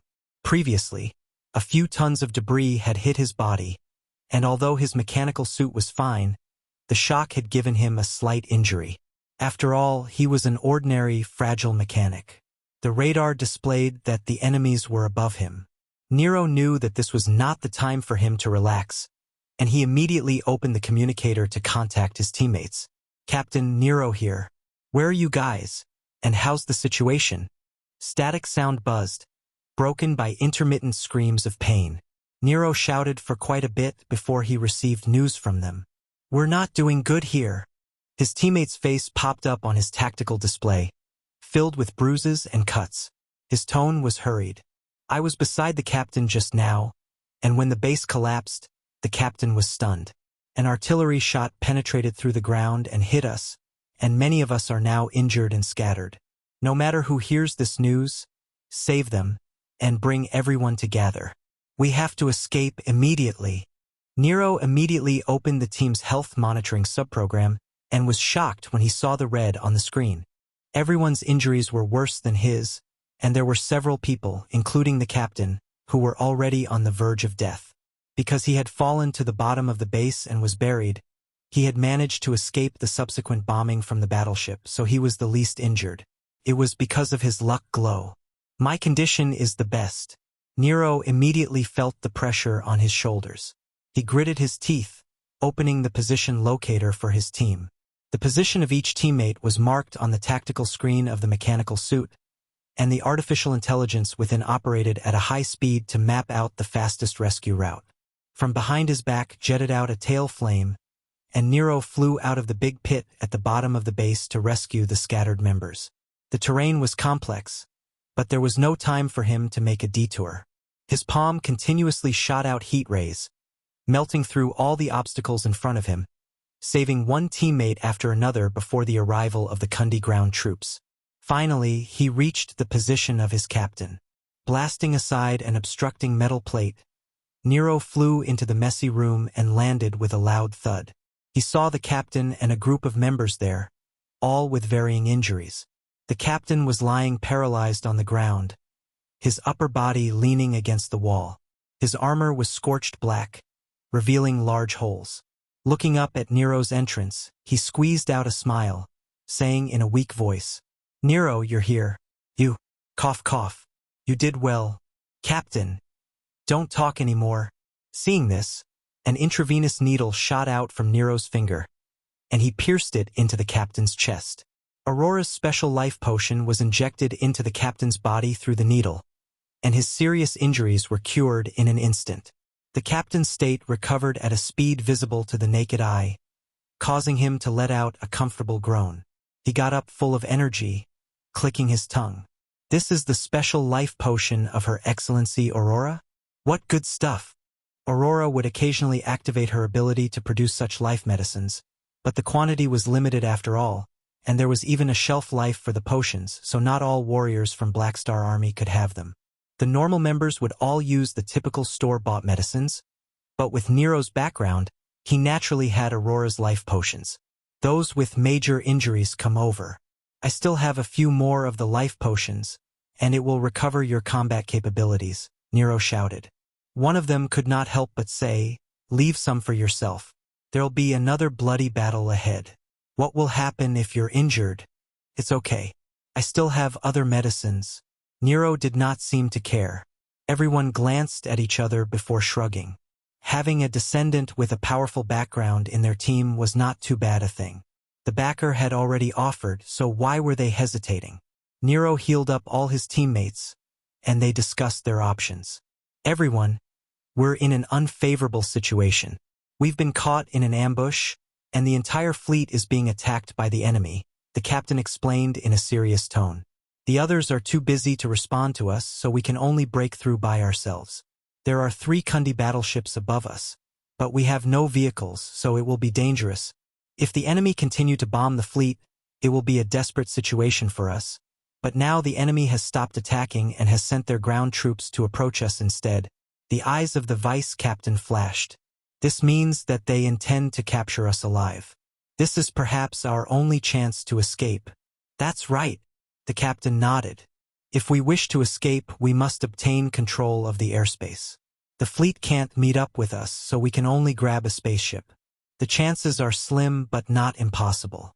This debris is our barrier. If we rush out, the enemy spaceships can bombard us unscrupulously.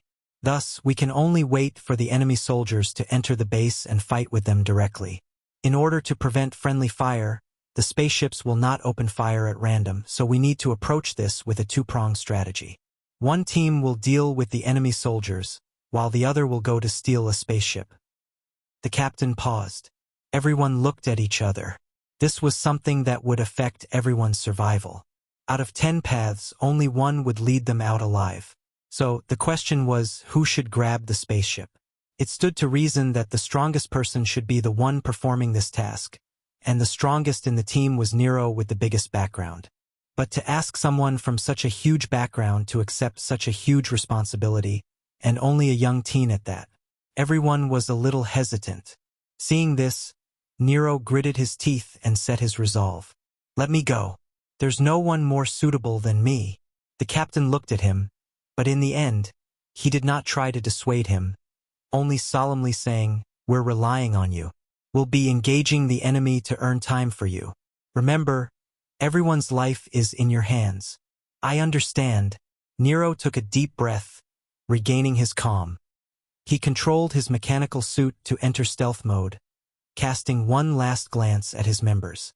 He then separated, vanishing into the darkness. The captain breathed out heavily and turned to the rest with a severe expression. You guys don't need me to tell you what to do. No matter what, lure down every single enemy. We understand. The vice captain had a complex expression and nodded.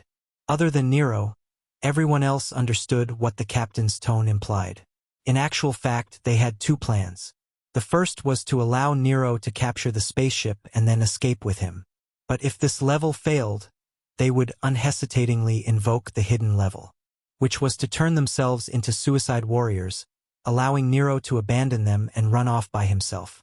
It was not just because of Nero and his relationship with the army commander, but everyone also knew that the future of this young man was immeasurable.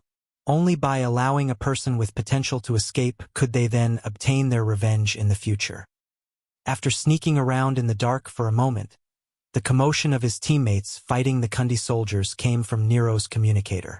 At this moment, he was no longer on the battlefield but had arrived in front of a collapsed area leading to the ground level. He remained hidden, using the radar to lock onto the spaceship closest to him in the air. His palms were slick with sweat as he carefully released a unique-looking hovering guard. It was painted in black and gold, and it looked completely different from all of Nero's other equipment. There was an unparalleled sense of quality in it. After being released, it smartly started to circle around Nero's head. I'm relying on you, brother. Nero patted the hovering guard, his heart firm. Relax, kid. With your big brother here, no one can hurt you. The hovering guard actually replied. This was Nero's final card. This hovering guard was a present from Han Xiao when they first met. It was high-grade equipment personally built by a beyond-grade super, driven by dark energy. In addition, it had the blessings of Emperor's Gift and machinery fusion. After Han Xiao obtained the skill of mechanical life tinder, he had also transformed it into an intelligent mechanical life form, with its independent consciousness and chance to grow. He had named it Sky Guardian. Even when Nero was a kid, the Sky Guardian without any mechanical force could fend off grade C supers. Now, with Nero as a grade C plus super, along with perfect mechanical sense, the Sky Guardian could unleash even more force. Even when compared to grade BS, Nero did not lose out at all. Nero had never taken out this trump card of his, especially when sparring in school. Even if a pugilist rushed up to his face and beat him black and blue, he had never taken out this killing machine. His true combat capability was unknown, even to Mia, who was the closest to him. Within the school compound, Mia had often sparred with him, but she did not know how strong he could be if he went all out. Staring at the radar on his screen, Nero breathed in and out to stabilize himself, allowing his energy to fill every cell of his body. I can do this. Nero did not hesitate any longer and activated his thrusters. Boom! His entire body shot forward, blasting through the rocks at the entrance and rushing into the sky. The three battleships immediately set their guns and fired at Nero. The power of the battleship's cannons were deadly to a grade C, but the Sky Guardian accompanying Nero shook, and rays of light shot out from it, forming a golden protective shield to surround Nero. Boom, boom, boom.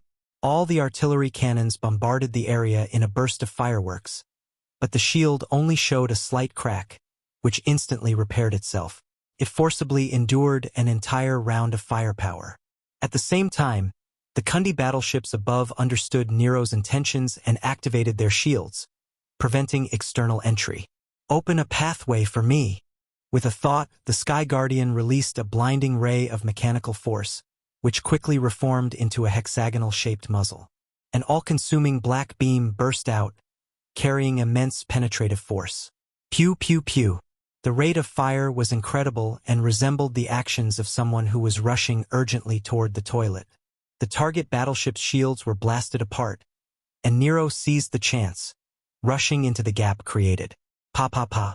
Compressed orbs were thrown out from his hands and transformed into laser-cutting drills with electromagnetic bases. They attached themselves to the spacecraft, quickly cutting through its hull to create an entrance to the internal compartments. Nero did a barrel roll in midair, slamming into the spaceship. Without a word, he threw out a large number of mechanical soldiers and activated his weapons, cutting through the ship's members as if he was chopping vegetables. Because this spaceship was the one that had sent the ground troops to capture Nero's team, its strength on board was insufficient, and this made it more convenient for Nero. Firing without any reserve, Nero did not take much time to kill his way into the main control room, and he immediately took out a virtual intrusion chip manufactured by the Army. He inserted it into the core of the spaceship's artificial intelligence. He was not a virtual mechanic yet, but the Army provided such virtual intrusion aspects. At this moment, Nero stumbled because the spaceship had suddenly begun to tremble violently. Rumble. Looking outside the window, Nero saw that the other two spaceships had turned around, facing him to concentrate their fire without caring about the lives of their comrades. To actually fire at your own teammates. How vicious. Nero clicked his tongue but did not slow down, killing his way into the command room and seizing the authority of the spaceship. He immediately poured the majority of energy into the battleship's shields, controlling it to slam into the nearest enemy. Bang! The shields of both spaceships collided, creating firework-like sparks. The other spaceship lost its momentum, careening off course. Whether it was a coincidence or not, the direction it was sent flying was precisely where the second enemy spaceship was. Both enemies collided toward each other, and they lost control momentarily as they attempted to steady their spaceships. Taking this opportunity, Nero piloted the spaceship, directly sliding below the two spaceships, parallel to the ground. Come out quickly. I've got the spaceship. Meet me at the coordinates that I'm sending over. I'll beam you guys up. Nero shouted into the channel. Beautiful. His teammates exclaimed in joy. They then used their strong bodies to withstand the pressure, breaking out of the Kundi race soldiers' encirclement. Bang! The next moment, a portion of the rubble exploded, and the team members rushed out, with the Kundi soldiers chasing close behind. Nero's face lit up, and he shouted, "Captain, don't stop." This was a race against time, so Nero had no time to control the two enemy ships that had adjusted to fire at him. He immediately used the traction beam to attract his team members, at the same time releasing a large number of turrets to fire at the pursuing soldiers, providing cover. Nero did not dare drag out the battle, so after rescuing the team, he immediately rushed into the sky, fleeing into the universe. Soon, the rest of his team joined him in the command room, rushing up to rub Nero's head frantically. "Kid, good job. Haha, we're saved. I thought we were gonna die this time. To get it so smoothly, it seems like luck is on our side." Everyone had on a joyous expression, continuously praising Nero. "Don't count your blessings too soon. We're not out of danger yet. Although the captain tried to dampen their spirits, he was grinning from ear to ear himself. While there were still spaceships after them, their situation was much better compared to before. After celebrating for a while, they remembered the rest of their comrades who were still trapped, and their joyful expressions quickly faded. "We've managed to escape, but what about those in our unit that have been surrounded?" someone asked. "There's no way. We cannot help them because there are too many enemies. If we try to help, we will only get surrounded again." His captain shook his head in response. He understood the current situation clearly. Going with just their one spaceship was as good as sending themselves to their graves. It would only waste their chance of escaping. This should be the best time for them to separate and run. They should not engage in further battles. At this time, Nero recalled something, and his heart began pounding rapidly. "That's right. I don't know how Mia's team is doing." Having thought of this, Nero could no longer sit still. He immediately passed the spaceship to his teammates to operate while he took out his communicator. The time that it took to connect was akin to him being boiled alive. It was excruciatingly long. Nero's heart was burning with anxiety as he waited, but the call never got through. He called every single one of Mia's teammates, but no one answered as well. The call only connected when it reached Mia's captain. From it came the sounds of battle. "Cough, cough. Nero, you guys have escaped." "That's me. You guys got ambushed too? How's the situation?" "We have a spaceship that can save you." Nero spat out quickly like bullets. Don't come over. You guys must take the chance to run. My entire team has already been captured, and I'm the only one still left resisting. I will not be able to hold on for long as well. You guys can't save us. Quickly go cough cough." While speaking, the communication was suddenly cut. Nero's expression tightened, and he turned to walk toward the hatch of the spaceship. Having witnessed the previous scene, his teammates immediately leapt up, swarming over him as a mob and restraining him. "Nero, don't be suicidal," the captain shouted. "I have to save her." Nero was tackled by the 7 or 8 blokes, and he could not move at all even if he struggled. However, his attitude was firm. "Don't be a fool. I told you just now, but going over to save them is as good as suicide," the captain roared in anger. "I know. That's why I'm not intending to ask for help." Nero gritted his teeth. "This is my own choice. I will not let you guys get involved. You can pilot this spaceship and I'll go down alone. Don't stop me. Going solo will make it even more impossible. There's no point sending yourself to die." The captain was set on holding Nero down. Nero struggled for quite a while before he finally calmed down. He sat down on the ground, his hands covering his face as he kept silent. Empathizing with Nero's situation, the captain could not help but sigh, patting Nero's shoulder.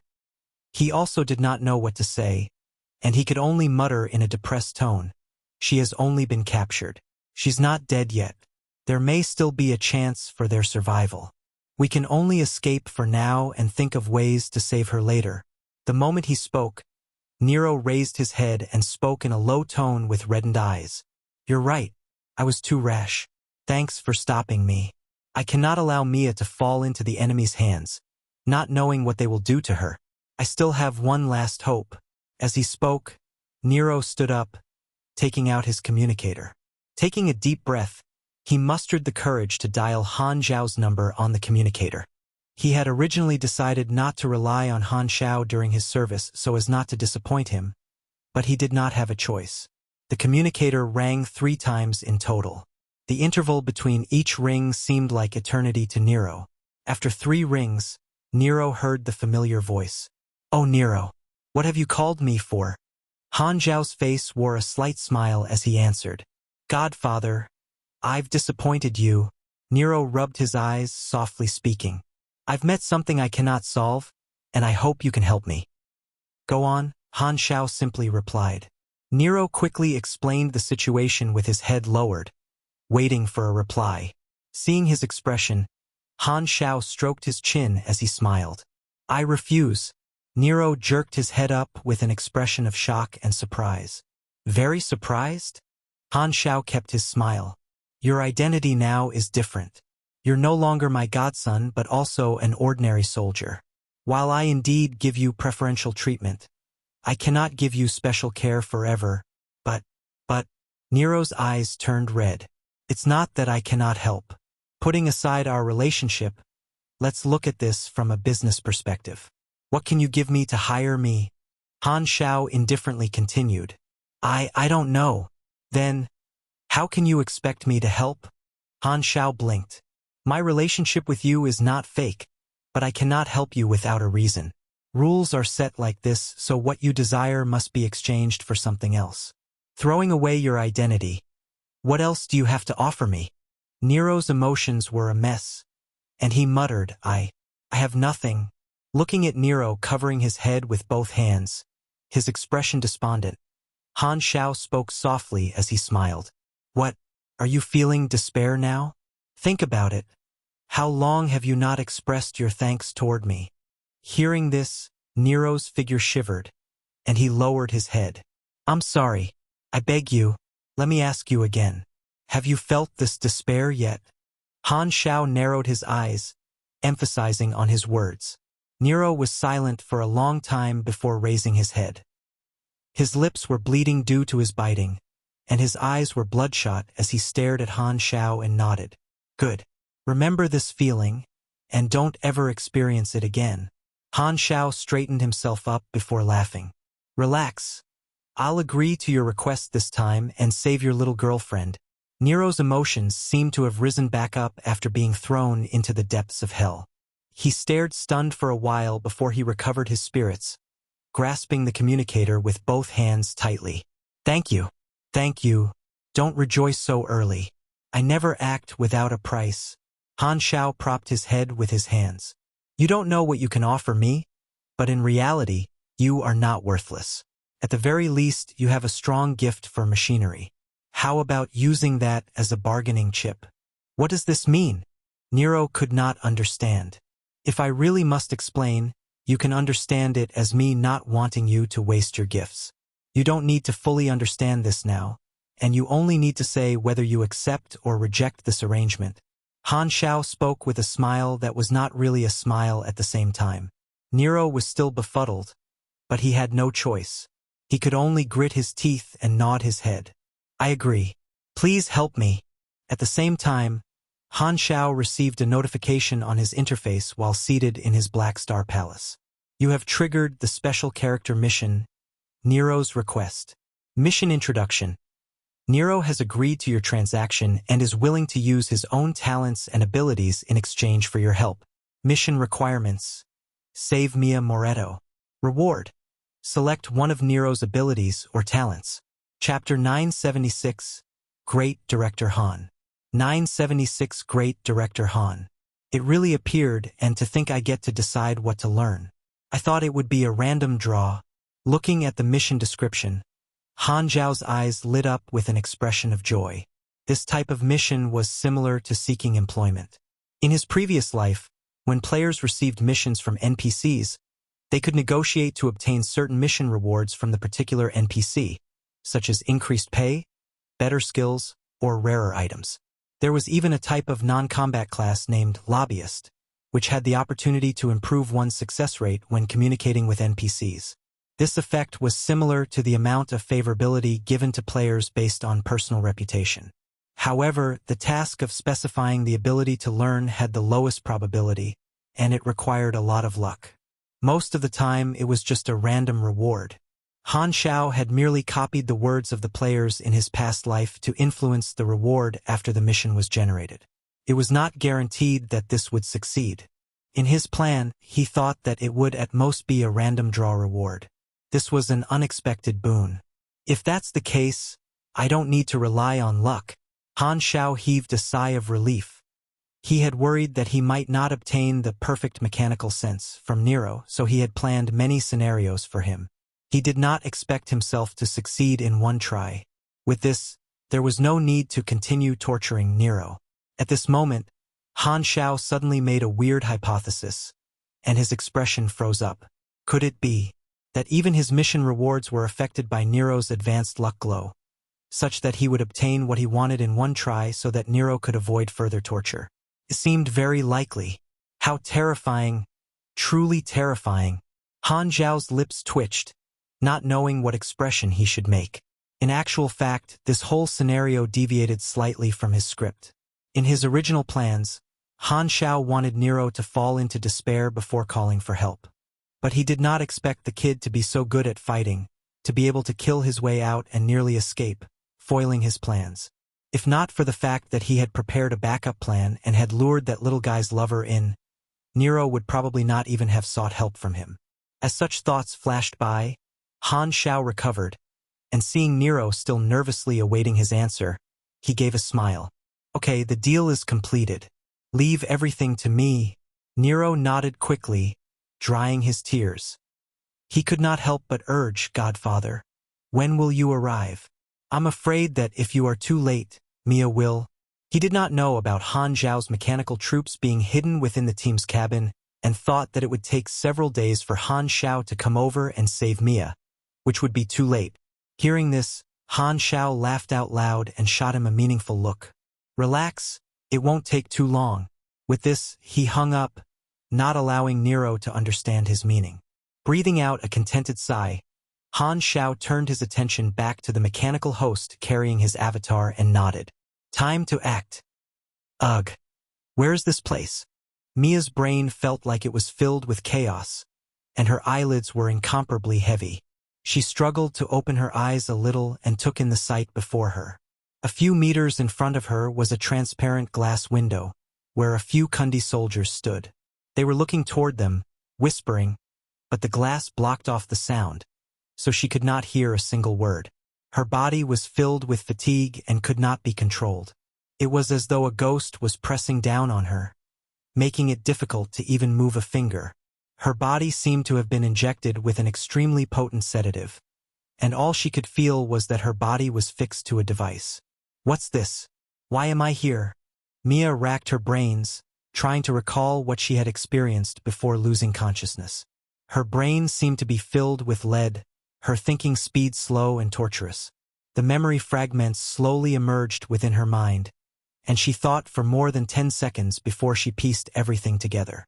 She had followed the team into the wilderness to check for the abnormal signals, but they had encountered several enemy ships that suddenly attacked them. She was seriously injured and fell to the ground, losing all combat ability.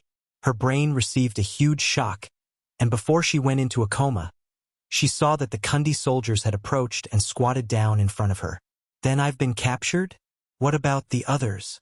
Mia wanted to turn her head, but her head was locked in position, so she could only strain her eyes to the corners, glancing about with the corners of her vision. She saw that there was a row of fixtures beside her, with all her teammates fastened on them.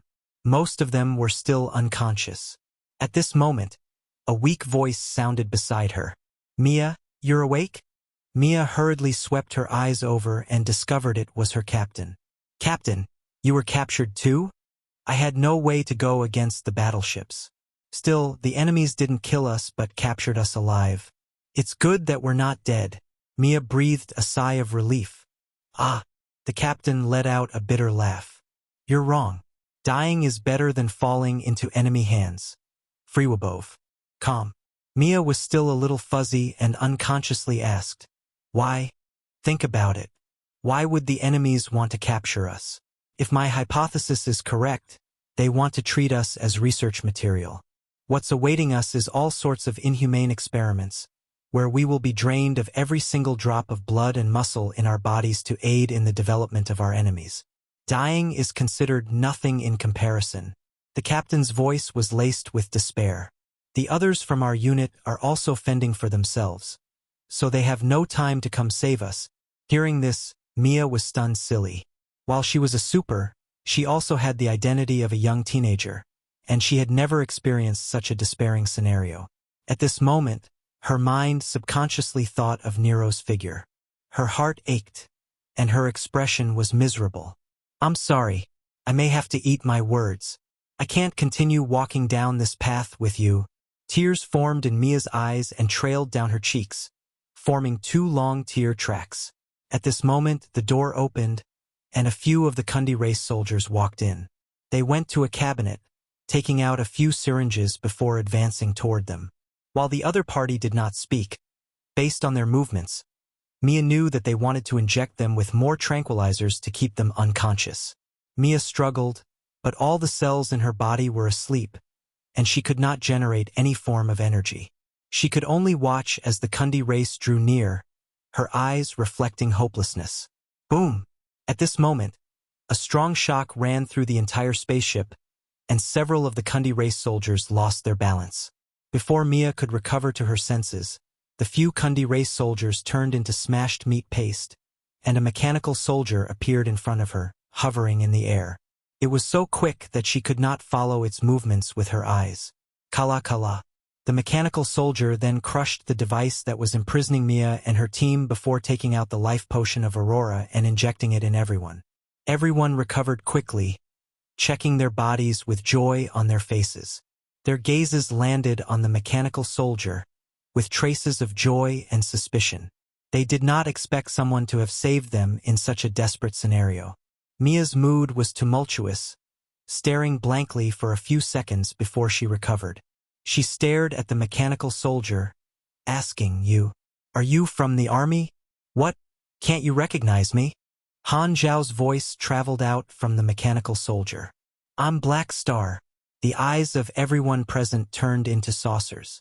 The army commander personally came to save us. What is he doing here?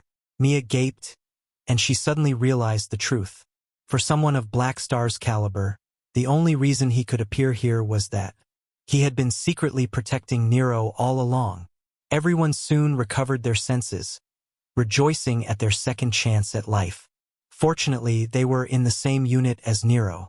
Otherwise, there would be no turnaround for them. Their lives were, in part, saved by Nero. All right, my machines have taken control of the battlefield. Follow me. The mechanical soldier controlled by Han Xiao waved its hands, placating the excited crowd. Thinking about it, he then patted Mia's shoulder as he warmly spoke. After this battle, come with Nero to meet me. I'll introduce you to a few calamity-grade pugilists for them to take you in as a student. Mia opened her eyes wide, her expression incredulous. Only after a while did she realize that Han Xiao was giving her the opportunity to go under a calamity-grade teacher. And she was extremely moved. Excitement and pride filled her heart. She did not imagine that she would receive preferential treatment by Black Star and hurriedly nodded in return. Okay. Thank you for your kindness, Your Excellency Black Star. It's nothing. I just felt that you have the potential to reach the calamity grade. Han Xiao smiled before turning back to look at the other team members. He thought for a while before saying, as for the rest, you can report to Herluz when you return. I'll ask him to raise your team's authority, allowing all of you to promote, form a new team or choose a new position. The material reward will also be given fairly. Unexpectedly, there was such a benefit in being caught. Outside the floating base, the mechanical army that had been hovering quietly suddenly exposed their fangs. Against such strength, there was no room for resistance. The floating base was instantly virtually invaded, with all their armed forces disintegrated, and the base fell under the control of Han Xiao. The Kundi race soldiers and commanders fell from the heavens into the abyss, turning into captives. On the battlefields, the invisible mechanical army finally revealed themselves, joining the battlefield out of nowhere. Under the astonishment of the troops, all the battleships of the enemy were destroyed. Nero and his team were still running when a mechanical troop appeared in front of them, firing behind them. When they turned back to look, they saw the energy beam passing by their spaceship and piercing through several of the Kundi race battleships chasing after them. Bang, bang, bang. The glow of flames was seen as the various spaceships imploded, turning into fireworks that filled the sky. Seeing this, Nero stopped in shock. How did it happen so quickly? From the time he requested the call to his godfather acting, it had only been a couple of minutes. He suddenly remembered Han Xiao's meaningful eyes toward him when the latter cut the call. While Godfather wanted me to experience hardship alone, he sent troops to secretly protect me. I'm sure that the majority of his machines were hidden together with the troops and would appear to help when I'm in danger. So, his words just now were purely to educate me? Godfather. He is harsh with his words, but he's actually a softy inside. Nero was moved upon realizing Han Xiao's good intentions and praised Han Xiao's character as he wiped his eyes. This was the exact opposite of the great mechanic Han's true nature. Nero's thought process was also carefully calculated by Han Xiao beforehand, and the progression was still quite in line with the script that the great director Han had written. The battlefield soon fell under the control of Han Xiao's mechanical army, with the Kundi race's small and medium-sized fleets unable to overturn the scenario at all. With his mechanical army quickly ending the battle, Han Xiao allowed all the soldiers to land and gather before bringing Mia's team to rendezvous with the rest. Seeing that Mia was safe and sound, Nero's taut nerves also relaxed, and he let out a bright smile. "That's great. You're fine." Mia immediately noticed Nero when she landed and ran over to him. She wanted to hug him, but seeing so many people around them, she got a little shy and only lightly hit his mechanical suit with her fist, whispering, "Thanks. If not for you, I wouldn't have been able to return." Nero's smile got wider. "I said I would protect you." Looking at his silly smile, Mia could not help but roll her eyes at him, grumbling, "It was clearly His Excellency Black Star who rescued me." Cough, cough. Han Xiao dryly coughed by the side, interrupting them. "I've saved them for you. The next time you do things, you should be more cautious and attentive. Your luck won't always remain so good, and I cannot always be there to protect you." "I understand." Nero turned to him with a solemn expression as he seriously spoke to Han Xiao. "Thank you very much. I'll carve today's lesson into my mind and will not act recklessly in the future. I will not waste my talent." Han Xiao smiled and nodded before turning to the other soldiers on the battlefield. He nodded slightly and spoke. "Although I interfered in this battle, the captives were mostly caught by you guys. I will not steal your credit, so you will be in charge of taking this group of captives back. Head to Herluz afterward, and he will arrange additional compensation for you." This time, in order to rob Nero, his colleagues had all been included in Han Xiao's plan, so he had long prepared some compensation. Since he had used them and they were his people, he would definitely give them benefits in return. From planet Aquamarine till now, this was now he had acted. The mechanical troops had been observing the battle in stealth mode, and this frightening yet undeadly battle, alongside an opportunity to achieve a promotion or an additional monetary reward, was quite a good exchange for them.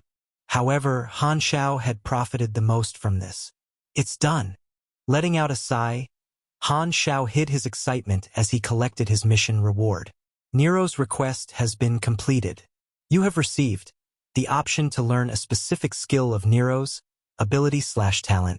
Please select one from the following options below as the reward." A list of skills popped out, and all the abilities and talents of Nero were listed. Glancing at Nero's skills, there were only two on his priority list: perfect mechanical sense and advanced luck glow. However, he could only choose one, and between both skills, Han Xiao needed perfect mechanical sense more, which was the model talent for mechanics, a must-have for every strong beyond grade A. Advanced luck glow was something he wanted, but it was not high on his list. After all, the ability did not help in combat capabilities and would also weaken his mutually assured destruction card of reducing the luck of others. Moreover, because his luck was low, this ability would only play a limited role. He was afraid that if his luck was too high, it would be difficult to draw more mission completion cards. Furthermore, with Phaidon at hand, there was no need to increase his luck. Perfect mechanical sense was his goal, and now that he had gained it, Han Xiao decided to reward Nero by not letting him suffer any pain for the time being. As for advanced luck glow, he would think of an opportune time to obtain it. Halting his devilish thoughts, Han Xiao selected his target on the interface. The next moment, a strong current of mechanical force flowed out within his brain. Selection completed. Your talent, elementary grade mechanical sense, has disappeared. You have received the talent, perfect mechanical sense. Chapter 977, The Concept of Superimposed Mechanical Senses. Chapter 977, The Concept of Superimposed Mechanical Senses. The sound of crackling electricity suddenly sounded on the divine mechanical throne, as thick jagged bolts of mechanical force lashed out like chains on the floor, leaving blackened scars. His brain tingled slightly, as though undergoing an electrical stimulation. With a dazzling glare in his eyes, Han Xiao could feel that the cells in his body were running at full power, with energy constantly being released. After just a few more minutes, the phenomenon began to fade. The world in his eyes had changed subtly. There was now a clearer mechanical perception, and his field of vision penetrated deeper into microstructures. How miraculous! Han Xiao narrowed his eyes as he appreciated the changes. The usage of the character summon card was different from actually possessing the talent. Right now, perfect mechanical sense has resulted in a complete change within his body. His basic personal attributes had not changed, but what was strengthened was his machinery affinity, as well as his mechanical force strength. Through his sense organs, the machinery felt closer and more familiar to him. The core effect of perfect mechanical sense was an improvement of his total machinery affinity by x 1.4 coefficient, and this brought him an additional 2 to 3,000 machinery affinity. This was enough to allow him to leap through several tiers. There were two secondary functions to this. One was the increase in his machinery quality, improving it by 1 or 2 tiers, which was capped at pink grade. At present, Han Xiao's equipment was basically all orange grade, and this bonus was not too important to him. The other function was more important, which granted +4 to all mechanic skills, which could break through the upper limit. This gave him more slots for his apostle weapons. Mechanical sense was classified as a personal talent, and the difficulty in improving it varied from person to person. Some geniuses easily understood it, while some could not learn it even if their personal strength was incredible. Han Xiao's elementary grade mechanical sense was a drawn reward, so his chances of improving it to the level of perfect mechanical sense were nil. Generally speaking, such talents were either passively awakened or actively cultivated from a young age. As one grew older, the learning difficulty of talents would increase. Finally, I've got perfect mechanical sense, and my normal combat capability is now the same as when I use a character summon card. Han Xiao was satisfied.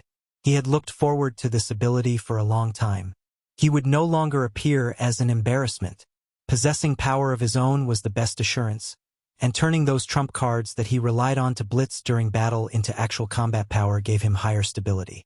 Now, his qualification as a peak level beyond grade A mechanic had completely stabilized, and the gap between him and the mechanic emperor had shortened once more. However, it was still too early for him to arm wrestle against Manison. The other party also possessed perfect mechanical sense, and right now, he had only filled up his missing gaps.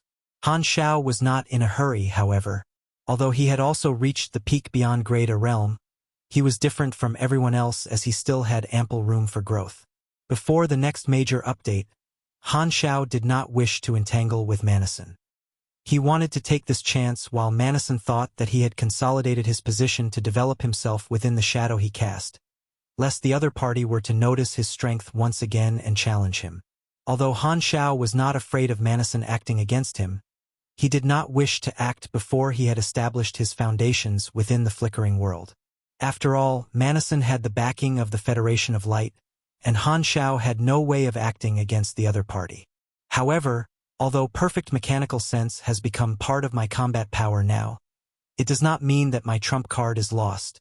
The character summon card usage was not related to his abilities, and activating similar effects would give rise to a stacked bonus rather than the usual effect bonus. In other words, the character summon card of perfect mechanical sense was still useful to him. Since he had already obtained perfect mechanical sense, this would lead to his bonuses superimposing upon one another. The superimposition of two skills, just how terrifying would it become? It would probably be the only double perfect mechanical sense in the entire universe. Just thinking about it gave him the chills. If he used this in front of Manison, the latter's entire worldview would most likely shatter. Frububble.cm. It's better for me to leave any blank character summon cards to use on Reynold and Nero, and whether or not I can get the skill depends on my luck. After experiencing the skill a while longer, Han Xiao finally closed the talent description. He went back to his skill list, pulling down the blueprint column, and looked for a new blueprint that he had recently obtained. Spacetime Splicer. Using peculiar spacetime technology, open a branch timeline temporarily that is outside of the main timeline.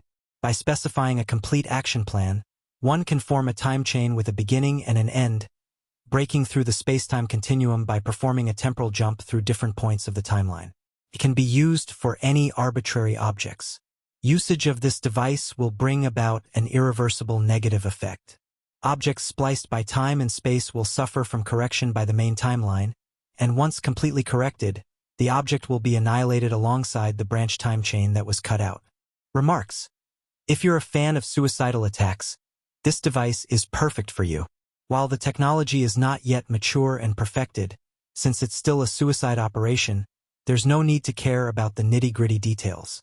Han Xiao had stolen the space-time splicing technology from the Kundi race, learning it and investing some experience to better understand the technique before finally obtaining the new blueprint identified by the interface.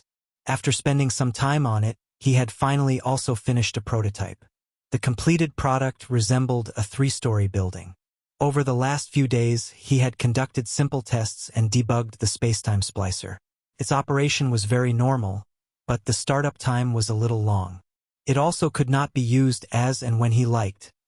Rather, it needed to be connected to a special target pipeline before it would be effective on objects. Naturally, Han Xiao would not use such a dangerous device on himself, but after thinking about it over the last few days, he had concluded that this item would be helpful for the mechanic class. The most suitable object to use the space-time splicing technology on would be the mass-produced machinery.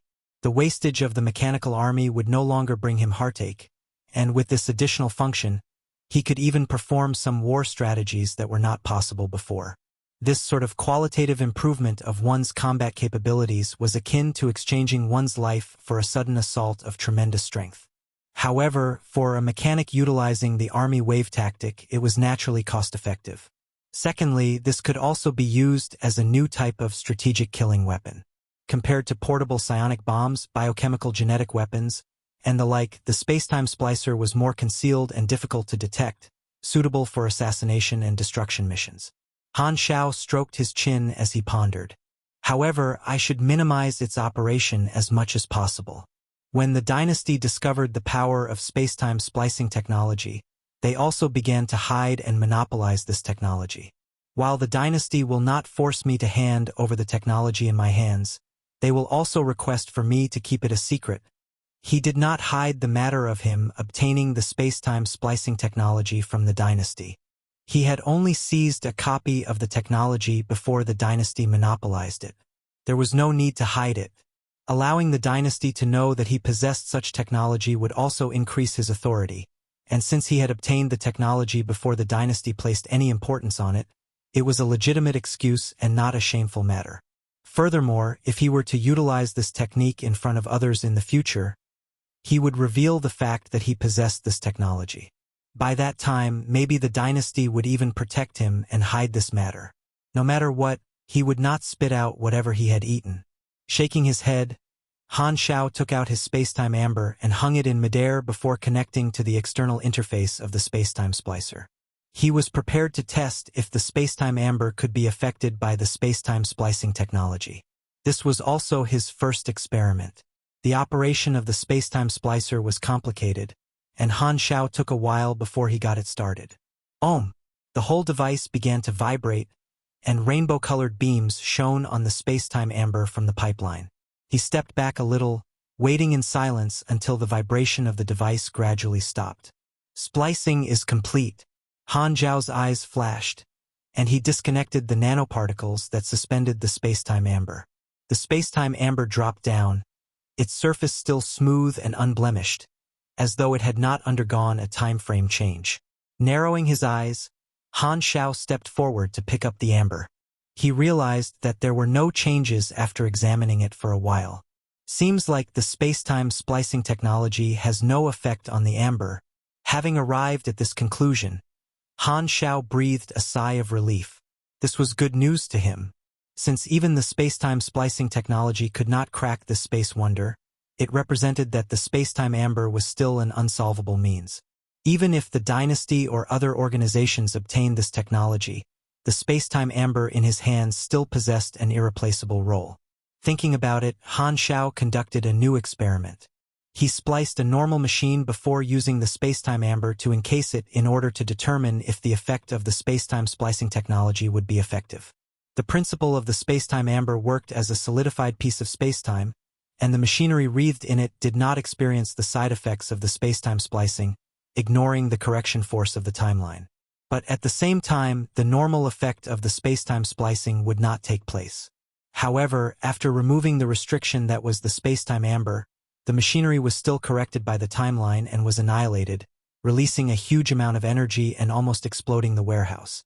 In this case, this means that the spacetime amber can only temporarily isolate the object and not completely offset the side effects of the spacetime splicing technology. So it can only serve as a coffin? Really suits its name amber, Han Xiao thought to himself as he brushed off the dust on his body. There might be another way around it, such as starting the action of the spacetime splicing in advance, then sealing it. By borrowing the effects of the amber, I can first send it to the target location before unlocking the amber and activating the effect of the splicing. Well, this is akin to a delayed detonation. After thinking about it, Han Xiao felt that this was a promising direction to apply, and he would need more time to explore the various possibilities. After testing a few more times to ensure that this was no fluke, he put away the spacetime splicer and took out his communicator, contacting the commander of the Dynasty Exploration Army, Terekov. When the call connected, his huge face appeared on the screen, with the background of a tactical conference room. "Oh, Black Star, what's the matter? You're in a meeting? I can call back later.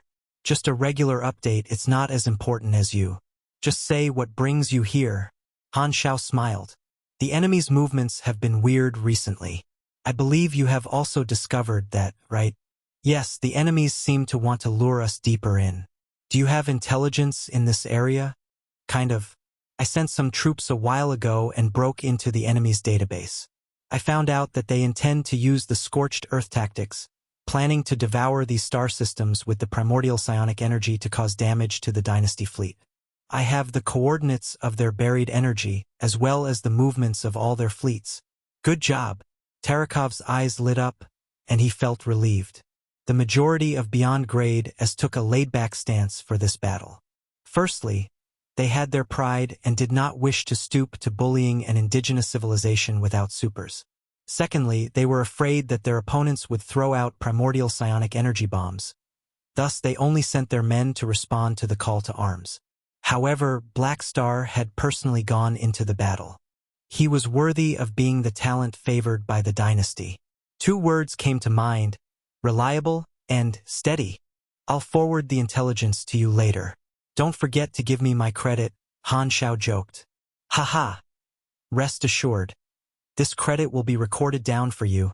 Terekov was in a good mood, and he felt as though Han Xiao was extremely pleasing to his eyes, always bearing good news. Han Xiao smiled before hanging up.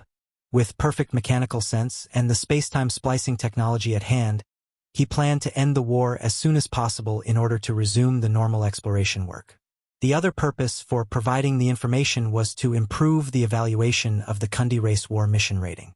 Since all his other goals had been completed, he might as well help the Dynasty finish its battles faster. Because he did not intend to conceal the spacetime splicing technology, Han Xiao did not hesitate, taking out all the intelligence and sending it directly. Terekov was efficient and made arrangements immediately after receiving Han Xiao's intelligence. Several frontline troops were secretly sent to the coordinates shown by the intelligence to foil the enemy's scorched earth plan. In the intelligence given by Han Xiao, the coordinates and movements of all Kundi race fleets were marked. This was equivalent to the Dynasty gazing upon the battlefield without the fog of war, grasping the enemy's every move. The army no longer slowly proceeded in caution but purposefully dispersed and targeted the main fleets of the Kundi race. The Kundi race did not yet realize that all their plans had been exposed and that they were under the gaze of the Dynasty. At this time, they were still implementing their battle plans.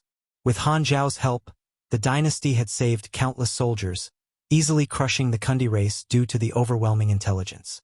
The balance between victory or defeat had been completely tilted toward the Dynasty's favor. Chapter 978, No Retria. 978 No Retria. Han Xiao's intelligence had torn apart the fog of war for the Dynasty, and they swept across the entire Kundi race territory in just a month. Each army legion split their operations up, intercepting the Kundi race main fleet at different coordinates, launching a fierce fight in the starry universe. The battleship fleet advanced as it swept across the galaxy. Under the firepower of the dynasty, the Kundi race was caught off guard, losing ground and a large number of their battleships. In a certain star system, a dynasty fleet was fighting against one of the Kundi race fleets. The enemy was in a state of defeat, constantly being slaughtered mercilessly. Yet another battleship of the Kundi race was shot through by a cannon and transformed into fireworks. The enemy's flagship had already been completely surrounded, with the weaponry of the countless dynasty battleships aimed on it. Once they made any movement, the dynasty would fire and destroy it. The reason they had not done so was because they wished to capture them alive. A small spaceship flew out of the dynasty's fleet, carrying the officers of the dynasty who were responsible for taking over the flagship. The enemy withdrew their shield, as though indicating their surrender. The small spaceship thus approached smoothly and docked itself into the enemy's flagship. The comparison was just like a sesame seed against a grape. Whoosh! The sound of the valves decompressing was heard, and the main door of the flagship opened, revealing a dynasty with pale skin. It was God. The aides-de-camp of the various dynasty officers all possessed certain functions. Some were used more as secretaries, while some aides-de-camp worked part-time during dangerous wars. God belonged to the latter. In front of them was a large group of Kundi race soldiers, surrounding them completely as they tightly gripped their weapons, strongly signaling their readiness for battle. God swept them with a look before ignoring them, reaching out to adjust the universal translator in his ear before speaking. "Who is the commander? Please come out." The Kundi troops immediately went into turmoil, and one of them, dressed smartly in uniform, stepped out. His tone was heavy. "Intruder, why do you understand our language?" Both sides had been fighting from the start and had not exchanged any information. To this Kundi race officer, this was the first time they had communicated with the other party, so they were surprised that he knew their language. "It's just an insignificant piece of technology." God's tone remained calm. The intelligence that Han Xiao had passed to the dynasty was the full package, even including their languages. Thus, the dynasty did not need to crack the nuances behind their languages. Rather, they simply imported the language into the universal translator for easy communication. The Kundi race commander did not ask further, instead saying, "Please stop your killing of our comrades. We have already surrendered." "Okay. As long as you surrender and hand over the command to the fleet, we will stop attacking." "Good. Please follow me." The Kundi race's commander turned around, and his men left a path for him to walk through. God eyed them, a ridiculing smile on the corners of his mouth as he strode to follow. The entourage walked down the passages. Along the way, the atmosphere was oppressive and no one made a sound. After a period of walking, God suddenly let out a snort as he leisurely said, "After bringing us on so many twists and turns, is your ambush ready yet? Don't make me wait too long." Once this sentence was spoken, the commander in front halted in his footsteps, jerking his head back with shock flashing through his eyes. Had they been exposed? But since he had discovered it, how could he remain so calm? While they had already been seen through, they had come too far to retreat now. The tone of the commander grew harsh as he snarled, "After wantonly massacring my troops, you still want me to surrender? Dream on. Let's die together." His words had just been said when heavy trembling came from below them. As God glanced down, he saw the alloy deck quickly swelling up, the seams breaking apart. A dazzling blue light shone through the cracks. To place the primordial psionic energy on board your own flagship, it seems like you've long decided to sacrifice yourself. Before God could complete his sentence, a huge shock reverberated across the entire flagship. Boom! The next instant, the psionic energy blasted out, instantly swallowing the bodies of everyone present, including God and the Kundi race commander, as it filled up the entire area. freewebnov.com. At the same time, the dynasty fleet stationed outside discovered the anomaly and saw the surrounded enemy flagship implode, turning into an expanding primordial psionic energy sphere. The energy mass quickly approached the dynasty's encirclement, And this was precisely the plan of the Kundi race's commander. Detonate and bury the dynasty fleet with him. Within the commanding flagship, the commander on the dynasty's side coldly snorted. Indeed, they decided to do a suicidal attack. Psionic handling team, take action. Once the command was given, one of the spaceships detached from the dynasty fleet. From the head of the spaceship came out a circular device, which shook slightly and resonated, forming an invisible bubble that enveloped the entire psionic energy sphere. An obvious distortion could be seen within the space. The dynasty had long made preparations for the self-detonation of the psionic energy. This device was specially designed to deal with the pollution caused by the psionic energy. It would wrap up the entire psionic energy sphere, and the energy mass that had just formed was still considered small and easy to handle. The expansion of the energy cluster immediately slowed down and reverted, slowly contracting inward instead of expanding outward, continuously shrinking.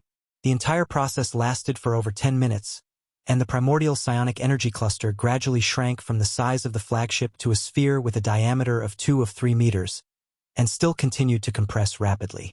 The most common way to control the psionic energy's pollution was to use a special equipment to compress its volume, increasing its energy density until it turned into an energy seed, before stabilizing this energy. This method was considered relatively eco-friendly with the least side effects, and the only issues was that it took a long time and could not be used when the energy had expanded to a certain extent. At this moment, a figure stepped out of the psionic energy cluster, which turned out to be God. Not only was he unscathed, not even his hairstyle had gone out of place, and he even carried with him the Kundi race commander who was still alive. The entire flagship was engulfed by the primordial psionic energy, and only the two of them were still alive. The Kundi race commander stared with wide eyes incredulously at God. He had already made the preparations to die with the enemy, but at this moment, he could not believe what his eyes were showing him. God only glanced at him, before knocking him out, and stretching out his hands toward the energy cluster. Whoosh!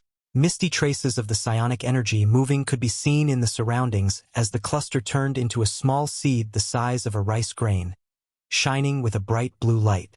This was a freshly formed psionic energy seed, akin to a blue gemstone. It fell between God's fingers, dyeing his fingers and face with a bluish tint. Despite holding an unstable energy source in his hand, God had a calm expression on his face. He flipped his hand, taking out a spherical containment device before tucking in the energy seed.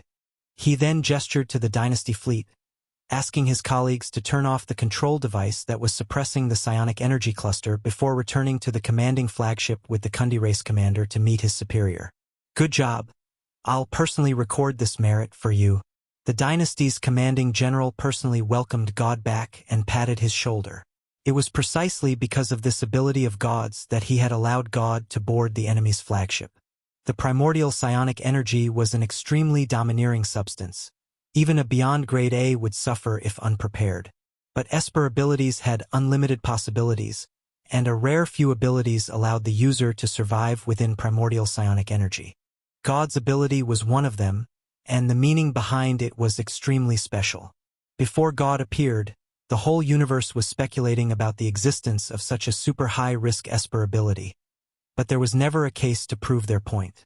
God was probably the only case of an owner possessing a super high-risk Esper ability to be discovered since the ancient times, or at least his ability was the most similar to this super high-risk Esper ability.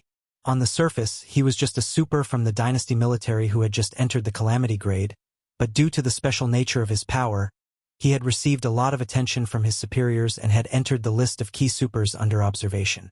The dynasty regarded him as a potential beyond grade A seed and had high hopes for him. Hearing the praise, God smiled lightly and recollected himself, standing by the side. His eyes were deep and unfathomable, and no one knew what he was thinking. The dynasty started warring on multiple fronts, fully moving into battle. The Kundi race armies were defeated one after another, the dynasty's sudden full-scale offensive disrupting their momentum. Everyone, we are losing this war. In the conference room of the Kundi race flagship, the Kundi race leader placed his palms on the table as he glanced coldly at the upper echelons present. Our defeat was expected, but this process has spiraled out of our control, one of the senior officials said solemnly. Our fleets, which were hiding in different positions, were all accurately attacked by the enemy, suffering heavy casualties. This is strange, as though the enemy seems to have knowledge of our coordinates. The battle strategy of the Kundi race was to slowly lure the enemy deeper into their territory, bringing them into the hinterlands before using their main fleet to attack the Stargate and cut off any paths of retreat of the enemy. They would then use the Scorched Earth plan to wipe the area of as many enemies as possible. However, the precise attacks of the Crimson Dynasty had disrupted their battle strategies completely and made them wonder if their own intelligence had been leaked. There's no way for us to judge now whether the enemy is utilizing special observation methods to locate our hidden main fleets or have stolen our internal intelligence. If it's the former, it's still okay, but if the latter situation has happened, our situation now is grim. The enemy likely has insight on our Scorched Earth plan, and they might even have grasped the coordinates of all our troops, including our location. One of the officials had an uneasy tone as he spoke. The Kundi race leader said, "No matter what, we have to prepare for the worst-case scenario. We have yet to properly master the quantum network technology and application, and the enemy's technology is better than ours. We should first temporarily give up on this convenient communication technology. But in that case, we'll become even more passive. Forget about it. Now that the big picture is already gone, it's time for us to evacuate and pray for the Scorched Earth plan to take effect." The leader spoke in a commanding tone. The problem remains, does the enemy have any information about our Scorched Earth plan? If even that is exposed, we need a remedy. How do we remedy this problem? The troops implementing the Scorched Earth plan have been out for a long time. Even if the enemy has gained their coordinates, it will take some time to catch up. Thus, as long as we cut off the link between them and the headquarters, closing the quantum network, we will cut off all information exchanges with the outside world, so the enemy will lose sight of their coordinates. Hearing this, everyone could not help but nod. This was a method to turn the troops involved in the plan into a blind and deaf ghost fleet. Since the enemy know of our plan, they will have prepared to deal with it, someone said. Even if they do not know the location of the primordial psionic energy explosion, they can identify by observation and quickly manage it. In this manner, the effect will be greatly reduced. That's right. Our strategy could be considered, to a certain extent, to have failed. The Kundi race leader's tone was decisive. But we must leave as few resources as possible for the enemy. In any case, we must cause a certain degree of loss to the enemy. Among the upper echelons, no one objected. Seeing that there were no objections, the leader then opened the virtual screen of the conference room, entering his own permissions before accessing a confidential interface that monitored the location and status of all Scorched Earth Plan troops in real time. At this point, the interface showed that all troops were rushing to their destination, proceeding as normal. Confirming that the plan was still running as normal and had not been destroyed by the enemy, everyone was relieved. This was their last hope. Everyone quickly connected to the representative of the Scorched Earth Plan, and his figure soon appeared on the virtual screen. There is an order from the upper echelons. Change all psionic energy bomb locations and cut off the quantum network links. Close all channels of information completely, and only reconnect to report the results when you have changed all locations. Understood. With a few instructions, the leader ended the call. Less than a minute later, the real-time monitoring on the virtual screens slowly dimmed one by one as the links were disconnected. Seeing this, one of the officials sighed. While this is not the best solution, at least it's more secure. The Kundi race leader nodded. Surveying his surroundings, he spoke in a heavy tone. Since it has been properly deployed, we can start to evacuate. Remember to bring all the super captives with us. As matters had reached this point, the Kundi race decided to recall their troops and evacuate. They had profited by catching a few supers during their past few battles, and planned to experiment on them, so they were taking them back to study. At the same time, within one of the borders of the Kundi race territory, one of the fleets of the Scorched Earth Plan was being attacked by the Dynasty fleet. The Kundi race battleship was being boarded, and the Dynasty supers cleared the soldiers within the battleship. The captain barricaded the command room, immediately sending communication requests to the headquarters again and again. However, all of them seemed to sink into the sea without any sort of movement. What's going on? Why aren't the upper echelons answering the emergency call? The captain screamed in exasperation. At this moment, a cold beam pierced through the metal doors of the command room, penetrating the captain's body. Whoosh! Arg! The captain screamed and fell, and blue blood spilled out. A dynasty officer who was holding onto an alloy knife walked in, and glancing at the communication call on the virtual screen, he smiled and turned it off before looking at the unwilling captain's eyes. Don't waste your energy. You cannot contact anyone right now. Hearing this, the captain's eyes grew wide. Don't tell me. Swoosh! The knife swung, and a huge shrimp head flew up into the air. Blood splashed everywhere, forming a poor representation of some abstract art. Sheathing his weapon, the officer turned away, not bothering to explain his plan to the enemy. This was one of the lessons all military personnel had to undergo. In fact, Han Xiao had not just delivered intelligence to them but had pulled out all the stops. Since he had decided to help, he had conveniently handed over the loophole program that left him in control of the Kundi race quantum network to improve his task evaluation.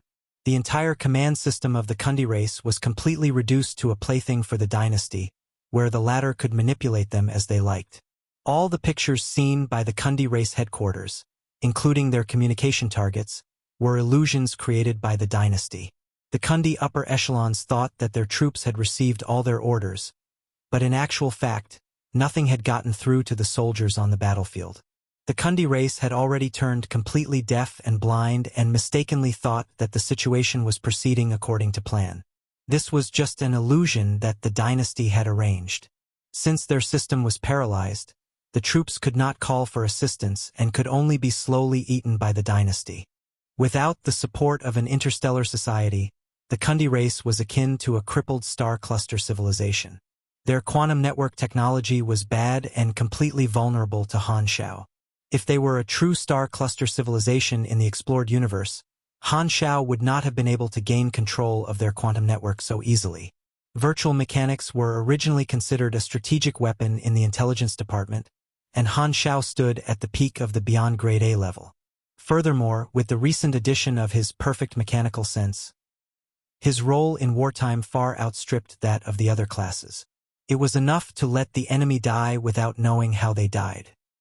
Within a starry sky far away, the migration fleet carrying all the civilians of the Kundi race turned around without anyone sensing, returning along their original path. There was no display on the star map, so everyone in the ship was unaware. The dynasty did not have a habit of letting its enemies go and had already set up a web to capture them all. The Kundi race had practically no way to retreat. Chapter 979 Certainties and Uncertainties. 979 Certainties and Uncertainties. At a certain place in the borderlands of the Kundi race, the remainder of a Kundi race fleet was slowly cruising through space. Not long ago, this fleet with the code name of Sea Flag had gone through a rough fight. They were attacked by a dynasty admiral's fleet, which forced their command ship and guard ships to break away with their lives and escape with their tails tucked between their legs. Currently, there were only 20 or so guard ships around the command ship. The rest were either eliminated or scattered somewhere else. The Sea Flag fleet belonged to the Third Cosmic Army of the Kundi race. The commander of their fleet was the renowned general of the Third Army, Oliert, who was praised to be the star of tomorrow. When the Marshal of the Third Army reached his retirement age a few years ago, Oliert was seen as the top candidate to take on the position of the Marshal. However, due to the fact that the data of a destroyed ship was received a few years ago, the upper echelons made the decision to prepare for war. This led to the retirement of all army officials to be delayed, so this matter was put aside for the time being. At this time, the Sea Flag fleet was moving in stealth mode while waiting for the next order from command. Inside the bridge of the command ship, the atmosphere was grave and silent. Everyone was immersed in the pain and agony of losing the battle and losing their comrades. Oliert stood before the most front porthole in silence, only showing his back to everyone in the room. The color of the carapace on his body was a mixture of sorrowful green and raging red. In the battle earlier, almost everything he did was expected by the enemy commander. He was partially responsible for the loss of that battle. Everyone knew that the commander was the one facing the most pressure, so none dared bother him. After hesitating for a very long time, the aide-de-camp finally found the courage to walk to Oliert and said quietly, "Sir, we say no more." Oliert turned around as his body gradually turned into the color of calming blue. He then said slowly, "This was not just my personal failure but a failure on the level of civilization background. I did not lose to the opponent but the enemy's entire civilization." Oliert knew that his talent as a commander was no match for the dynasty's admiral, but he felt that this was not just the issue of individual ability and that the main difference came from the civilization backgrounds. During the battle, he made the most detailed and careful decisions he had ever made in his life. To him, his performance this time could even be placed in the curriculum of military schools as a crucial case study. However, to his absolute shock, the response of the enemy was unbelievably quick. His plans were seen through almost instantly. Meeting such an opponent was a heavy blow to his confidence as a commander. This did not mean that Oliert was incompetent. In fact, he was already considered top-notch by the Kundi race's standards. On the surface, this situation happened because the ability of the dynasty admiral was far superior to his, but the deeper reason lay within the difference in civilization backgrounds. The rise of the three universal civilizations was accompanied by the wails of countless races. As they experienced the flames of war, all the battles were recorded in the curriculum of their military schools. Therefore, no matter what situation their commanders faced, they were able to come up with the respective solutions almost instantly. Comparatively, the Kundi race had experienced way too few galactic wars. All the strategies they were using had been abandoned by the explored universe long ago for being too behind. This was what the difference between backgrounds meant. After the battle, Oliert was pessimistic. He saw completely no way of winning even parts of the battle, and the continuous crumble of the various fleets right now was the best proof for that. He was not the only one that felt this one. All the soldiers fighting on the front lines basically had the same pessimistic view of this war. They were furious that their home was coveted by the enemies, but they did not think that the sacrifices in this war were necessary. However, as soldiers, they had to follow the orders. Oliert sighed in his mind, put these pessimistic emotions away, looked at the aide-de-camp, and asked in a deep voice, "Has an order from command arrived?" "It has just arrived. They've told us to stand by and retrieve the scattered fleet, then rendezvous with the main fleet of the Third Army to plan for the attack on the enemy Stargate." Oliert slammed the table and said with rage, "Bullsh*t. Why aren't we retreating now? Have command lost their minds? We were just defeated and forced to scatter. How can we stay in this dangerous area to recover the rest of the ships? Do they think that the enemies won't chase after us? Furthermore, the main fleet is already in shambles, yet we're being asked to rendezvous and attack the enemy's Stargate. This is basically asking us to commit suicide." Many of the officers in the room felt that this strategy was problematic, but they did not dare speak. They all stared at Oliert and waited for the decision of their commander. Oliert took a few steps back, suppressed his rage, and said, "Contact the marshal. I'm going to ask him personally about what's going on with this decision." The aide-de-camp nodded and immediately made the arrangements. A communication interface popped up on the virtual screen. After a few seconds, the other side picked up the communication, and the Third Army Marshal appeared on the screen. "Oliert, I heard you were attacked. Glad to see you're still alive. Luck was part of the reason." Oliert tried his best to speak as calmly as possible. "I have received the order from the command department. Are we planning to attack the enemy's Stargate?" "Yes, that's the order. Don't you think that's problematic? The battle has already deviated from our initial plan. We shouldn't linger now. It will only cause more meaningless sacrifices." "I know. I think it's time to retreat, too, and I'm talking to the upper echelons. For now, let's follow the order." Oliert became silent for a moment before ending the call. The aide-de-camp asked cautiously, "Sir, what should we do now?" Oliert glanced at him and suddenly said, "How many battleships do we have left?" 24. Gather all the captains into the communication channel." As this order was executed, Oliert stood in place with hands behind his back and waited for a while.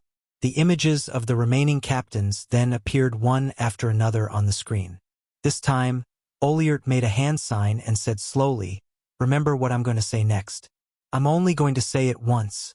He then went on to say a ton of standard encouraging words and repeated the order of the command department, during which he kept making several hand signs. All the captains stared at him very closely. "All right, that's all. Let's do it." Finally, Oliert placed his hands down and completed his speech. The images of the captains disappeared on the screen one after another. This time, the aide-de-camp who was looking at the other command screen suddenly said with shock, "Sir, all the captains have turned off their artificial intelligence cores and blocked all outside information. We can't contact them anymore." Oliert, however, expected this. He nodded calmly and said, "Very good. Go turn off the artificial intelligence core of our spaceship." The others were shocked to suddenly understand what was going on. They were in disbelief. "This means that we're going to be deserters. Touch this." The aide-de-camp was stunned. Oliert glared at him and said with a stern tone, "What are you waiting for?" The aide-de-camp hesitated for a moment before making the arrangements. Very soon, the artificial intelligence core of the command ship was turned off. This way, the remnants of the Sea Flag fleet became a ghost fleet that had lost contact completely to the outside world. Only now did Oliert heave a sigh of relief. He looked at the others who were still lost and explained, "Sorry, this is all to be as cautious as possible. If I'm not wrong, our quantum network has already been completely infiltrated by the enemies." With these words said, everyone was shocked. Oliert glanced around and said slowly, "I know the Marshal very well. He's a stubborn soldier who would never question orders from the superiors. Although this is a difficult time and everything could change, we can't ignore any suspicious behavior. I suspect that what I just spoke with was not the Marshal at all. The enemies have very likely infiltrated our command system. All of you are experienced, so I don't have to emphasize the consequences of that. Therefore, the war is already over. I can't possibly follow their orders anymore. The only thing we can do now is save ourselves. The hand signs I made earlier were a special code that very few people know. I told the captains to cut off all external connections.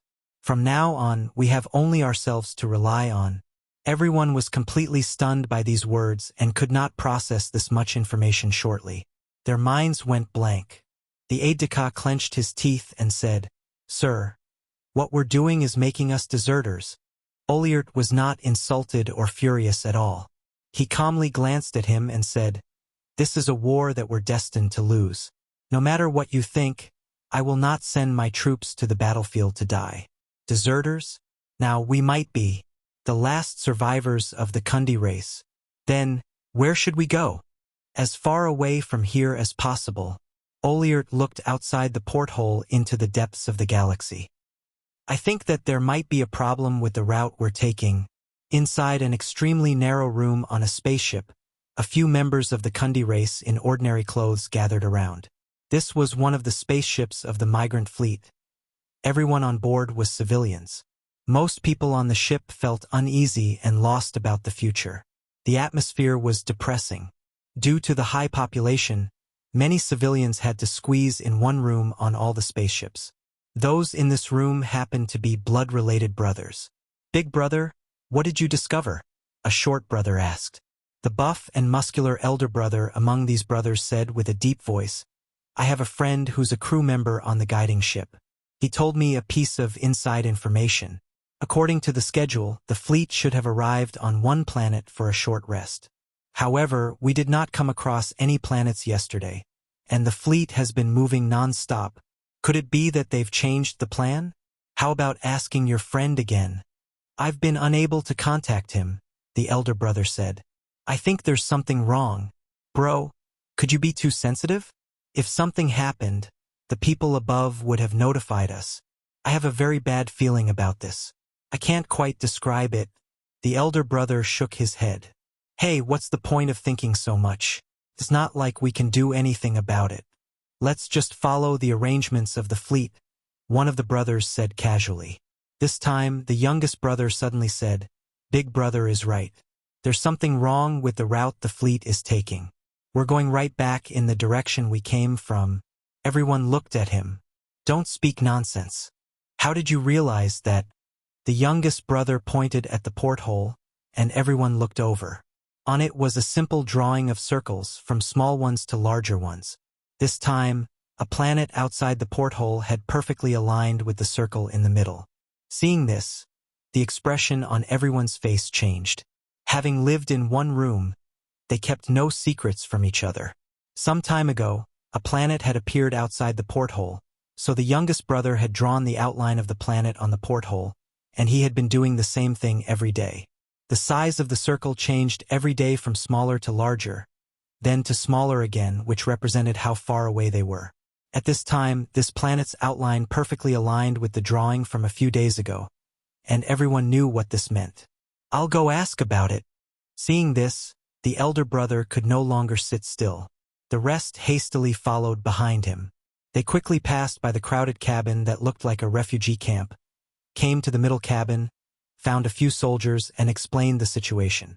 There's something wrong with the route? A soldier picked his ears and said impatiently, That's not something for you to worry about. What are you being so concerned for? It's true. I can show you the evidence. All right.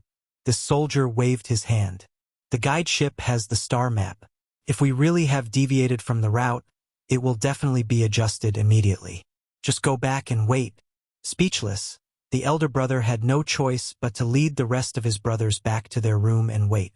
However, 3 days passed, and they looked at the drawing on the porthole every day, only to realize that the fleet was still going back in the direction they had come from. The route was not adjusted at all. The elder brother tried to contact his friend who had given him the inside information every day and only was able to do so on the 3rd day. However, his friend's reply made him even more disheartened. We've deviated from the route? No, our star map shows that the route we're taking is completely accurate. We didn't run into the supply planet I spoke of? Oh, that's an error made in the long-range observation, so the star map was a little inaccurate. I have already reflected this to those above, and our star map has been updated, so there's no problem now. What drawings? You guys are probably mistaken. That's a new planet, not the one we saw earlier. Anyhow, the navigator here shows we have been advancing all this time. After turning off the communicator with a grave expression, the elder brother stayed silent for quite some time. Suddenly, as if he finally had the resolve to make a decision, he said, Do you trust me or the people above? The brothers exchanged looks with hesitation. The youngest brother could not help but ask, What do you want to do? My bad feeling has become stronger and stronger. There's definitely something wrong with this. Maybe the people above are sending us into the pit of fire. The elder brother lowered his voice. I don't want to stay on the spaceship anymore. I'm planning to steal supplies and a life-saving cabin for us to escape. Have you lost your mind? Appalled, one of the brothers said, That's suicide. The fleet will definitely capture us. Even if we succeed, the supplies we steal will run out sooner or later. What are we going to do when we have no food and no fuel? Also, do you have a star map? Without a star map, how are we going to escape? I can obtain the star map and the authorization for the life-saving cabin from my friend. As for supplies, the medium life-saving cabin has a full set of facilities. As long as we arrive on that planet, we can use the devices to refill the fuel, which will last us many years. Food-wise, we will need greenhouse incubators, crop seeds, and nutrition fluid makers, which can all be obtained on this ship. When the crops are being produced, we can rest in the cryogenic chambers, the elder brother said quietly. I've been thinking about an alternate plan for the past 3 days. This was not a sudden decision. The others still shook their heads. Leaving the main fleet of their people to survive in the unknown universe with just a few of them? This plan was too crazy to think about it. I'm going with you. This time, the youngest brother stepped forward and shrugged. You know me. I don't like to be restricted by rules. Since we've left our home, I'm not planning to continue living a peaceful lifestyle of following what everyone else does. I want to explore the vast universe myself. You can say I like adventures, or you can say I love to seek excitement. No matter what, count me in. The elder brother nodded, looked at his other brothers, and said, I know you all have concerns. The universe is way too big. With just a few of us, we will be facing the deepest loneliness and fears. Maybe I'll be proven wrong in the end, but I'm not willing to sit and wait passively. I won't force everyone to go with me. The second oldest brother hesitated for a while before saying, "Bro, I'll go with you too. You're the person I trust the most. I trust your judgment." Seeing two of them making up their minds, more people were shaken. One of the brothers shook his head with resignation and said, "Sai, all right, let's do it. From the moment we left our home, I already considered myself to be dead. What's the worst that can happen with being more adventurous? We're brothers, we can't separate from each other." These brothers had grown up together and were used to sticking together. After some hesitation, in the end, all of them agreed to the eldest brother's plan. The amazing thing was after they had made up their mind, the hesitation and unease disappeared, replaced by incomparable excitement and anticipation. "Big bro, I have a suggestion. We should at least bring one woman, right?" Everyone burst out laughing. The heavy atmosphere disappeared, and the room was filled with a joyous spirit. "That's right. Not just one, we should bring a few more. Haha, we might become a stray civilization in the future." For the days to come, these brothers used their own network and connections to quietly prepare for their plan. As the migration spaceships had a large number of daily supplies, they were able to find what they needed easily. The only question was, how were they going to obtain those supplies? With courage, money, connections, and a little bit of luck, they used several methods to obtain most of the supplies they needed. Very soon, the day to execute the plan came. It went smoother than they could have ever imagined. According to the intelligence they collected, they secretly entered the ejection point of life-saving cabins and stepped into a medium life-saving cabin. They then turned off the artificial intelligence core and switched it to manual control mode. The eldest brother's hand stopped above the eject button but did not press it instantly. "Have you guys made up your mind? As soon as I press this button, there's no going back. If we're captured, we'll become prisoners. We're not much different from prisoners now. We're more like manual labor to the people above. It's just that we're given a different name as population resources. I have been wanting to get rid of this identity for a long time," the youngest brother said with a carefree smile. "Nonsense." The eldest brother shook his head and chuckled before pressing hard on the button. Whoosh! The life-saving cabin suddenly descended and was shot into the cosmic space. As they left the spaceship, they subconsciously looked outside the porthole and were stunned. What they saw was many life-saving cabins also being shot out like fireworks from other spaceships of the migration fleet before leaving in different directions. Half a month passed in the blink of an eye.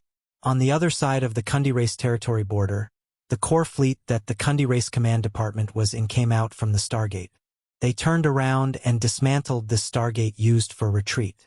"All right, we have arrived at the target area.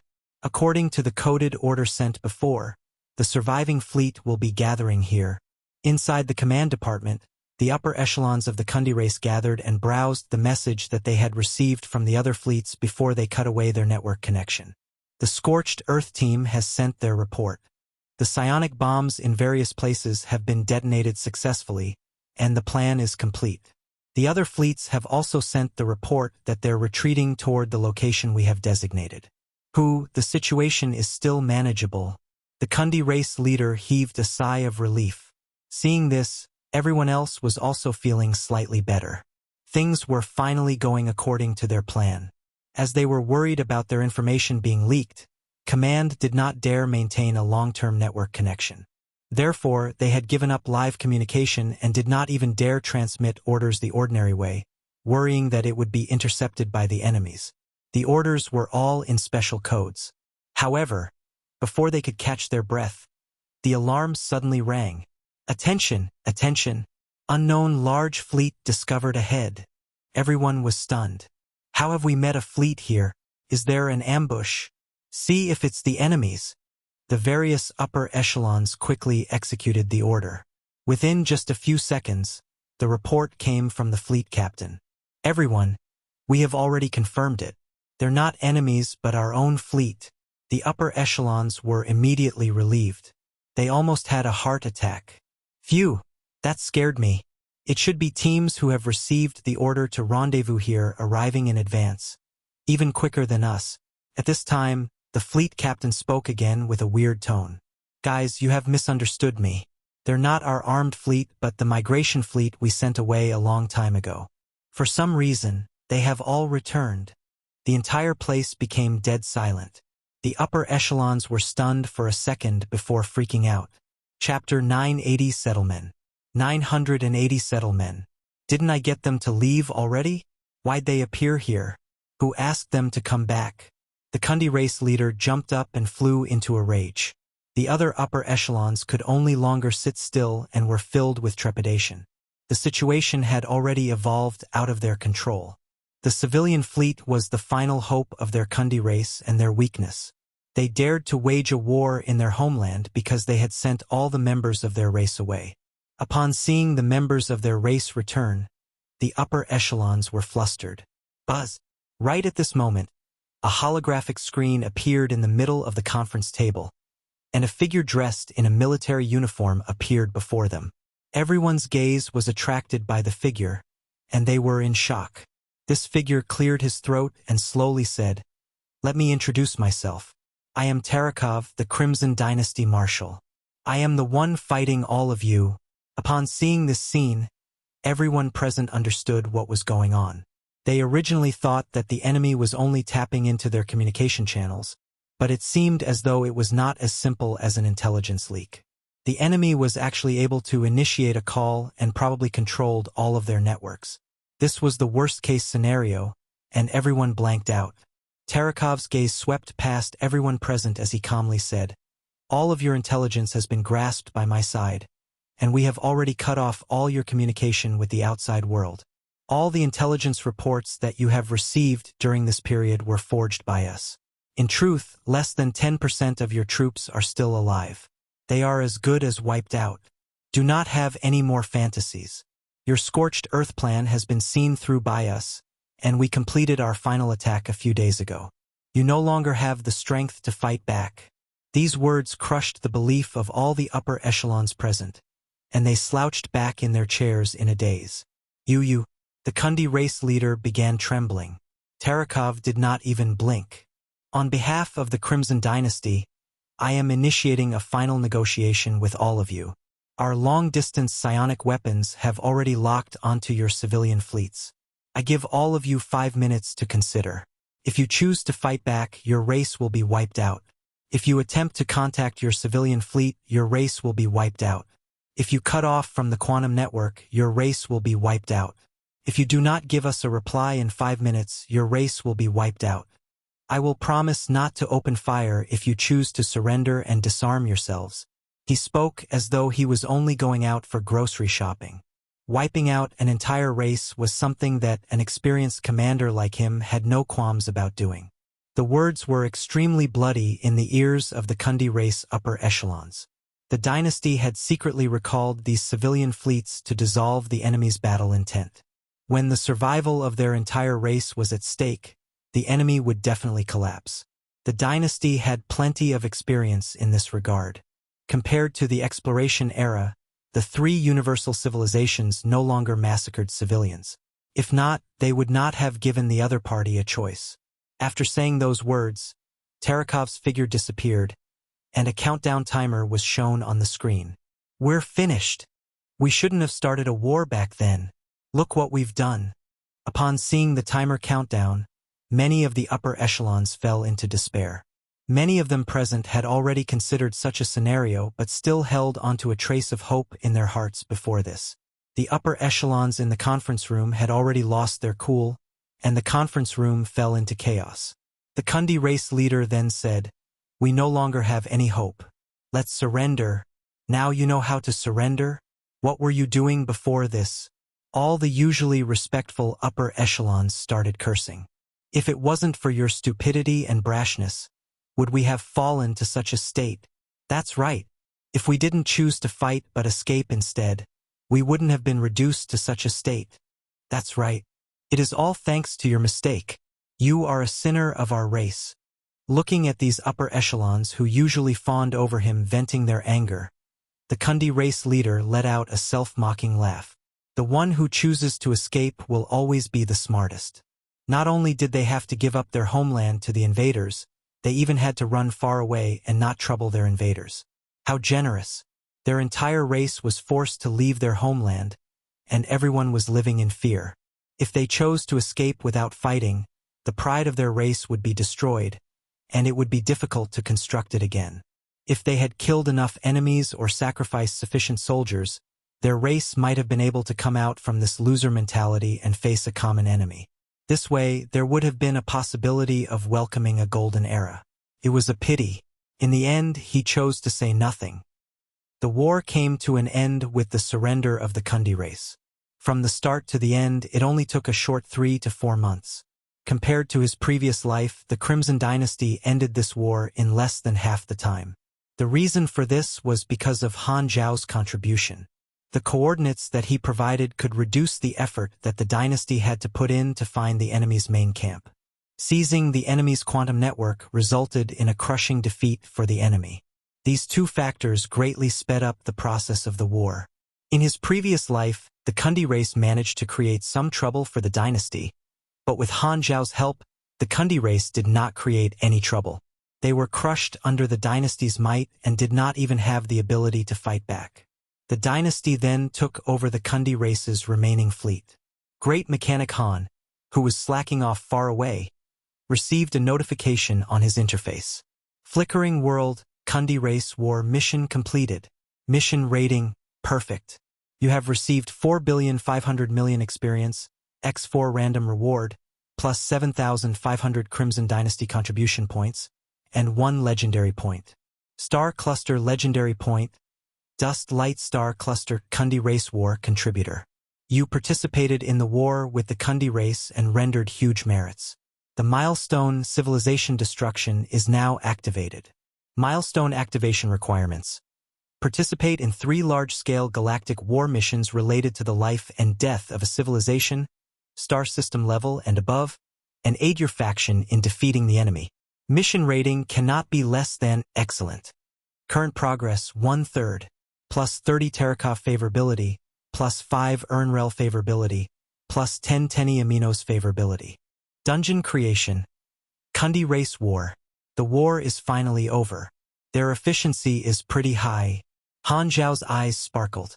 Although he did not personally participate in the war, the intelligence he provided gave him a perfect mission rating.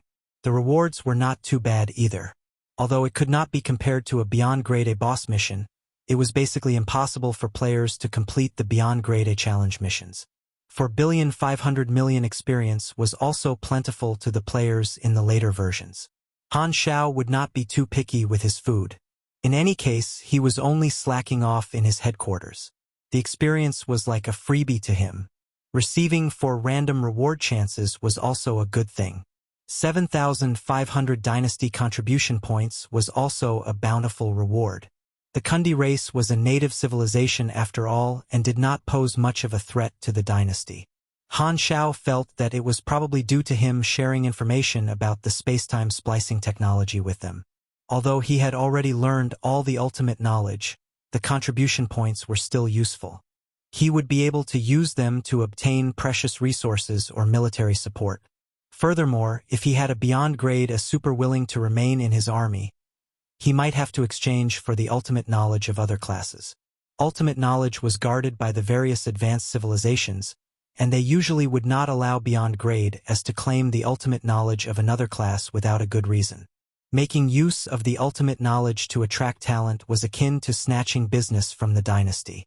As such, the dynasty would not agree to it, and the various Beyond Grade A allies also would not share ultimate knowledge with each other. The only exception would be if they had a Beyond Grade A officer in their organization. Of course, this was a rare scenario. After all, most Beyond Grade As would not be willing to serve under someone else. Han Xiao had some memories of the civilization destruction milestone.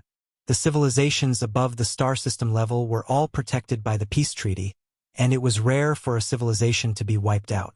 Only the players belonging to the various evil factions had a chance to trigger such a milestone. The effects were not too bad. Wearing the civilization destruction milestone would increase his damage by 6% and his range by 25%. However, the price to pay for obtaining such a milestone was also extremely high. He would need to participate or incite a life and death battle between star system civilizations, and they were extremely rare. Furthermore, there would be a chance for him to become a wanted individual after the matter. As part of the lawful faction, it would be even harder for him to obtain such a milestone. However, the benefit was that he would not become wanted. Han Xiao was not too surprised that there was not a political asset reward. The Kundi race was still lacking, and destroying them was not that important to the dynasty. However, he had managed to gain a series of favorability increases. Apart from Terekov and the ruler, all the various commanders including Tenny had their favorability increased. The dungeon formed was similar to the Secret War and Germinal Organization dungeons. He would be able to form various different dungeons. Because the Kundi race was not too powerful, the dungeon created also would not be too difficult, but the reward would not be low. After looking at his rewards, Han Xiao closed the interface and let out a long breath. Space-time splicing technology, perfect mechanical sense, and the mission reward. My rewards this time were plentiful. The Kundi race is the only obstacle, and the second exploration phase can go back on track after this. Because of his interference, the outcome of the Kundi race was changed. In his previous life, the dynasty spent a long time finding the Kundi race territory, which gave the Kundi race enough time to move their civilian fleet. At the same time, the Kundi race fleet also had sufficient preparation time and was not caught off guard like this time. Understanding the map gave the Kundi race a strategic advantage and the chance to analyze the dynasty's battle tactics. As such, the Kundi race was not kept in the dark when the dynasty infiltrated their main system but managed to put up a fight. As such, the Crimson dynasty did not choose to negotiate but wiped out the Kundi race. However, a portion of their civilian fleets were able to escape and were not caught by the dynasty. What Han Xiao did not know was that the Kundi race's new homeland in his previous life was still within the flickering world. After all, they did not understand what a star field was. The dynasty managed to discover the Kundi race's new homeland in the exploration process. The dynasty had already placed huge emphasis on the space-time splicing technology by that time. As such, the Kundi race's new homeland was reduced to dust, and they were secretly wiped out. This time, destiny took a different path. Han Xiao stroked his chin and entered the quantum network. He was prepared to see how the dynasty planned to deal with the Kundi race. In the Planet Lighthouse office, there were two figures. The one standing was Terekov, and the one seated was Ernrel's long-distance projection. The dynasty now had to worry about how to deal with the Kundi race. Should they kill them or rear them? The ruler and upper echelons had to make such a decision. Terekov was currently giving a report to Ernrel, and they were talking about the problem regarding the captives. It will be 7 days before the arrival of the captives. Your Excellency, how should we deal with them? Ernrel then stroked her chin and said, the upper echelons have already discussed this matter. Some support the idea of pulling up the weeds by the roots while others feel that we should rear and educate them. We have not come to a final decision. Do you have any suggestions? The battle went smoothly, and since the enemy chose to surrender, I don't feel that there is a need to kill them unnecessarily, Terekov said. We can choose to let them stay on a few planets within the dynasty's territory and keep a close watch over them. We shouldn't allow them to enter the Galactic Society temporarily and educate a few generations. If the outcome is good, we can make them into a vassal civilization. At that time, we can let them into the Galactic Society. During war, he killed without any hesitation and would kill without even batting an eye. But outside of war, he was not a bloodthirsty individual. If this is the case, we will have to divide them out, and we need their leader to help us, Ernrel said. Yes, I am preparing to interrogate their leader later. Right, we conducted a series of tests on the upper echelons of the Kundi race and detected some oddities within their mental state. They seem to have been affected by a psychic current to enlarge the regions of their brain in charge of anger and rashness. Upon hearing that, a cold light flashed in Ernrel's eyes. Ah, it's the actions of those star cluster civilizations again. They not only threw a bag of technological knowledge but also made use of a psychic current. If not, the other party might not have been so aggressive. Who was the one most affected by the psychic current? should be their leader, right? Wrong. The Kundi race leader was the least affected. Ernrel shook her head with resignation. That's interesting. Is this something unique to their species? Beep beep. Right at this moment, the communicator on the table rang. Terekov pressed a button, and his secretary's voice could be heard. Chief Commander, Black Star is on the line. Should I connect his long-distance projection? Why is he here now? Terekov muttered before shaking his head. I am giving a report to the ruler. Ask him to wait for a while. Right at this moment, Ernrel waved her hands. It's all right. Let him in. He isn't an outsider. All right then. Since the ruler was willing, Terekov did not mind. Very quickly, Han Xiao's projection appeared in the room, and he immediately saw Ernrel. Your Excellency, you are also here. Black Star, I heard of your contributions during this war. Good job. Ernrel nodded. My contributions were negligible, Han Xiao said humbly. What are both of you talking about? Nothing much. We are talking about how we should deal with the Kundi race. A decision hasn't been made yet. Ernrel then repeated the conversation simply before asking, Black Star, do you have any suggestions? I don't have any opinions. I am also here to ask the dynasty about how they plan to deal with this matter. Han Xiao raised his brow. Not having opinions is also a type of opinion. Ernrel then did not say anything. She then looked at Terekov and got him to continue the report.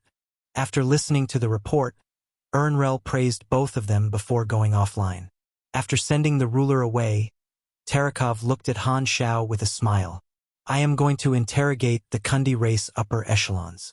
Do you want to join me? I am actually very busy.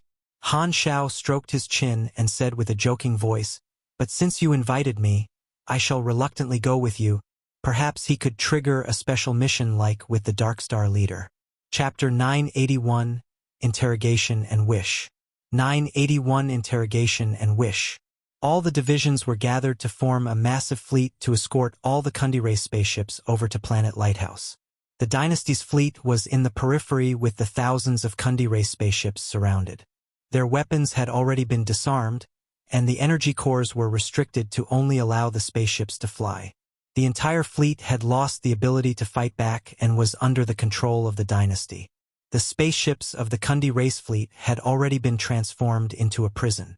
The main flagship of the Kundi race fleet was the most heavily modified, with the cabins of the spaceship being modified into jail rooms. The command room was taken over by the dynasty soldiers, and two projections appeared in the command room. They were Terekov and Han Xiao. Paying our respects to the chief commander. The moment both of them came online, the sound of the soldiers greeting their commander could be heard. Terekov had already given notice of his visit, and the soldiers were waiting for him. The various commanders of the different divisions were there with their aide-de-camp in the form of a long-distance projection. It has been tough on everyone. Terekov smiled with a friendly attitude. These young elite commanders would be the future stars of the dynasty, and Terekov was truly gratified at the sight of the talents before him. As Han Xiao looked at the commanders present, he could not help but be slightly startled. Whoa, they're all big shots. A group of future commanders and big shots were standing before him as though it was an inspection parade. Because he knew the future identities of these commanders, Han Xiao found the scene to be a memorable one and almost wanted to take a picture of it. Your Excellency Black Star, you're also here. Tenny was also within the group, and he greeted Han Xiao with a smile on his face. We meet again. Han Xiao nodded, and upon seeing the other commanders look over, he said, I congratulate all of you for winning the war. Having such talented commanders is the honor of the dynasty. The effect of an AoE flattery was not too bad at all. Even though he was only an ally of the dynasty, his status exceeded these young elites who had yet to reach the height of their careers. Everyone liked to listen to nice words, and everyone revealed a smile upon hearing Black Star's praise. Your Excellency Black Star was the true cornerstone of our victory by providing key intelligence. We only performed some manual labor. Your Excellency Black Star's contribution is the main reason for us winning the war. Some of the commanders present immediately responded politely. Of course, There were a few commanders who did not say a thing but only nodded with respect. Han Xiao replied with a smile, but his gaze was suddenly fixed on God. You are. Han Xiao squinted and realized that he did not recognize the person before him. Upon seeing that, God smiled and took the initiative to say, I have long heard of your great name, Your Excellency Black Star. This is God, one of the supers that the dynasty is grooming. I heard that he survived a primordial psionic energy explosion and is extremely outstanding. Terekov laughed and made the introduction. Hello, God. Han Xiao then continued greeting the other commanders while secretly entering the quantum network to check on God's records. Checking a person's background was something that he was used to doing. With his current status, checking the information of some commanders would not be a problem. The next moment, God's resume appeared before him, and the resume seemed extremely simple without a problem. However, when he wanted to view more detailed information, a notification popped up and warned him about a lack of clearance. I can't see it? It seems like they truly place great importance on him. Han Xiao would not bother breaking through the firewall of the dynasty for no good reason to invoke their dissatisfaction. Terekov said that God was a super that the dynasty was grooming. The dynasty would only groom two different kinds of supers, those with a special ability or superior potential.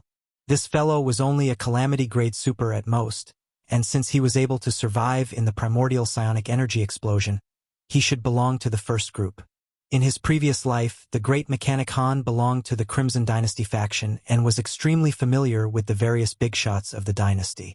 If God was truly a super groomed by the dynasty, he should have some impression of the other party. However, he could be sure that he had never heard of such a character before, and he did not have any memory of God. There was not such a character in his previous life. Has the storyline been changed again? Han Xiao thought to himself. I wonder where this new guy came from. Although he was in doubt, he did not find the matter too strange.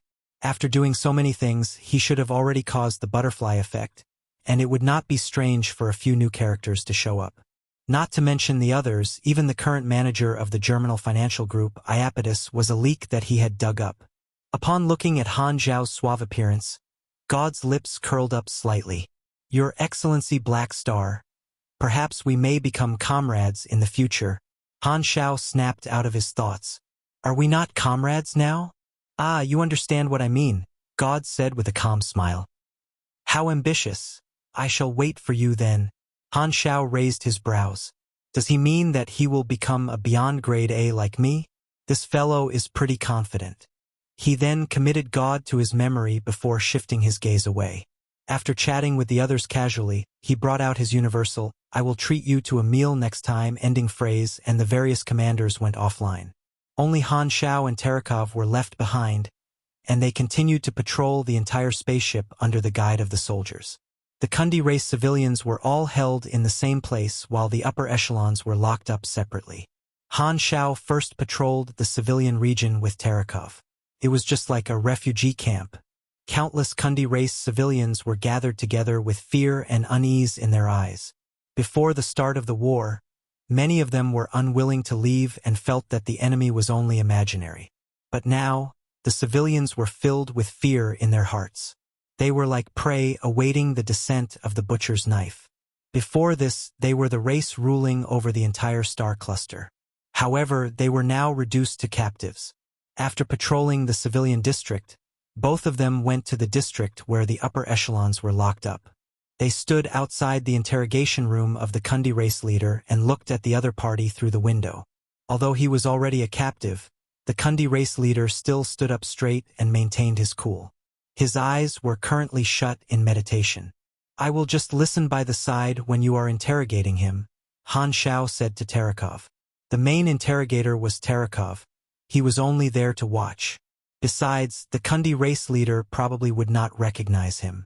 Terekov then nodded and said to the soldier beside him, Open the door. In the interrogation room, the Kundi race leader was seated down and trying his best to sit up straight. He was not as calm as he looked, but he needed to maintain his cool.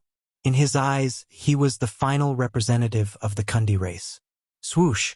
The door opened, and the Kundi race leader opened his eyes to watch two figures walk in. One of them was the military commander Terekov, whom he had seen before, and the other was extremely foreign to him. He was dressed in a black windbreaker and looked like a big shot. "This is the second time that we have met," Terekov said with a poker face. "Our party has already fulfilled our side of the promise and didn't massacre your race. You now have to tell me everything that you know, including your thoughts and logic when deciding to attack us, the reason for your attack, and everything related to this attack. Remember that your answer will determine our attitude toward how we choose to deal with you. You'd better not hide anything, or the one to regret it definitely won't be me." Virtual technology could steal information for them, but they would not be able to understand the other party's thought process through it. This was the main point of their interrogation today. The Kundi race leader knew that it was only a matter of time before he was interrogated and did not dare hide anything. At the same time, he did not have any intention of hiding anything and said everything that he knew with a heavy heart. Upon hearing the other party narrate his story, Terekov typed out a report. From time to time, Han Xiao looked over and saw a few negative terms such as xenophobic ideology, native arrogance, vengeful culture, and unsuitable for living together. These aren't good terms. Han Xiao blinked. This interrogation report would definitely affect the decision of the dynasty, and these words were dangerous. After a while, the Kundi race leader finally finished what he had to say. "Your existence would take away our room for growth, and we are thus willing to find a new homeland that won't be disturbed. We aren't willing to live together with all of you as it will only limit our growth and development." Upon hearing that, Terekov nodded and said without hiding anything, "You are right. We will never allow you to rise up." None of them were saints, and the Crimson Dynasty did not explore the flickering world so that they can live harmoniously with the natives. They were not planning to let the natives develop and only planned to give them some space to survive. For most of the natives, it was not a bad thing. The three universal civilizations would educate them, and they would receive advanced technological knowledge. However, to the Kundi race, which had a certain scale, it was a calamity. The three universal civilizations were not interested in having more civilizations eyeing their positions and would definitely restrict their growth. The Crimson Dynasty did not hate the actions of the Kundi race.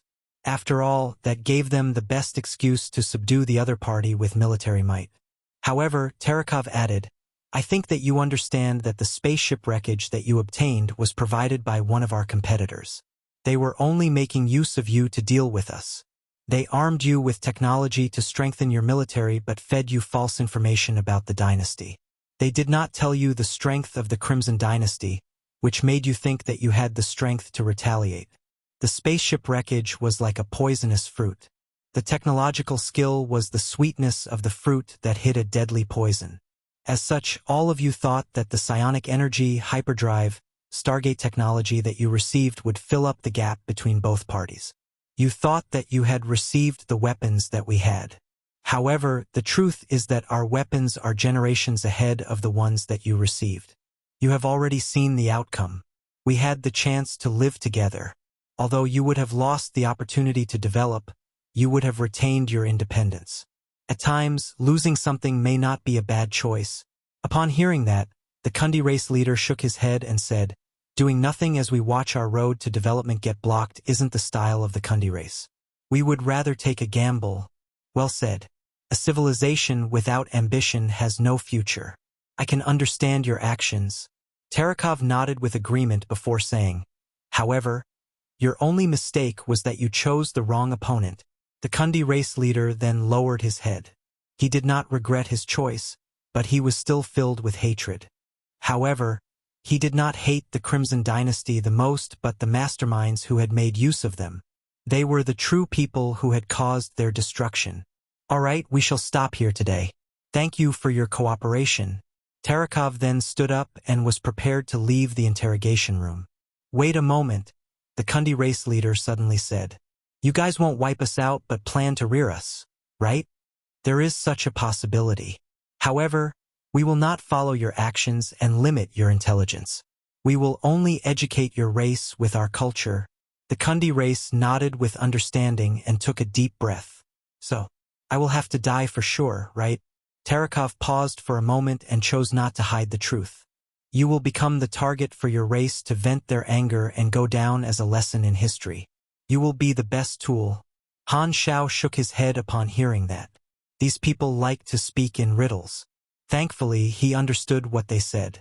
If the dynasty wanted to educate the Kundi race, they needed to choose a puppet leader. However, this puppet leader definitely would not be the current leader. This Kundi race leader would be treated as a puppet to put on a show. The end of this show would definitely end in his execution. I understand. There needs to be someone to shoulder the blame, and I don't mind leaving behind a name of shame. The Kundi race leader was already prepared to die. I can work together with all of you to put on a show, but I have 2 requests. Don't look at me like that. I know that I do not have the right to bargain, but I can only say these words to you. You can just treat it as a wish of mine. Then please speak. First, we have already surrendered, and it won't matter if you kill me. I hope that you will take care of my race and not kill anyone else. Second, the body of the Kundi race leader suddenly began trembling, and he said with a malevolent voice, I want the people who made use of us to pay the price. Terekov then walked out as though he did not hear anything. Freewenville.com. Upon seeing that, the Kundi race leader lowered his head silently. He knew that the other party would not accept his request, but this might be the last time he could say such words. Right at this moment, a black figure suddenly appeared in front of him. The Kundi race leader looked up, and it was the black figure who had not said a word since he entered. The words he heard then shocked him. I agree to your request. The Kundi race leader was shocked. Terekov paused and looked back with a puzzled look. Han Xiao continued with a calm expression. I will write a petition to the dynasty for the members of your race to be placed in my territory. As for making the masterminds pay, it isn't a difficult matter. He would not do this if there were no benefits for him. When the Kundi race leader said his final wish, a new mission had popped up on his interface. Upon seeing the mission requirements and reward, he decided that he had to accept this mission. Who are you? Upon hearing that, the Kundi race leader finally could not help but ask about Han Xiao's identity. You can call me Black Star. As for who I am, you just need to know one thing. Han Xiao smiled. I am someone who can get rid of your entire race single-handedly. Chapter 982 Proof of Leadership. Chapter 982 Proof of Leadership. You, the Kundi race leader, was stunned as he looked at Han Xiao. You would be able to get rid of my entire race alone? This was the first time he had heard such a tyrannical introduction. Just what kind of a background did this stranger have? His reaction was disbelief, but he quickly remembered that the other party came from an advanced civilization that had supers. Everything was possible, and he had to throw away his old-fashioned thoughts. He did not understand Han Xiao's identity in the dynasty, but since the other party dared to say something like this, he was definitely a big shot. Thinking about it this way, this self-introduction of his was truly fantastic. Han Xiao immediately got the other party to understand his identity. Why would a big shot that he had never met agree to his final request? Why? Was it pity? Or was the other party only pretending to agree to ensure that he played along? He was filled with doubts. When he first raised the request, he did not have much hope and never expected the other party to truly agree. All of a sudden, the Kundi race leader was filled with disbelief and did not know what to say. Are you worried that I am joking? Han Xiao looked at the Kundi race leader. There isn't a point for me to lie to you. Since I promised you, I will definitely complete my promise. The Kundi race leader then could not help but ask, why do you want to help me? Good question. Han Xiao chuckled. I am a person full of care and concern. I enjoy helping others and am a benevolent individual. Just treat it as me pitying the Kundi race. This matter isn't a big deal to me. By the side, Terekov's face twitched slightly. Brother, can you be less shameless? You have at least half the responsibility for the defeat of the Kundi race. You are making it sound as though we are the evil ones. His skin is probably thick enough to tank a psionic cannon. Oh, it seems as though it really is possible. Terekov cursed in his heart while the Kundi race leader was extremely moved. It was as though he had come to the end of the road and descended into pitch-black darkness. However, a sudden ray of light came into the world, and a helping hand was extended to him. Thank you. The Kundi race leader clenched his fists and said with agitation, "It is a blessing to have met someone like you at the end of my life. It is a pity that I don't have anything to pay you back with." "Ah, it's nothing. I don't need any payment." Han Xiao chuckled and could not even believe his own words. Formidable.com. Upon hearing that, the Kundi race leader was even more moved. This individual called Black Star was truly the best person in the universe. Pa! Tarakov face-palmed and was completely speechless. The scene before him was truly too ridiculous. The other party is responsible for your race's defeat, but you are still full of gratitude toward him. I am truly resigned. After committing murder, you are actually able to let the victims be grateful toward you. At this moment, Tarakov came to a conclusion. Black Star is indeed perverse. I'd better stay far away from him. I am going to retire soon. I don't want to be led astray by him. Han Xiao chuckled and left the room together with Tarakov. Walking out of the room, Tarakov turned around and asked with doubt, "Black Star, why did you agree to him?" He truly never expected this to happen. He originally thought that Black Star was only there to kill time but never expected the other party to do something like this. He also could not understand Black Star's motives. Han Xiao then waved his arms and said, "I am in a good mood and wish to be a good person." "So, you weren't teasing him just now?" "Of course not. I am being very serious." "Wait a moment. Are you misunderstanding something?" Ignoring Han Xiao's words, Tarakov began to frown. "But didn't you just say that you won't interfere in the way the dynasty deals with the Kundi race? Are you trying to say that you are prepared to change your attitude and support keeping these captives?" "Ha, there are no constants in the universe. Can't I change my mind?" Han Xiao raised his brows. "All right," Tarakov nodded. "I will convey your wishes to the ruler. As for whether your face is useful, that isn't something that I can consider. This is enough." Han Xiao smiled. At this moment, Tarakov looked around and suddenly said in a hushed tone, "Tell me the truth. What is your intention?" Didn't I say that it was because I am in a good mood?" "Ah." Tarakov had a "don't try to bluff me" look on his face. Upon seeing that, Han Xiao shook his head with resignation and said, "All right then, I shall be honest. The population of the Kundi race is at the level of a star cluster. Although it will take a long time to educate them, their population will be a treasure chest after the education. If I can arrange for them to stay in my territory, they will be my manpower for the future. The dynasty doesn't need the population of the Kundi race, but it is an opportunity for my development." Upon hearing that, Tarakov revealed a smile that said, "I knew it. That's right, this is the Black Star that I know. How could he possibly have such a good heart? You truly live up to your reputation." After thinking for a while, Tarakov felt that Han Xiao's plan was not bad. If the dynasty wanted to keep the Kundi race, they would have to think about where they should arrange for the race to stay. The size of the population would be an important resource, and many allies would eye on this piece of meat. The way he saw it, Black Star was only asking beforehand.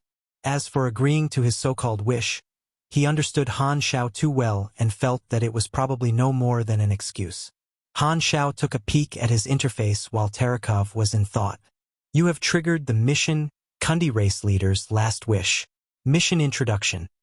The Kundi race lost in the war, and their entire race is now the captives of the dynasty with their future unknown. The Kundi race leader is prepared to die and has told you his final wish. Mission requirements: 1. Settle the Kundi race down and provide them with protection during the education period. 2. Take revenge against the mastermind that made use of the Kundi race to deal with the Crimson Dynasty. Failure condition: population of the Kundi race less than 80% of the population at the start. Complete the first requirement. Reward: 6 billion experience, plus 10,000 Kundi race favorability, current favorability, minus 1,500. Relationship: hatred, 2 random rewards, plus 4 political assets. Kundi race. Kundi race will enter into the awakening era, plus 10% chance of becoming a super. Complete the second requirement. Reward: 12 billion experience, plus 15,000 Kundi race favorability, 1 designated character summon card, talent, the enemy, talent, proof of leadership, and special skill, Kundi Rage, the enemy. The greater the loss of your health, the higher your damage. Maximum bonus 25%. Effects will be refreshed after leaving combat state. You can use summoned creatures and machinery during the effect. Proof of leadership. You will receive an all-round bonus when you are the leader of a race. The bonus will be dependent on the size and level of the faction. No upper limit. Kundi Rage. After activating the skill, minus 5% health/S for a maximum of 40s. X 2.0 psychological resistance, plus 5% damage, minus 5% INT, minus 20% CHA, minus 10% LUK. You will also be immune to all mental status effects apart from rage. Cooldown, 5 minutes. Let rage fill your head. The instant Han Xiao saw the mission, he knew that he had to do this mission. The rewards were truly out of his expectations and a huge surprise. It was far too plentiful. Han Xiao remained expressionless but was truly overjoyed in his heart. Although the Kundi race leader was not a super, he was the leader of a star cluster civilization and thus could give extremely good rewards. The experience and random reward for the first mission requirement were pretty normal. Han Xiao only placed a huge emphasis on the political asset reward. Apart from obtaining experience more efficiently, it would also give him a bigger say in the Kundi race. The dynasty wanted to make the Kundi race into a vassal. But even if they were weakened, they still had the foundation of a star cluster civilization. The excuse Han Xiao gave Terekov was not false. If the Kundi race remained in his territory, the benefits from their large population size was not something to underestimate. After completing the mission, the Kundi race would enter a new generation. There would be an increase in the chance of them becoming a super. While 10% did not seem like much, 10% of a few billion was no small amount. Furthermore, it also gave him a large amount of favorability with the Kundi race, and his relationship with them would be increased to reverence directly. This meant that the Kundi race would be his strength to a certain extent. However, most of the Grade S mission introductions were pretty simple. The first mission only said that he had to provide protection but did not mention when it would be completed. Han Xiao estimated that his mission would only end when the dynasty unsealed the Kundi race. Thus, the mission would probably take a long time to complete. The second mission, however, would be different. According to the request of the Kundi race leader, his target was to take revenge on the masterminds behind the scene. The rewards for the second mission requirement were what made Han Xiao take the mission. Not to mention a designated character summon card, he would still be able to obtain 3 abilities. The enemy was a practical talent and suitable for him. To a normal individual, by the time he accumulated enough damage to reach the upper limit of the talent, he would probably be left with a sliver of health. However, Han Xiao would be able to easily recover his health, and this 25% additional damage was like a cookie that dropped down from the sky. Furthermore, it would also be effective with summoned creatures and machinery. This meant that the damage of his entire mechanical army would be increased. Proof of leadership was the most powerful of the 3 abilities and had great fame among the players in his previous life. Players could also obtain this ability. Only the leader of a faction would be able to activate the effects of this talent, and it was similar to a molding talent. Players could also form their own armed organizations and hire NPCs. In the future versions, the players would definitely have a fixed channel to obtain the proof of leadership talent. In order to activate the talent, a large number of players would form their own factions, and it would be the start of a new era. The bonus of the talent was determined by the size of the faction. To the players without any fame or money, this talent was completely useless. However, the workshops and guilds were able to fully utilize the benefits of this talent. In his previous life as a lone wolf, Han Xiao had never activated the proof of leadership talent. However, he was extremely clear about just how powerful the proof of leadership can be. If I am able to obtain this talent now, the effects will be unimaginable. Han Xiao was truly excited. He was extremely passionate about the abilities that could increase his strength. The final skill, Kundi Rage, also made his eyes light up. Double psychological resistance was extremely powerful. Han Xiao's psychological resistance had always been his weakness, and he was interested in any skill that could increase his psychological resistance. Furthermore, it would also allow him to be immune to all negative mental statuses during a short period of time. It was almost akin to a skill that would give him immunity to all mental control abilities. The skill required him to exhaust his health, and it required 5% of his health every second. His health would run out in 20 seconds, and this skill can only be maintained for 40 seconds maximum. Most people would only be able to activate this skill for a few seconds. However, Han Xiao's recovery was overpowered, and he would be able to recover 10% of his health every second. Activating it for a full 40 seconds would not be a problem. The only thing that Han Xiao did not understand was the name of the skill. Since you're angry, shouldn't your attack be increased? Why would your resistance be increased instead? In any case, these three abilities are very useful. As long as I can complete the mission, my strength will be greatly increased. Especially proof of leadership. It is best for me to obtain it as quickly as possible. The second mission requirement was for him to take revenge on the mastermind. However, the mission did not explain what was considered revenge. He would have to figure that out on his own. In that regard, it was similar to Ghidorah's bloodline mission. However, the mission rewards were truly tempting, and Han Xiao would try his best to complete it. Han Xiao was extremely satisfied with the unexpected reward. After deactivating his long-distance projection, Terekov immediately gave a report to Ernrel. He sent over a record of the interrogation and Han Xiao's previous actions. You are saying that Black Star decided to change his mind after observing the captive? He feels that we should educate them instead. Yes. Ernrel fell into deep thought. What's the reason? He said that it is for their population. Terekov then briefly explained what Han Xiao had said. Ernrel then nodded and said, since it is the opinion of our ally, we will have to consider it carefully. Black Star's value was much higher than the defeated Kundi race. After all, a national pillar was not common, but there were plenty of vassal civilizations. On top of that, Black Star contributed greatly in this war, and his opinion was highly regarded by the dynasty. In truth, dealing with the Kundi race was an ordinary matter to the dynasty, and it was not of great importance. Placing them in the territory of the Black Star army was not an issue. It would not only increase the population of their allies' territory, and their ally would also be able to help look after the Kundi race.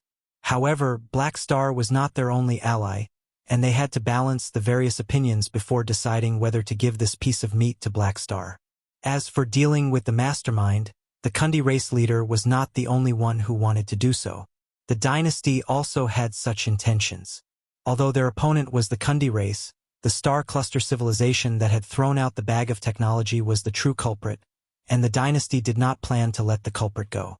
Furthermore, the exploration of the flickering world had not been completed yet, and if they incited a few more native civilizations to create trouble, it would impede the dynasty's progress greatly. As such, it would be impossible for the dynasty to allow the people creating trouble to get off scot-free. Han Xiao's intention was in line with the dynasty's plans. If that's the case, we should investigate which organization threw the spaceship into the Kundi race. A cold glint could be seen in Ernrel's eyes. Chapter 983, Mastermind. 983 Mastermind. The Kundi race war happened in the flickering world, and the dynasty kept the process of the war confidential. As such, this matter did not create a huge storm in the explored universe, with few paying attention to it. Only a few special organizations had paid close attention to the war.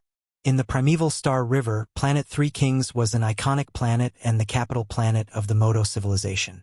Modo civilization was also known as the Modo Three Kings Alliance, and they were in charge of one of the 4 superstar cluster civilizations in the primeval star river.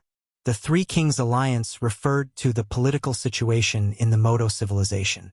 During the exploration era, the ruler of the Modo civilization was a member of the Modo race.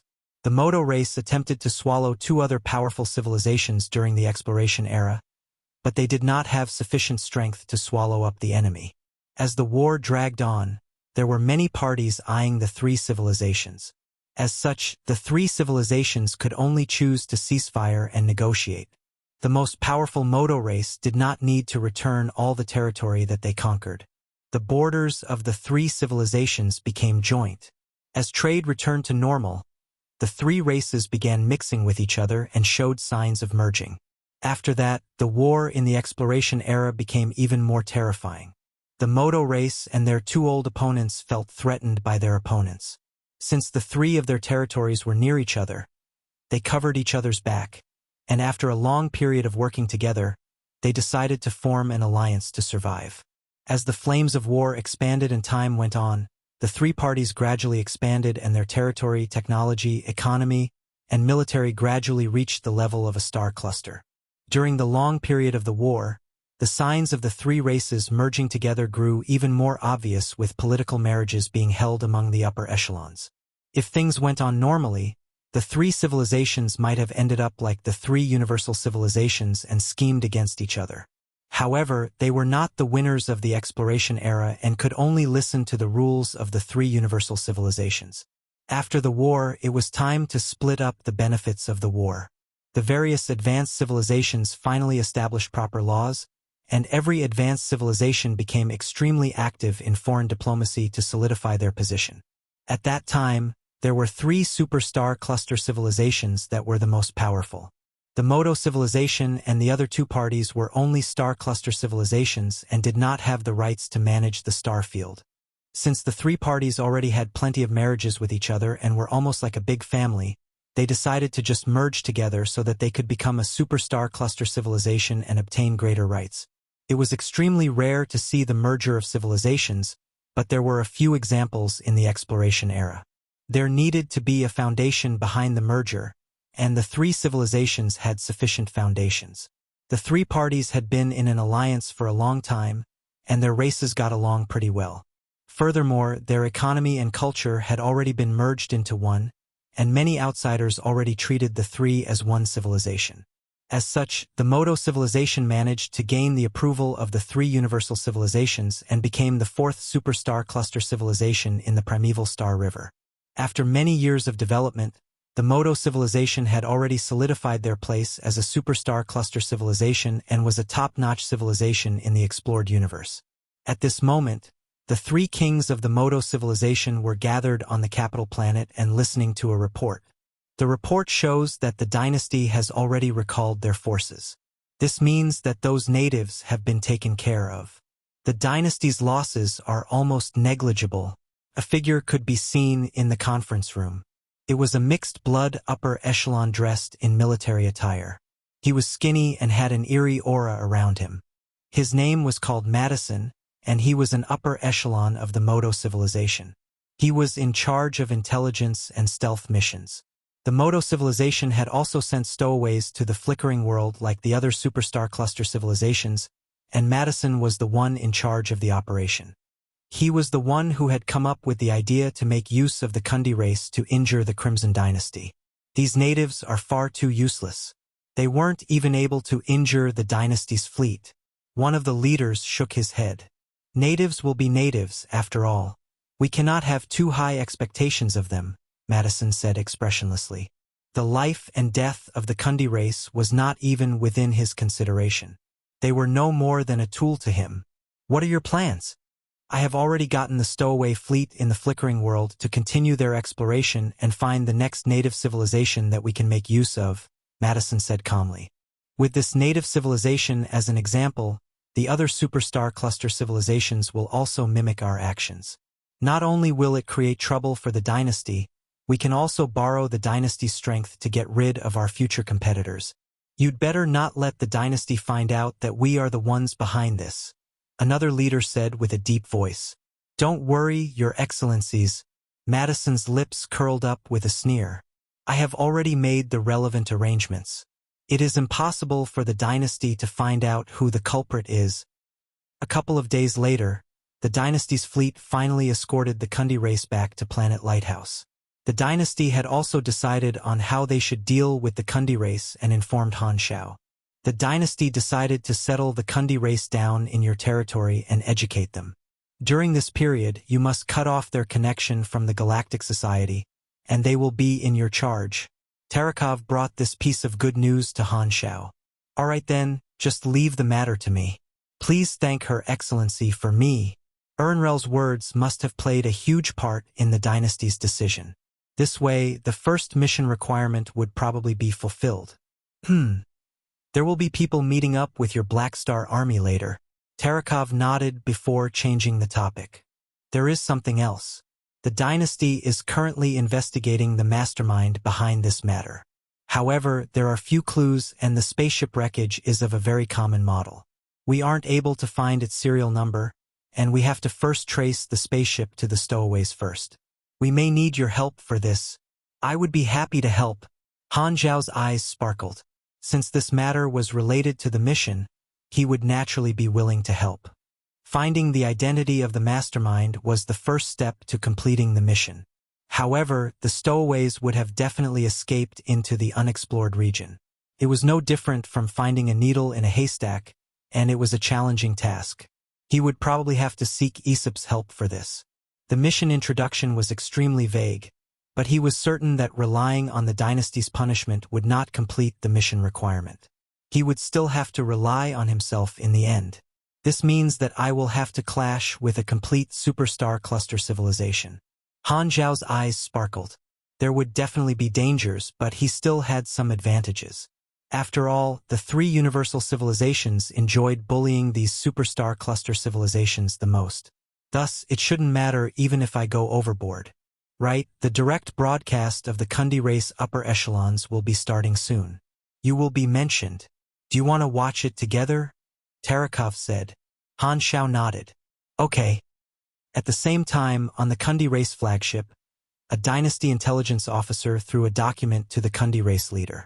The Kundi race leader, who had his eyes shut, picked up the document and read it slowly. After reading it carefully, he slowly said, "This is the outcome that you have prepared for me? I will work together with you." "I know, but we still need some insurance," the dynasty intelligence officer said expressionlessly and held onto the Kundi race leader's head to plant a psychic bomb. This would not influence the Kundi race leader's independent thought, but they would be able to control his thoughts remotely. "I have already made a deal with His Excellency Black Star and will not make a silly move. This is a pointless action." The Kundi race leader shook his head. The intelligence officer did not reply and said with a deep voice, "Follow me. It is time for the live broadcast."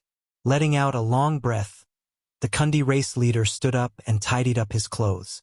After a full minute and ensuring that there were no creases or dust left behind on his clothes, he departed and welcomed his death.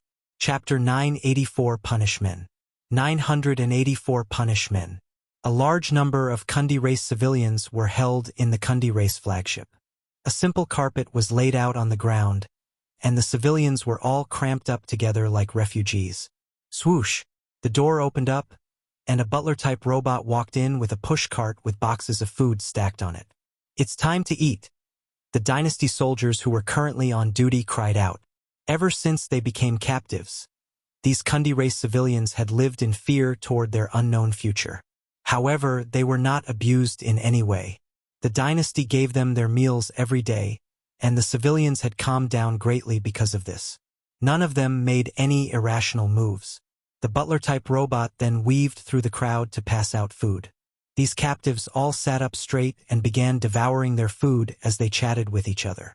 The atmosphere was still pretty calm. In the crowd, an adult and a child were eating their meal. The female adult then poured half of her food for her child. "Mummy, aren't you eating?" Upon seeing that, this child raised his head. "You eat first. I will eat after you are done." The adult female looked at her son lovingly. "No, let's eat together." The child shook his head and mumbled, "If only Daddy was here." "Mummy, where did Daddy go?" Upon hearing that, the mother fell silent. She then looked at her son and forced out a smile. "Your father may be on another spaceship and is unable to visit us. He will come and visit us after everything is over." "Hooray!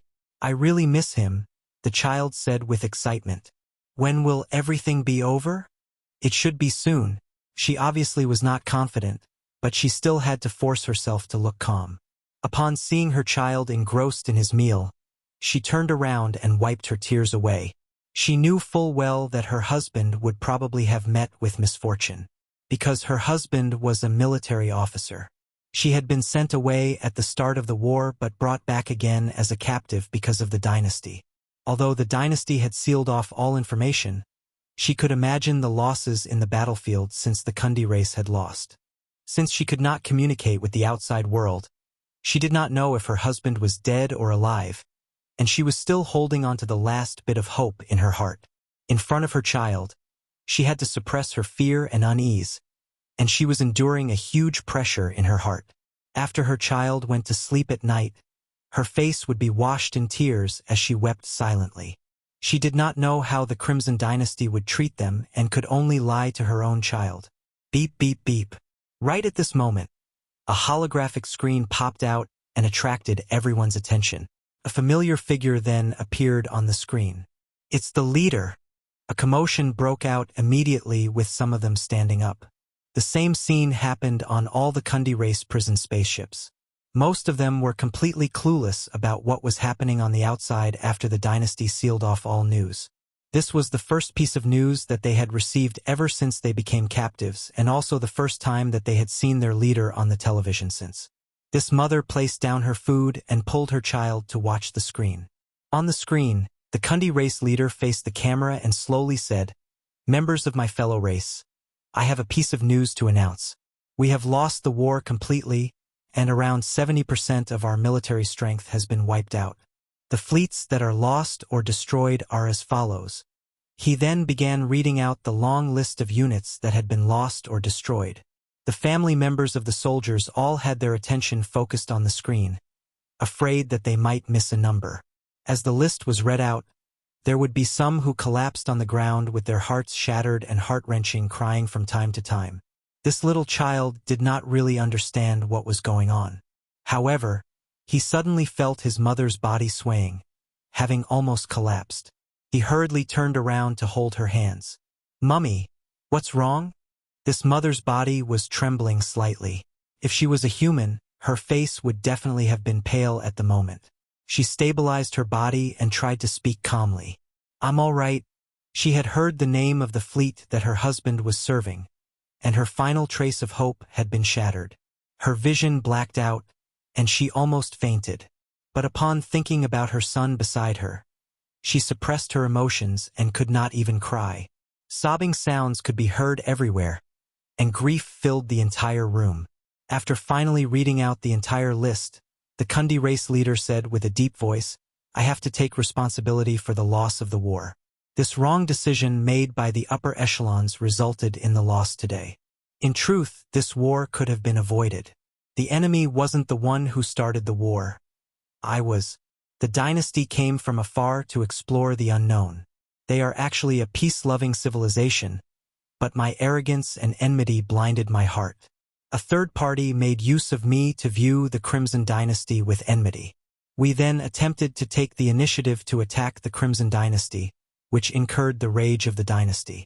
We originally had the chance to live together peacefully without any war or bloodshed. We would only have had to change our culture. It is a pity that my mistake resulted in us losing this option. My arrogance destroyed the bridge for both parties to communicate. I take responsibility for everything that has happened, and my mistake has pushed the entire civilization into the pits of despair."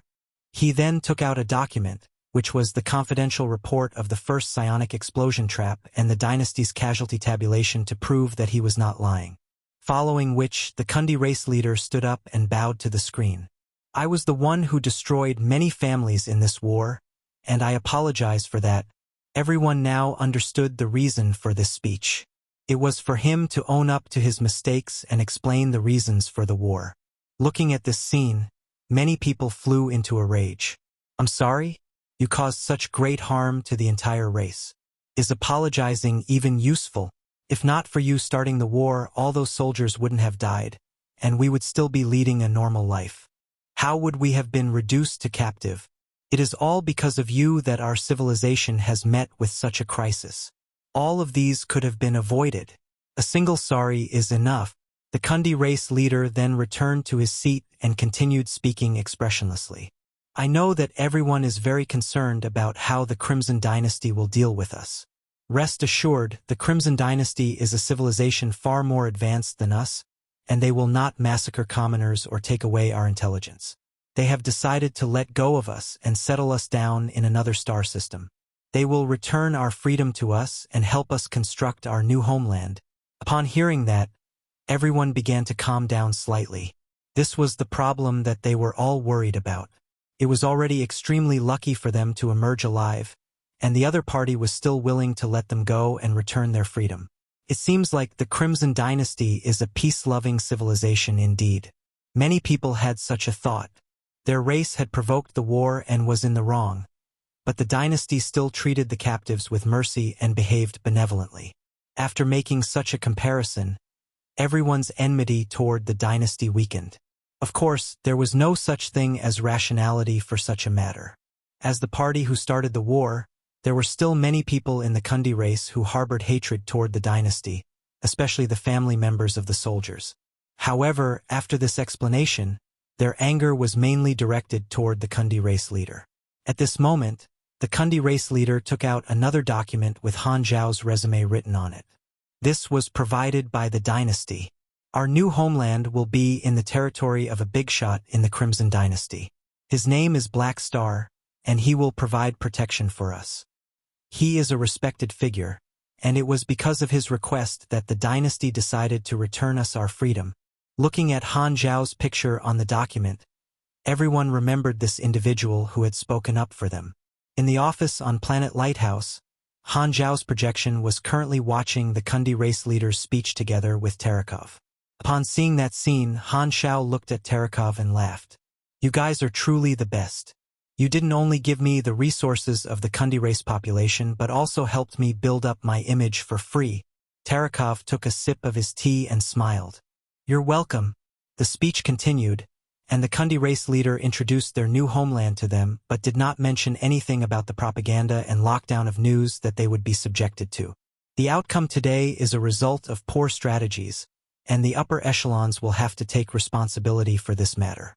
The upper echelons will all be punished, and I will keep this lesson in mind to lead our race with wisdom in the future to build up our new homeland. Boom! As these words were said, the crowd immediately broke out in a huge uproar. What right does he have to lead us after making such a huge mistake? He punished all the upper echelons but didn't suffer the slightest punishment? Too hypocritical. Does he plan to hold on to the position of leader until he dies? Everyone flew into a rage. The entire race was harmed by you to such an extent. What right do you have to continue leading us? Did we agree? All the other upper echelons are to be executed, but your only explanation to us is a simple sorry. What's the meaning of this? Even if you aren't executed, you should step down at least. Your desire for power is too strong. The entire race has been defeated, but you are still sitting in such a position. On what basis? Although you seem to be blaming yourself, you are actually making the other upper echelons the scapegoat. At this moment, the Kundi race leader stood up and revealed a smile. "I will head to every spaceship to comfort and encourage all of you personally. I hope to bring all of you the courage to start off again. Defeat isn't scary, and I will be able to make the Kundi race great again." These words should have encouraged the Kundi race greatly, but almost everyone was furiously glaring at the Kundi race leader on the screen. The Kundi race leader then stood up and walked out with a floating camera floating behind him. At this moment, the door opened, and a member of the Kundi race walked in. The civilians all looked over and began whispering among themselves. "Who is this person? Why is he able to move around freely? I know who he is. He is one of the secretaries by the leader's side. He's appeared on television before." This secretary then clapped his hands and got everyone to keep quiet before speaking. "Everyone, this will be the leader's first stop, and I hope that everyone can pretend to be full of gratitude to increase the leader's prestige." Everyone was enraged. "You still want us to put up a show at this moment? All of our family members have just died in the war, and we still have to work together with you and appear grateful." Many individuals clenched their fists with their bodies trembling. They did not even know how to describe their own feelings. Their anger toward the leader had reached its peak. Very quickly, Footsteps could be heard from the outside, and the door opened again. The Kundi race leader then walked in with his secretary and a group of followers with a consoling smile on his face. Upon seeing his smile, many people could not hold in their anger any longer. "You're still smiling." However, upon seeing the followers beside the Kundi race leader, many of them no longer dared act up and could only glare at him furiously. The Kundi race leader then said with a smile, "Everyone, how have all of you been during this period? I know that all of you must be at a loss. Don't worry, you can tell me about any of your problems, and whoosh." Someone threw out a black sticky substance from within the crowd at the Kundi race leader as he was talking. It was the bowl that they were eating from, and the food inside it spilled out on the Kundi race leader's clothes. "Scram!" A furious voice could be heard from within the crowd. With someone taking the lead, everyone immediately began throwing their bowls at the Kundi race leader. Pa pa pa. The Kundi race leader was showered with food, and he looked extremely pitiful. "Stop! Stop!" The followers of the leader immediately stepped forward to block the bowls and protect their leader. At this moment, the people from the back who wanted to throw something at the leader but were too far away began squeezing forward. This resulted in the entire crowd moving closer and closer to the retreating Kundi race leader's entourage. "Stop pushing! Everyone, back off!" One of the followers shouted and tried to resist the crowd that was approaching him ferociously. All of a sudden, he overexerted his strength and pushed down a female individual. A childish roar then sounded from within the crowd. "You hit my mommy! I will fight you!" This follower then felt a sharp pain on his leg and saw a little child biting down on his leg. Scram! He could not help but slap this child flying. Everyone in the crowd erupted upon seeing such a scene. "You guys actually hit a kid. Beat them up!" Everyone could no longer control their anger. They had abandoned all rationality and began to attack with their fists, teeth, and shells. The entire situation went out of control. Bang! Freewebnovel.com. The Kundi race leader was pushed onto the ground with people beating him up from all directions. Right at this moment, he suddenly felt a sharp pain on his neck as it was bitten by someone. Sharp teeth sank down into his throat, and his throat was bleeding incessantly. The Kundi race leader's body trembled, and he looked over. The one biting down on his throat was a female member of his race, the mother of the child who was beaten. The gaze in the other party's eyes was imprinted into his head. This was a gaze filled with anger, hatred, and despair. "Kacha! Ah!" She then tore out the Kundi race leader's throat with her teeth and let out a loud roar. As blood spewed out from his throat, the Kundi race leader's body became weak, and his consciousness became muddled. He looked at the members of his race beating him up, and he was extremely calm. "My show is finally over." Boom! His consciousness then faded away. The soldiers on duty then took action to control the situation but intentionally slowed down their actions to let the mess continue for a while longer. Finally, this bloody incident was stopped by the soldiers, and only puddles of blood were left behind. The corpse of the Kundi race leader was battered and deformed. The floating camera had recorded the entire scene, and the Kundi race members on the other spaceships could also see what had happened. They actually killed him? Good job. This sinner of our race shouldn't be kept alive. Only such a method would be able to punish him. Many individuals were extremely satisfied with the outcome. In a walkway not filmed by the camera, a Dynasty intelligence officer had his back against the wall with an emotion-agitating device. Upon hearing that the situation had calmed down, he turned off the device and walked away. "The show is over." Tarakov turned off the holographic screen. "You guys truly made full use of him," Han Xiao said. "Not letting the Dynasty punish him but having the Kundi race execute their own leader. This will definitely be a lesson that the Kundi race will never forget. This incident will be imprinted in the minds of the Kundi race, and their mental state will be greatly weakened to facilitate your education process. This is much gentler than wiping them out," Tarakov said expressionlessly and looked into Han Xiao's eyes. "Black Star, find the mastermind." Han Xiao then nodded and said, "Of course. Leave this matter to me." Chapter 985 Migration and Clue. Chapter 985 Migration and Clue. Around 10 days later, the dynasty's fleet and the Black Star Army escorted all the Kundi race civilians to the Odoran star system in Geru. This was one of the territories of Black Star. Han Xiao chose to settle the Kundi race down in this star system. With abundant territories in his hands, he generously lent over 100 planets to the Kundi race. After splitting them up, every planet had about 10 billion inhabitants. With the Galactic Society's production capacity, housing 10 billion people on a planet was an easy task, and their living conditions were not too bad. However, compared to the original living conditions of the Kundi race, it would definitely be a lot more densely populated. Before they received the Stargate technology, the Kundi race's mobility in the universe was extremely poor. As such, their transportation efficiency was low. Despite the Kundi race having a few star systems and over a few thousand colonial planets, there were few migrants, and those who migrated to a new planet would usually stay there permanently. The Black Star Army fleet had rapidly constructed a simple city on the planet with the Dynasty's planet modification package before sending the members of the Kundi race to their respective planets. Countless Kundi race migrants then obediently exited the spaceships and stepped onto their new homeland. Many of them looked around curiously as they explored their new homeland.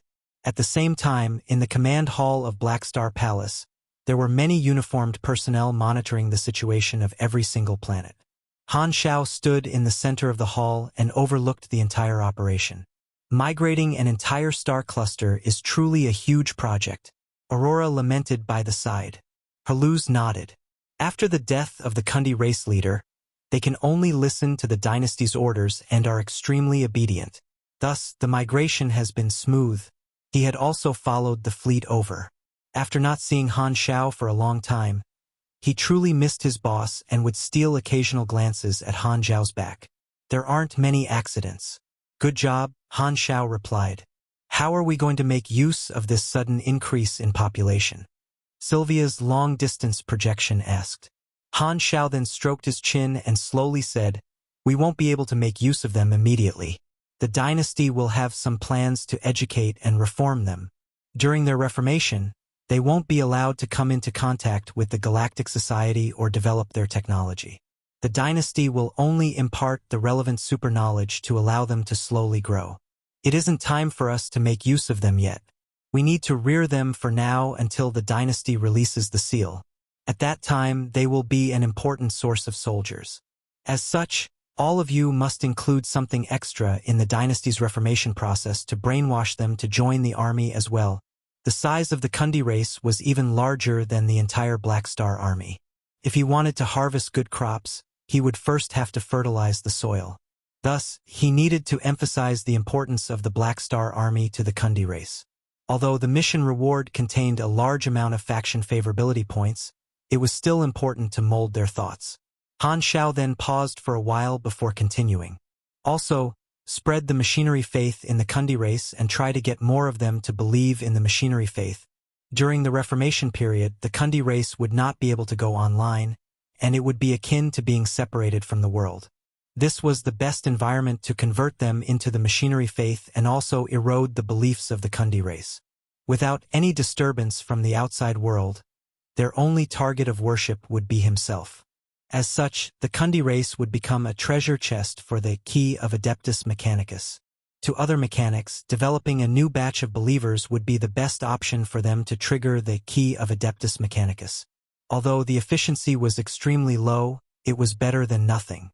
Manison wanted the current believers to worship him as that was the biggest piece of meat. Apart from that, he was extremely glad to see others spread the faith. With the cake being bigger, he would only receive benefits. There would definitely be some believers flowing toward him, and he would not lose out.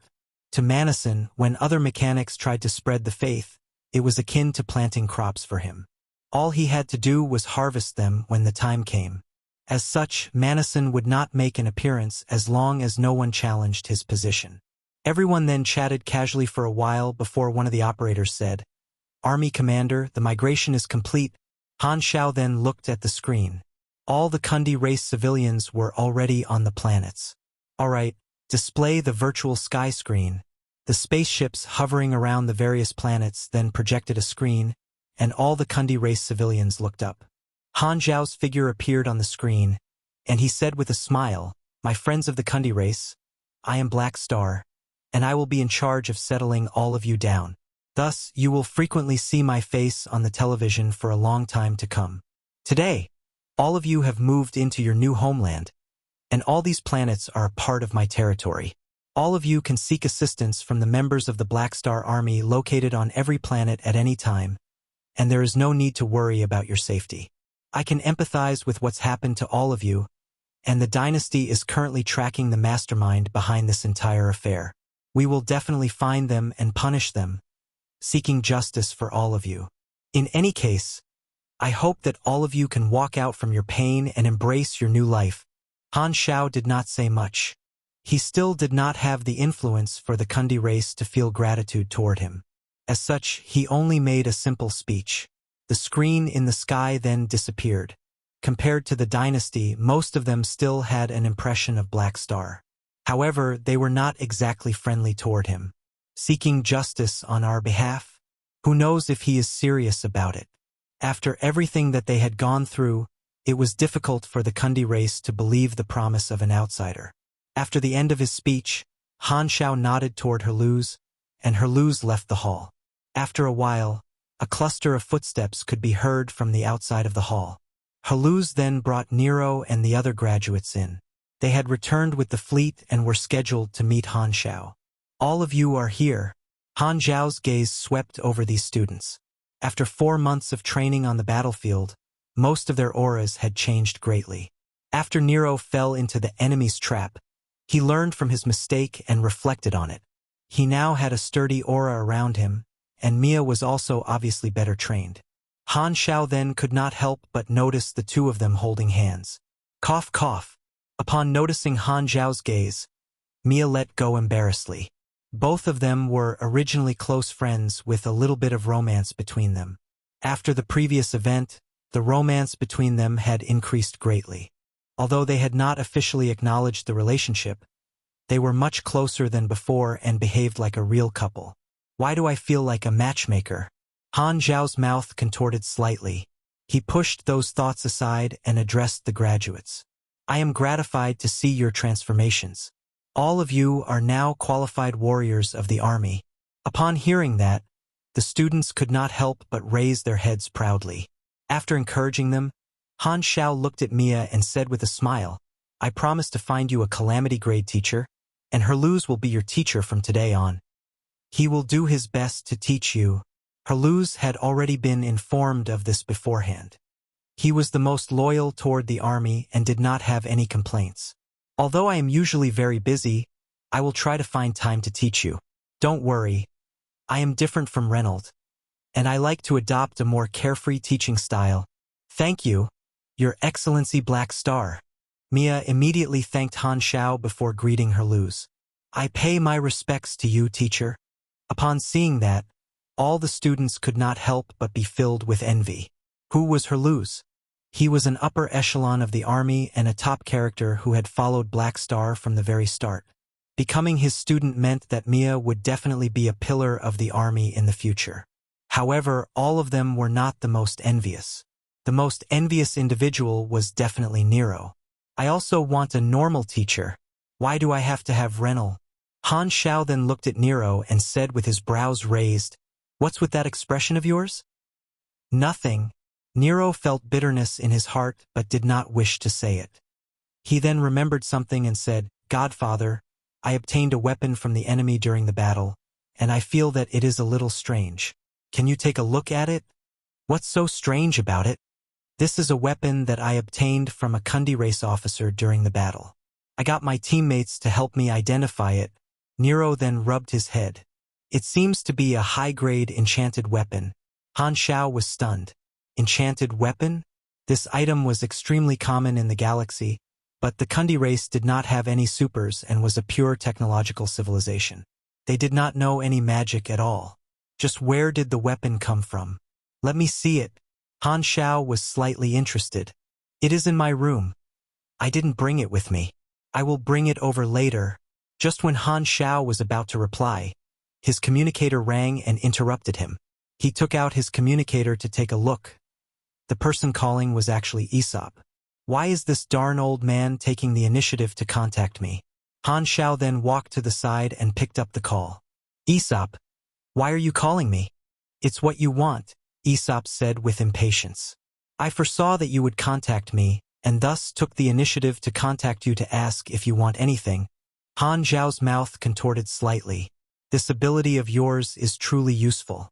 That's right. I do indeed need your help. I need you to help me find some people. Han Xiao then briefly described the situation of the Kundi race. Aesop was also very straightforward. Send me the information later. The more information, the more accurate the prophecy. All right. Han Xiao nodded and paused for a while before asking, how are Ames and Gila? Taking risks everywhere. How else can they be? Aesop rolled his eyes. It isn't as though you can't contact her. Why are you asking me? All right. I will hang up if there is nothing else and inform you about my prophecy. As he said that, Aesop hung up immediately. Han Xiao then put his communicator away helplessly. He was not planning on relying solely on Aesop. He then left the hall and walked to one of the hangars in the dock. A severely damaged spaceship was placed in the hangar. This was the spaceship that the stowaways had intentionally placed within the Kundi race. The dynasty had confiscated it a while ago. Han Xiao had requested that Terekov send this item to him. The dynasty had already made use of every method up their sleeves but could not find any clues from it. Thus, they did not mind letting Han Xiao try as long as they could find a clue. Aesop's prophecy could only see the future, but Han Xiao's special, bold explorer skill would allow him to see the past of an item. He felt that he would be able to find something. He then placed his palms on the charred exterior of the spaceship. Let me see what I can find. Han Xiao let out a deep breath and activated Bold Explorer. Who? His vision suddenly spun around, and the scene before him seemed to have been shattered like glass. All of a sudden, these glass fragments joined back together, and his entire world changed.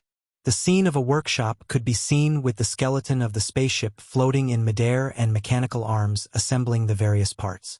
Han Xiao observed the surroundings and memorized everything that he saw.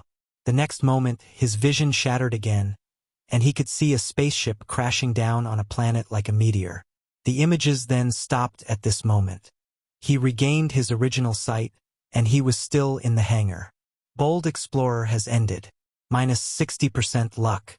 Duration 14 days. Han Xiao was used to ignoring the side effects of the skill. There was no difference to him even if his luck was lowered. He then recalled the scene that he had seen. freewebnovel.com. The scene of the workshop and spaceship crashing down seemed to be a pretty good clue. He then realized that every worker in the workshop had the same insignia on their clothes. Entering the dynasty's database to take a look, he managed to find his target. This was a spaceship factory located in the Primeval Star River. The supplier of the spaceship has been located. Han Xiao's eyes glowed. The factory would usually keep a record of all spaceships produced, and although they did not know the serial number of this spaceship, it was still a clue.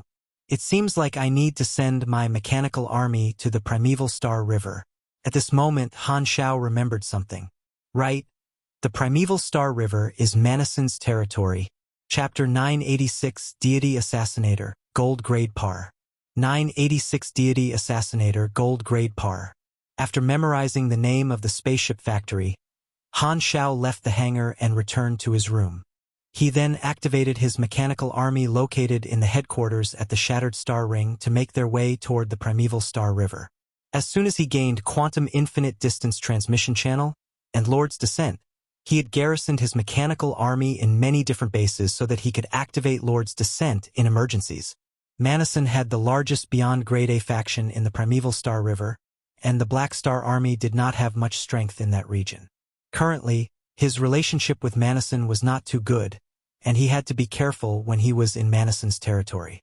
After sending out his long-distance mechanical army, Nero came to find him with the strange enchanted weapon. Godfather, this is the item that I was talking about. Han Xiao accepted the weapon from Nero and studied it carefully. The weapon was in the shape of a spear, and it was broken in the center. The body of the entire spear was dark green, and it felt like bronze. There was a golden fog flowing on the surface of the spear. The instant he touched the broken spear, a notification popped up on his interface. Deity Assassinator. Damaged. Type: Close Combat Enchanted Weapon. Grade: Legendary, Orange. Equipment requirements: LV.230, 830 STR, 1000 DEX, 600 MYS. Attributes bonus: plus 146 STR, plus 171 DEX, plus 223 MYS. Basic stats: 21,000 to 24,000 basic damage, 3755/9000 durability, 744/15000 energy. Enchantment: Deity Assassinator. Damaged. When the target is above LV.200, plus 240% damage. Enchantment: High-grade enchantment, Rapid Phantom, plus 60% attack speed. 1.5% chance of releasing 2 phantom attacks, 75% damage, with every attack. Enchantment: Divine Lock, double-layer energy restriction. 20% chance of inflicting energy-restricted status when hitting the target. The target will not be able to circulate or activate energy. 30's cooldown after being triggered. Enchantment: Spiritual Energy Surge. Rune capable of absorbing different forms of energy to replenish the energy value and sustain the effects of the various enchantments. When energy value is above 50%, your attacks will have AoE damage. Enchantment: Molecular Penetration. Plus 1,600 armor penetration. Enchantment: Berserk Magical Energy. Plus 33% critical rate, 20% of critical damage will be turned into true damage. 16 other enchantments. Expand/collapse. Remark: This weapon is currently damaged. Equipment requirements, basic stats, and enchantment effects will be greatly reduced. This, Han Xiao was startled. Even in its damaged state, the equipment requirement was still level 230. If it was in its complete state, would it not mean that only a beyond grade A would be capable of using this weapon? All the enchantments were high-grade runes, especially the Deity Assassinator enchantment. When the target was above level 200, the damage would be 2.4 times the original. What kind of a concept was this? The greater the number of enchantments, the greater the load. For this weapon to be able to endure so many enchantments, its material must be extremely sturdy. Why would the Kundi race have such an item? Tell me how you obtained this weapon, Han Xiao said. All right. Nero then began narrating what had happened. It was an ordinary battleship battle. My teammates and I killed our way into the hold of the spaceship and exchanged fire with the enemy's forces. I charged straight at the enemy's commander, and his armor was shattered by my attack. I remembered your teachings and didn't forget to deal a killing blow. However, the ground exploded before I could do so, and we all fell down. We then landed in a pitch-black warehouse, and this weapon was placed in a transparent vacuum container. That commander then opened up the container and charged at me with this weapon. I tried to avoid the weapon, but he exploded midway. That was how I obtained this weapon. Exploded? Oh, it should be because the other party's level was too low, and he couldn't endure the enchantments on the weapon? Han Xiao thought to himself. The more powerful the weapon, the greater the strength required to control it. If one did not reach the equipment requirements of the weapon, one would not be able to unleash the true might of the weapon.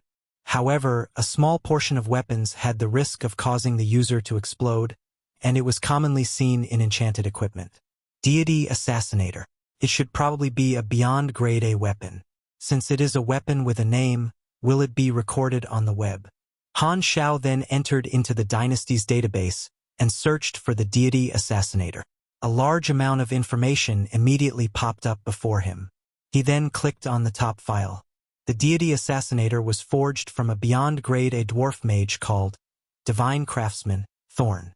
He was a grandmaster at forging magical weapons and died in the year 79 of the galaxy calendar. He had crafted numerous magical equipment during his lifetime and made a huge contribution to the study of forging magical weapons. He was a character that one would definitely see in the textbooks of enchantments and crafting. The Deity Assassinator was a beyond grade A weapon that Thorn forged for his friend, and it was only a part of the Deity Butcher set. The Deity Butcher set was a legendary product left behind by Thorn. It was ranked third in the Grandmaster Thorn 100 Legendary Products list. On their own, the individual parts were only of the orange grade, but the entire set was a universal treasure at the gold grade. Throughout history, there had only been a single owner of the Deity Butcher set. It belonged to a beyond grade A pugilist who had the title of Divine Spear. Divine Spear had disappeared in year 103 of the Galaxy calendar, and the set had also disappeared with him. At this moment, Philip suddenly appeared. "My Lord Hum, I detect weak, multidimensional energy from this weapon. Should I conduct a detailed scan?" Han Xiao nodded and took out various equipment to scan the Deity Assassinator. The results were out very quickly, and the composition of the multidimensional energy was displayed. The amount of negative energy was the highest, and it was the most obvious at the location where the spear was broken. This weapon was obviously destroyed by negative energy, and such energy was commonly seen in the secondary dimension. It means that Divine Spear was most likely killed in the secondary dimension, Han Xiao muttered under his breath. Exploring the secondary dimension was filled with plenty of risks. For a pugilist that did not have any doppelgangers, teleportation spells, or mechanical soldiers, he could only use his body to brave the dangers of the secondary dimension, putting his life on the line. According to history, there were two common ways for a beyond grade A super to die. The first was being killed by another beyond grade A, and the second was dying in the secondary dimension. Han Xiao had a guess as to what was going on. This weapon was probably drifting in the secondary dimension and encountered a wormhole or dimension crack. It then fell back into the main universe and dropped into the Dust Light Star cluster. It was then discovered by the members of the Kundi race. However, it seemed like the Kundi race was not able to research the mysteries of magic from this item. Thinking about this, Han Xiao looked at Nero with resignation. "You were actually able to pick something like this up? It seems like I was being too kind. Having a conscience is probably pointless when dealing with you.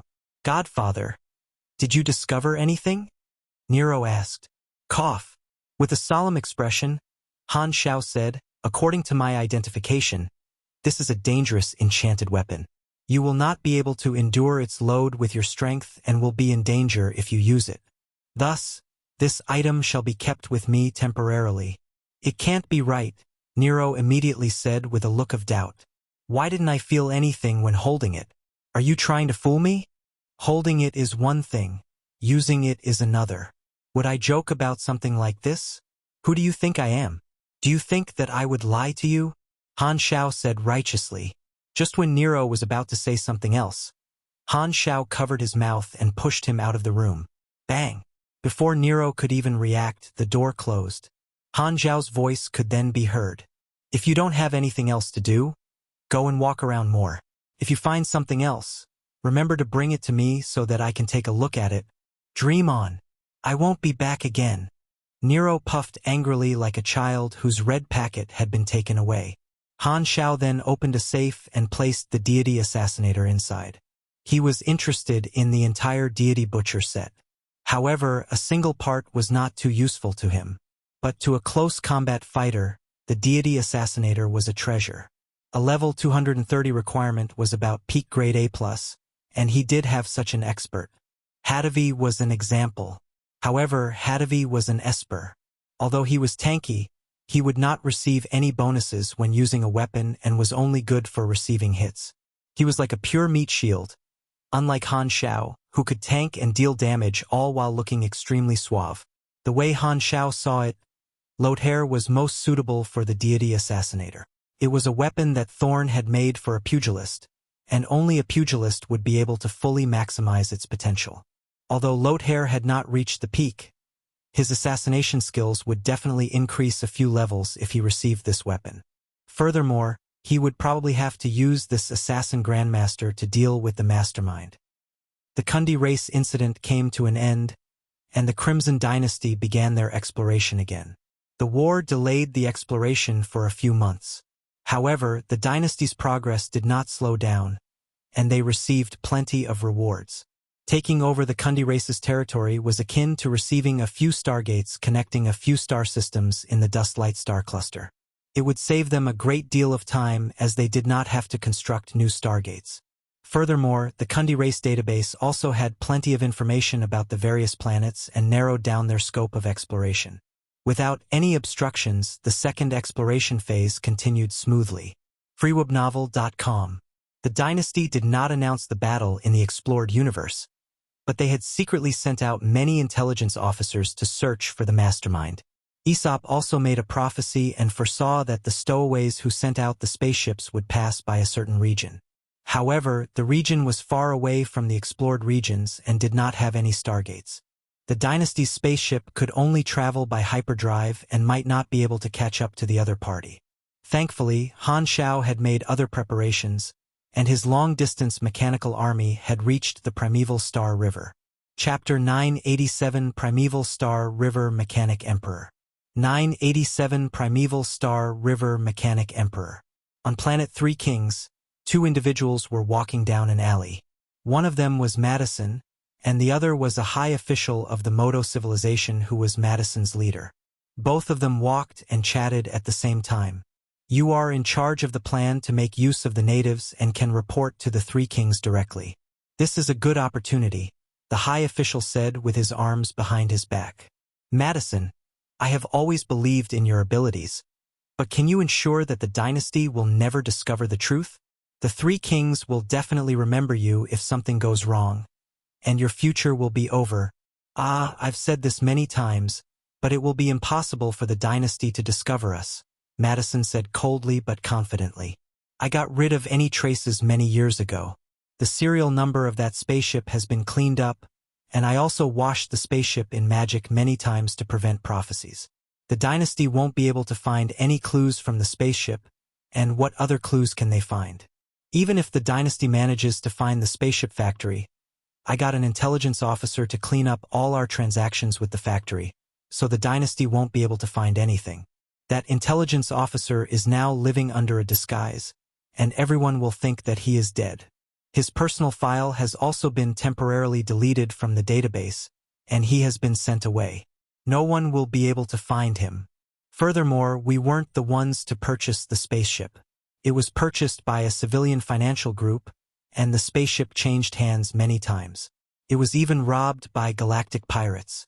This spaceship was only secretly acquired by us many years after it went missing. Not a single trace was left behind. The Dynasty won't be able to find us if they try to track us through the spaceship.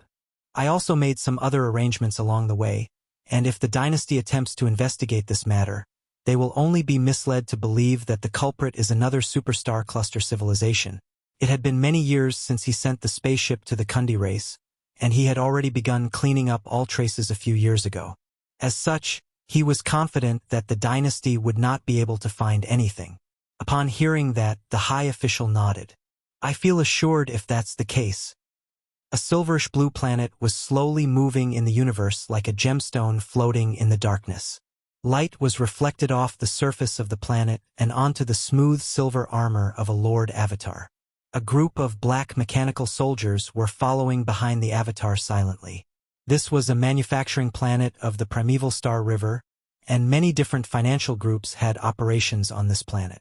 The clue that he had found from Bold Explorer pointed to a factory located on this planet. This factory produced only ordinary spaceships in large quantities without modifying them at all. There was a certain market for such spaceships in the universe, and the other high-grade factories would not invest a large amount of resources to produce such spaceships without any core competencies. Before sending out his mechanical soldiers, Han Xiao had already checked the background of the factory. They were a small business and did not have any backing. The mastermind will have erased all traces by now. Although he knew that this would most likely be the case, he still had to verify the matter. Entering the quantum network, the entire planet before him suddenly became translucent with only their quantum network nodes being left behind. Locking onto the quantum network node of the factory, Han Xiao infiltrated it immediately. The firewall of a small company like this would not pose any difficulty to him. In an instant, Han Xiao had already obtained all the information in the factory's database. He first opened the production journal and sales record. He then realized that the earliest record was only 3 years ago, but it was impossible for this factory to be so young. Indeed, the mastermind cleaned up all traces. He checked the other records, and the records indicated an unexpected explosion 3 years ago. There was an issue with the power supply during production, which resulted in the entire factory exploding. The main system was fried, resulting in the loss of all past records. All the hard copy files were also destroyed in the explosion, and even the surrounding factories were somewhat affected. An investigation of the matter later found it to be due to a natural malfunction. But Han Xiao did not believe that. It was definitely a man-made disaster to destroy all evidence. If he was the mastermind, he would clear up the factory's records and ensure that the spaceship had changed hands many times before going missing. This would be the best way to ensure that all tracks leading to him were destroyed. Without any records, I won't be able to find out the serial number of the spaceship, and this clue won't be too useful. Han Xiao's eyes gleamed. However, there's still some payoff. At the very least, this clue revealed the production location to be in the primeval star river. This meant that the 4 superstar cluster civilizations running the primeval star river were the most suspicious. The scope of his investigation had already been narrowed greatly. Of course, it was possible that a civilization from another star fields had intentionally purchased the spaceship from the primeval star river to frame someone else. However, Han Xiao would first analyze the suspects with the highest possibilities. Although he did not have any clues currently, he knew that the dynasty also met with another event similar to the Kundi Race War during the later parts of the exploration phase in his previous life. After experiencing the Kundi Race War, the dynasty was better prepared and managed to find some suspicious characters. The most suspicious civilization in the primeval star river was the Modo civilization. Their shoes would definitely be wet if they walked by the side of the river. The dynasty was not easily trifled with. The mastermind would be able to clean up all the clues of the past, but they would not be able to clean up the clues of the future in Han Xiao's memories. This was akin to saying, although you haven't committed a crime yet, I know that you will in the future. He did not know if the Kundi race incident was done by the Modo civilization, but since the other party had a past record, they would be the most suspicious. Because his clue had led to a dead end, Han Xiao had 2 ideas. Since the accident at the factory was deliberate, he could attempt to check the entry records of the planet 3 years ago and try to find the culprit behind the accident. It would be extremely easy to tamper with the database of a small factory, but it would be far more difficult to do so for the surveillance system of an entire planet. If the other party was capable of doing so, this path would be cut off as well. The second method would be to make use of an elimination method. There were only a few possible culprits within the primeval star river, and Han Xiao could choose to investigate them individually, starting with the most suspicious Modo civilization. He preferred to have different methods up his sleeves and immediately infiltrated the surveillance system of the planet. With his powerful calculation abilities, he came to a conclusion quickly. There were no suspicious characters who approached the factory on the day of the accident. It wasn't done by an outsider? There are 2 possibilities. First, the mastermind altered the records of the entire surveillance system. Second, it was an inside job. He would be helpless if it was the former, and Han Xiao could only attempt to investigate the latter. If it was not done by an outsider, it could only be an inside job. If I was the culprit and was ordered by my superior to infiltrate into the factory, there would be no need for me to remain in the factory after completing my mission. Thus, I'd need an excuse to leave. If that's the case, Han Xiao searched the list of workers who had died in the accident 3 years ago. After the accident, all the workers that were still alive went through a strict check, and many of them resigned. However, Han Xiao was certain that there was a higher possibility of a spy pretending to die. It was a much cleaner way of cleaning up their presence. After all, an outstanding intelligence officer would definitely have different identities, and dying would be akin to destroying the identity. As such, it was likely that the culprit was on the list of workers who died. It would not be difficult for Han Xiao to check the resumes of these individuals, but it would be impossible for him to find anything strange in their resumes. Instead, he needed to confirm if any of their resumes had signs of being forged. It was easy to forge a resume, but checking it was not too difficult either. It was just a little troublesome. One only had to follow the resume to ask the previous organizations and relatives of the individual if such a person existed. If there were traces of forgery on any of the resumes, it would mean that the individual was suspicious. Then, he just needed to make use of the elimination method by comparing the resumes of the individuals to the files of the intelligence officers of the Moto civilization and other superstar cluster civilizations.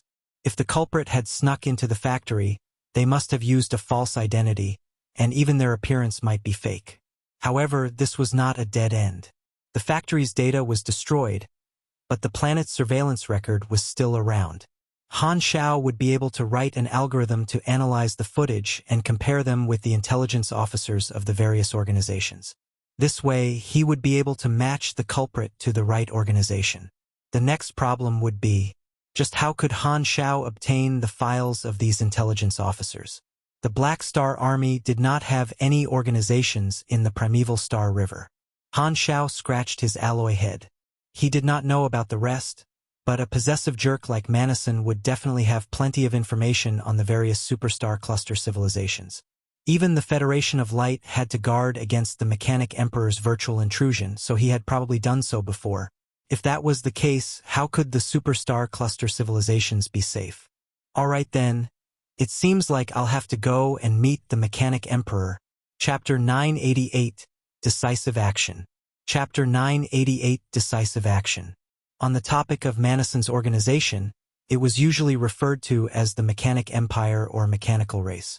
Manison's territory was located within the primeval Star River, and although it was the territory of a star system civilization on the surface, Manison was actually the one in charge of the place. Han Xiao had his Lord Avatar visit Manison. He had already sent a message before that, and Manison had agreed to meet him. They had set the meeting location on a planet inhabited by the mechanical race. Manison had many planets under his charge, and this was one of them. Han Xiao's avatar arrived at the location, and he could see a mechanical planet. It was covered by a gigantic psionic shield with a large number of mechanical soldiers patrolling outside the atmosphere of the planet. An old man is an old man indeed. He is truly rich. Han Xiao shook his head. Manison's territory was extremely wide, and he had many different factories and armies in the various star fields. Furthermore, he had his own developed mechanical civilization, and the exact size of his army was unknown. The various organizations only knew that he had a terrifying number of soldiers. Han Xiao's troops did not wait for too long before an opening was created in the protective shield. A mechanical soldier squad then led the way for him. He followed the guide, and his Lord Avatar landed on the planet. He could see many different cities scattered around the planet and many pedestrians roaming the streets. Manison was the second beyond grade A in the mechanical race, and although he had transformed into a new species, he still treated the mechanical race as his kind and took on the position of leader. However, he was different from Psyker. To him, the mechanical race was only an important resource, and he did not feel too responsible for them. As the race that had the lineage of a beyond grade A, the mechanical race had outstanding natural talent, which provided Manison with many useful skills. Many of the mechanics under his charge came from the mechanical race. Furthermore, at least 80% of the mechanical race population were part of the machinery faith. A large floating island could be seen. This was one of Manison's palaces. The Lord Avatar then landed on the floating island together with the other mechanical soldiers. Clank, clank, clank. The sound of metal rang out as the mechanical soldiers landed. The moment he landed, Han Xiao heard someone calling out to him. "Ah, to think that you'd take the initiative to find me. This is truly out of my expectations." Manison's Lord Avatar walked over. It was not Manison's main body who had come to meet him. Upon seeing that, Han Xiao sneered in his heart. "Tsk, so cowardly." After cursing Manison in his heart, Han Xiao said, "You invited me over to be a guest a few years ago. Since it was convenient for me, I came over to take a look." He did not mention the conflict between the two. The mechanical voices of the two avatars also had no emotions. Manison smiled and also did not mention their previous skirmish. He had defeated plenty of Divine Throne mechanics, and to a big shot like him, this was not considered significant enmity. At his level, even if the other party was his competitor, he could still sit down and have a calm conversation with them. If that's the case, then follow me. I will give you a tour of my base. Manison turned around and led the way. Because of their previous face-off, both parties had a strained relationship. However, Black Star was a peak beyond grade a super after all, and Manison naturally would not be rude if the other party came to visit him. Both of them toured around the base for a while, and Han Xiao saw many ordinary facilities. He did not see anything special. After all, Manison would not reveal his trump cards to a competitor of his. It was just like when Han Xiao was not willing to show Manison his spacetime amber. Han Xiao had already expected this. Manison was not an individual who liked to show off his trump cards and thus did not expect to see much. After touring around the place for a while, he entered the conference room with Manison, and they began chatting. Since we are both using Avatar, there's no need for drinks. Manison leaned back calmly. Why are you here? I wish to borrow some intelligence, Han Xiao said calmly. In what way? I wish to borrow the files on the intelligence officers of the 4 superstar cluster and other star cluster civilizations. Manison was a little surprised, and he sat up straight. Why do you want this? To find someone, Han Xiao replied succinctly. He had already searched through the information and found a forged resume. He only needed to compare it to the files of the intelligence officers. Asking the Mechanic Emperor for help was the best choice. The gangsters of the primeval Star River were not like the Kundi race natives. Their technological capabilities were only second to the 3 universal civilizations. Freewenville.com. It would require a great deal of effort for him to personally infiltrate their system, and it was likely that he would be discovered as well. Furthermore, he needed to infiltrate more than one of the superstar cluster civilizations. Even if he could find the culprit in one of them, he would offend the other 3 in the process. Han Xiao did not want to create enemies for himself for no good reason. On the other hand, Han Xiao felt that it was likely for the other party to have deleted the files of the culprit so that he would not be able to find anything. The Mechanic Emperor was different in this regard. As a big shot of the Federation of Light, he had always been collecting intelligence. With these 4 good neighbors of his, he would definitely run around in their backyard once in a while and steal a large amount of confidential information. As such, it was more likely for him to obtain a complete file from the Mechanic Emperor. Manison pondered for a while before shaking his head. It is impossible to lend it to you. I will only do a trade. All right. What do you want? Spacetime amber, Manison said. Impossible. Han Xiao rejected him without hesitation. Are you dreaming, old fool? You want a universal treasure in exchange for an intelligence report? You are truly a business wonder. Not even a single drop? Haha. Upon hearing that, Manison folded his arms and remained silent. His meaning was obvious. Since you aren't willing to accept my price, what are you prepared to give? After thinking for a while, Han Xiao said, I can openly admit that you are the strongest mechanic. I already am the strongest. Why do I need your admission?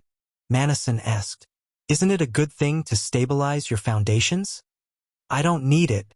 Manison waved his arms. I am the Mechanic Emperor. Do I need your support? What a joke. Han Xiao then stroked his chin and said, Perhaps we can come to an agreement. I will not challenge your position within 50 years.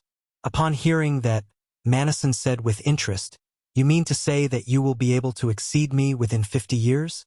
Everything is possible, Han Xiao said. Manison smiled and calmly replied, It's all right. I don't need such a method to secure my status. Han Xiao then leaned forward slightly and said, Why don't I owe you a favor? Only a favor that can be repaid is worth something. Do you think your favor is worth anything to me with our relationship? Manison shook his head.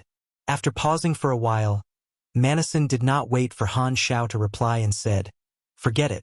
I can give you the intelligence that you want, but you won't be able to give me what I want. Get the Crimson Dynasty to talk to me. Han Xiao pretended to fall into deep thought.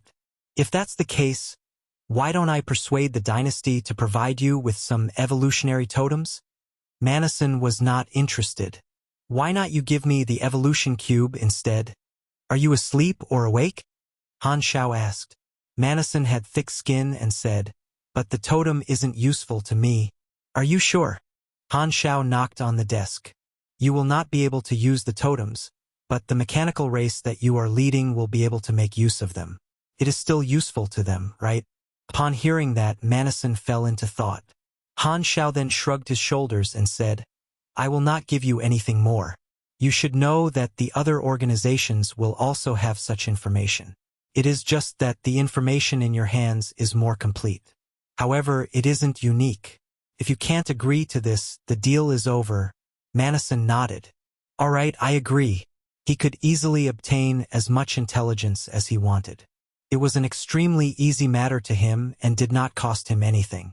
For him to be able to gain the evolutionary totems in the process, Manison felt that it was acceptable. Although he did not think too much about this trade, the totems were pretty useful to the mechanical race. "All right, it's settled. I will communicate with the dynasty regarding this," Han Xiao said. Although he was breaking the rules, as long as he controlled the number of totems that he sold, the dynasty would not be bothered about something so small. Because of the pressure of the Federation and Church, some of the totems were sold on the black market. Although the dynasty did not sell the totems openly, they would not be too stubborn if it could be used in exchange for some important intelligence. He originally planned to use the totems to exchange for the intelligence report. Han Xiao was not like Heber, who cared a great deal about his face. He still had huge potential for growth according to his plans and was not planning to fight the Mechanic Emperor anytime soon. Thus, he would not be bothered with such useless promises. If Manison had agreed to his promise, he would have been able to save his evolutionary totems. Manison only knows that I have a great potential but does not know exactly how fast I can increase my strength. His impression of me is kept at the previous time we fought, and he isn't aware that I have now grasped perfect mechanical sense.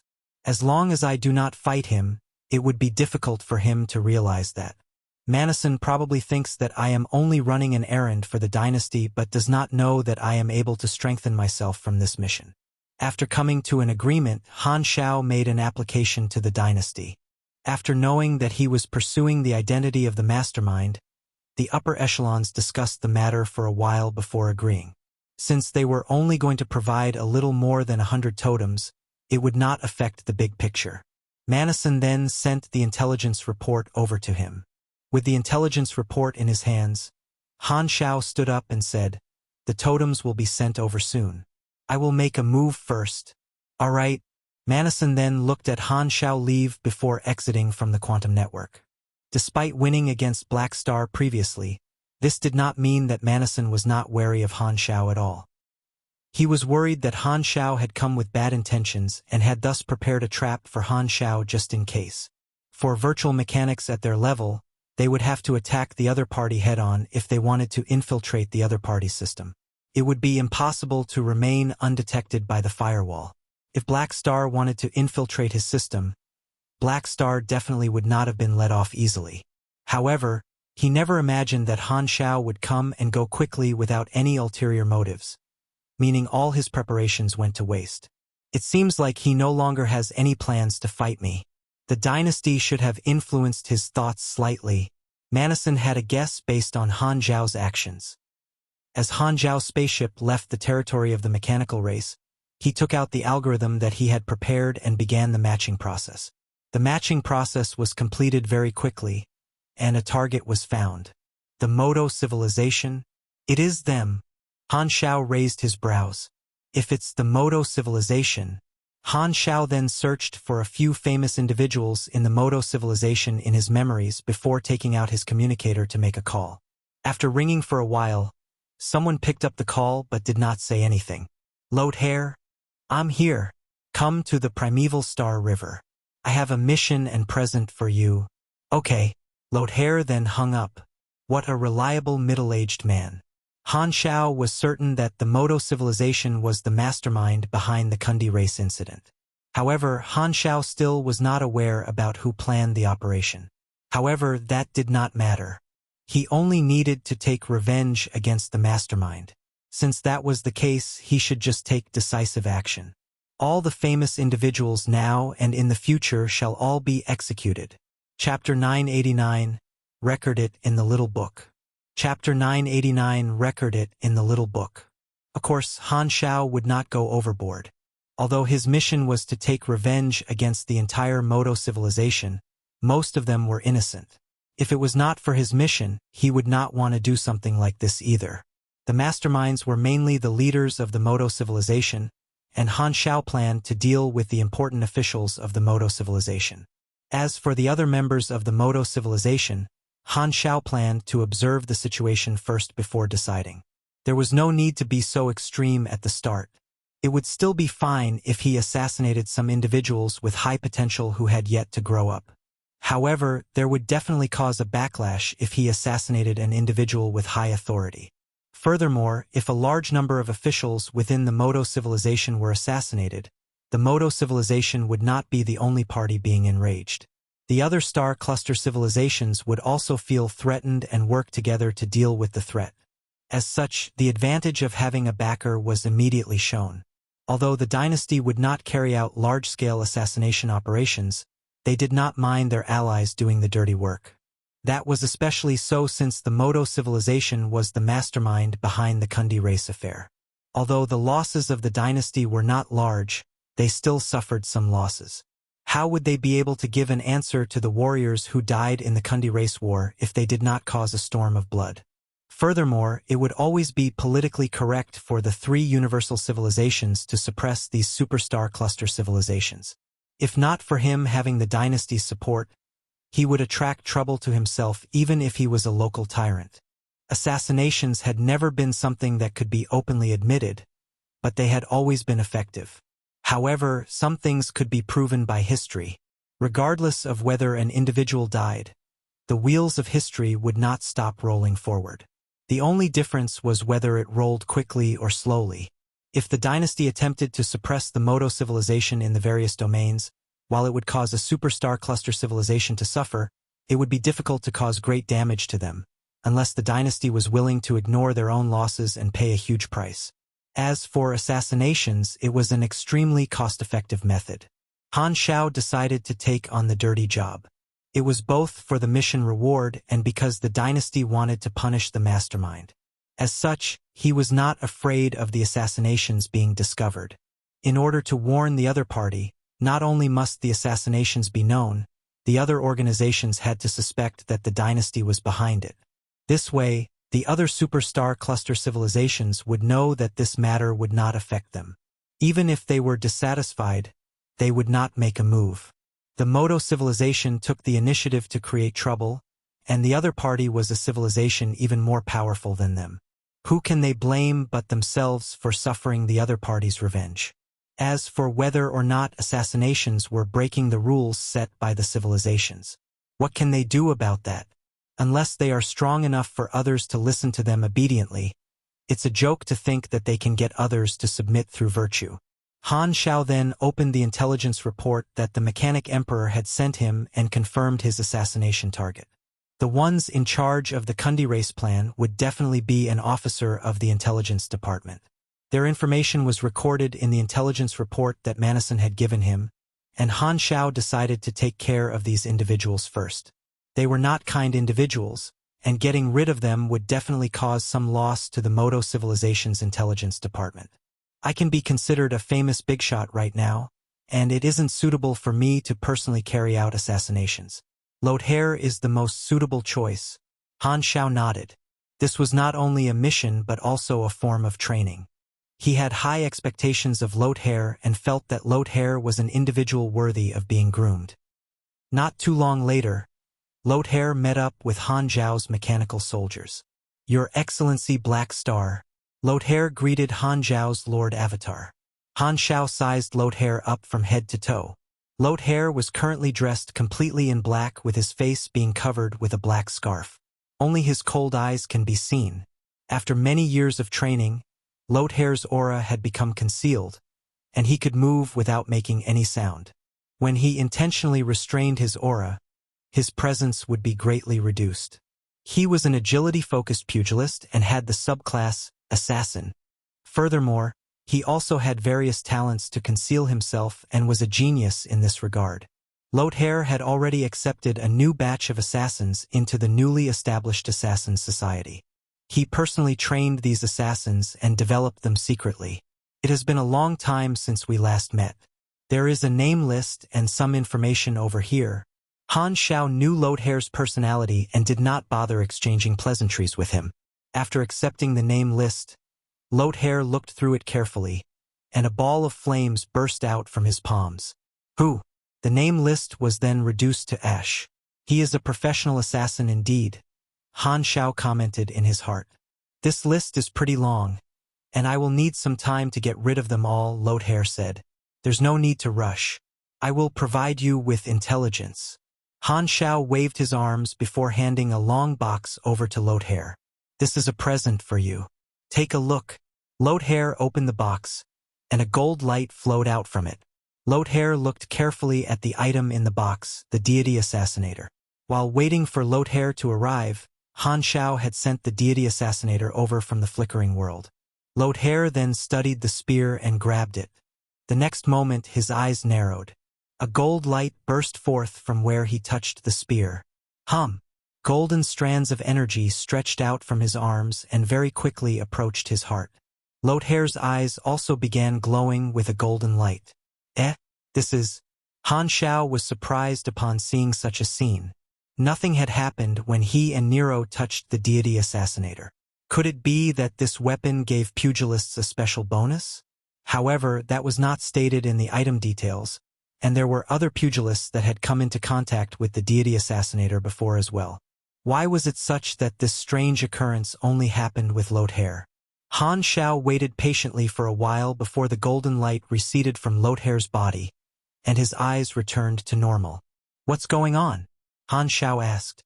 Lothair did not reply but used his actions to answer. He let go of the deity assassinator, and the deity assassinator floated beside him. He did not make use of any pugilist flames to control it at all. All of a sudden, the deity assassinator disappeared with a golden flash, and Lothair rolled his sleeves up to reveal a tattoo on his wrist in the shape of the deity assassinator. The tattoo then transformed back into a spear with a flash. This was one of the enchantments on the deity assassinator. It was able to be transformed into an enchantment for storage. However, it was in an unactivated state in Han Xiao's hands. Upon seeing that, Han Xiao understood what was going on. You set up a soul connection with it? Yes. For some reason, this weapon resonates with me. Lothair nodded. Stretching out his arms, the deity assassinator returned to his hands. Han Xiao immediately felt his heart turn sour. Nero's one thing, but even you aren't a human anymore. Touching an equipment and forming resonance with it? Why can't something good like that happen to me? In order to make the spacetime amber and evolution cube fall in love with me, I spent so much effort. Right at this moment, Han Xiao thought about something. Deity Assassinator. This name. He suddenly realized that the name of this weapon was similar to Lothair's experience in his previous life. Lothair went to assassinate ES God in his previous life and did not return after that. As for the individual who assassinated ES God, was he not a deity assassinator? Thinking about this, Han Xiao's eyes changed. F***CK. Nero actually dug this thing out for him? Then aren't I like Santa? Do you like it? Han Xiao weakly said. Thank you, Lothair said emotionlessly. But looking at him play with the deity assassinator enjoyably, it could be seen just how much he liked the gift. As long as you like it. In any case, I shall leave the mission with you, Han Xiao said. Lothair recalled the deity assassinator and nodded. 2 months later, in a rundown bar on one of the Moto civilization's colonial planets, the customers were in groups of 2s and 3s, chatting with each other casually. Even in the interstellar era, social interaction was still a must, and bars like this were extremely common. All of a sudden, the chattering in the bar became softer, and everyone looked at the holographic screen floating in the bar. At this moment, the news was being played on the holographic screen, and the entire bar became silent. Yesterday, an assassination took place, and the victim is an important intelligence officer called Manison. He suffered an ambush when out on a business trip. He had plenty of bodyguards with him during the incident, but a spear appeared from nowhere, nailing him to the ground. The spear then disappeared, and the culprit was not seen. This is the fifth intelligence official that has been assassinated in recent times, and the rage of the upper echelons is at its peak. The three kings personally signed a bounty to catch the culprit. The murderer always uses a spear, and we do not have much intelligence on him. Although many organizations have taken responsibility for the assassinations, we aren't clear about which organization the assassin belongs to or his motives. For the assassin to be able to grasp the whereabouts of the intelligence officers and avoid records when entering the various planets, he must have a special organization behind him. Before the exact reason is. After listening to the news, everyone had an ugly look on their face. Someone said with fear in his eyes, "Just what is going on recently? Why are there so many assassinations? Plus, the targets are all the high officials. This is truly too unbelievable." That's right. How many years has it been since we witnessed something like this? Even the officials have been assassinated. This is truly too much. Many of the customers in the bar growled with furious indignation. They could not hide the fear in their hearts. This was not as simple as just a few officials dying. This was a matter that would cause fear to spread within society and cause social unrest. When meeting such an incident, the Modo civilization should have thought about locking down information. However, while they were able to control their local media organizations, they could not control the foreign media organizations. The first report of the assassinations was made by these foreign media organizations. Furthermore, the evidence was solid, and there was nowhere to hide. As such, the entire star field became aware of the event, and a huge commotion was caused. Without even thinking, the Modo civilization knew that this was the method of organization behind the assassin. The bartender shook his head in resignation. Just when he was about to continue wiping the cups, he found a few coins on the bar counter. It was rare for individuals to still use physical cash, but it was still an acceptable method of payment. The bartender scratched his head with doubt. Was there someone sitting there? Why can't I remember anything? At the same time, Terekov called Han Xiao over for a discussion. In the office, Terekov showed Han Xiao some information. According to Aesop's prophecy, we intercepted a group of stowaways in that unexplored, desolate region. After our interrogation, we verified your intelligence, and the mastermind is indeed the Modo civilization. I will have to thank you for your aid this time. Han Xiao nodded upon hearing that. He had already reported his findings to the dynasty, but the dynasty had chosen to tread cautiously. The dynasty had only given tacit approval to his assassination operation but did not conclude that the Modo civilization was the mastermind. They only confirmed the matter after interrogating the stowaways. We also found out who's in charge of this operation, Terekov said with a deep voice. He is an intelligence officer of the Modo civilization, and we need your help to get rid of him. That might not be possible. Why? Terekov asked with doubt. Because someone who has died cannot die again. Han Xiao shook his head and smiled. He then showed a screen of the news broadcast from the primeval Star River. I have already taken care of that fellow. You're too late. You are truly quick. Terekov was stunned. This shouldn't be your only reason for arranging to meet me, right? I really can't hide anything from you. Terekov chuckled. I am here to convey the intentions of the ruler and the upper echelons. Good news or bad news? I don't know, Terekov said slowly. We have already confirmed the mastermind, and the dynasty will take action. The ruler agrees with the assassination operation to create some destruction to the Modo civilization. You can be assured about this. If the Modo civilization has any objections, we will protect you. However, the dynasty will not provide you with any help, and you shouldn't go overboard. It won't be good if you force the Modo civilization into a corner. I know. I won't go too far. Han Xiao waved his hand. If not, I would have even assassinated the three kings. The dynasty is also going to suppress the Modo civilization economically. However, you shouldn't be too hopeful as we won't invest too much in this. You should also know that the Federation and Church are still suppressing us. Furthermore, we still need to pay for the expenses of exploring the flickering world and won't have too much energy to take care of the Modo civilization. Thus, we are only putting up a front to warn the other superstar cluster civilizations. Han Xiao frowned. If the warning isn't sufficient, the outsiders may see through the dynasty's weakness and exploit the situation. The dynasty wanted to send out a warning but did not wish to pay a huge price. This was not in line with the dynasty's benefits.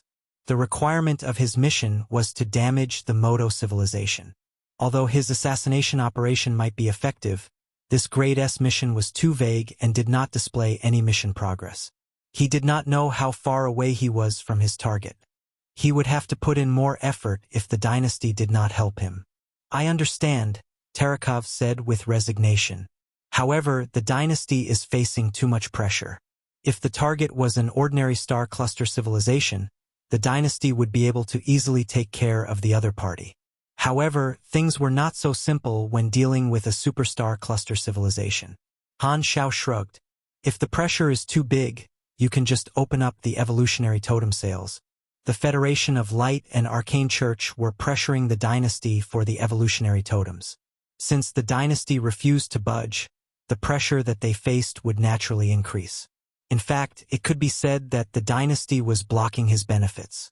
If he was allowed to openly sell the totems, he would be able to receive a new batch of orders and receive a never-ending stream of resources.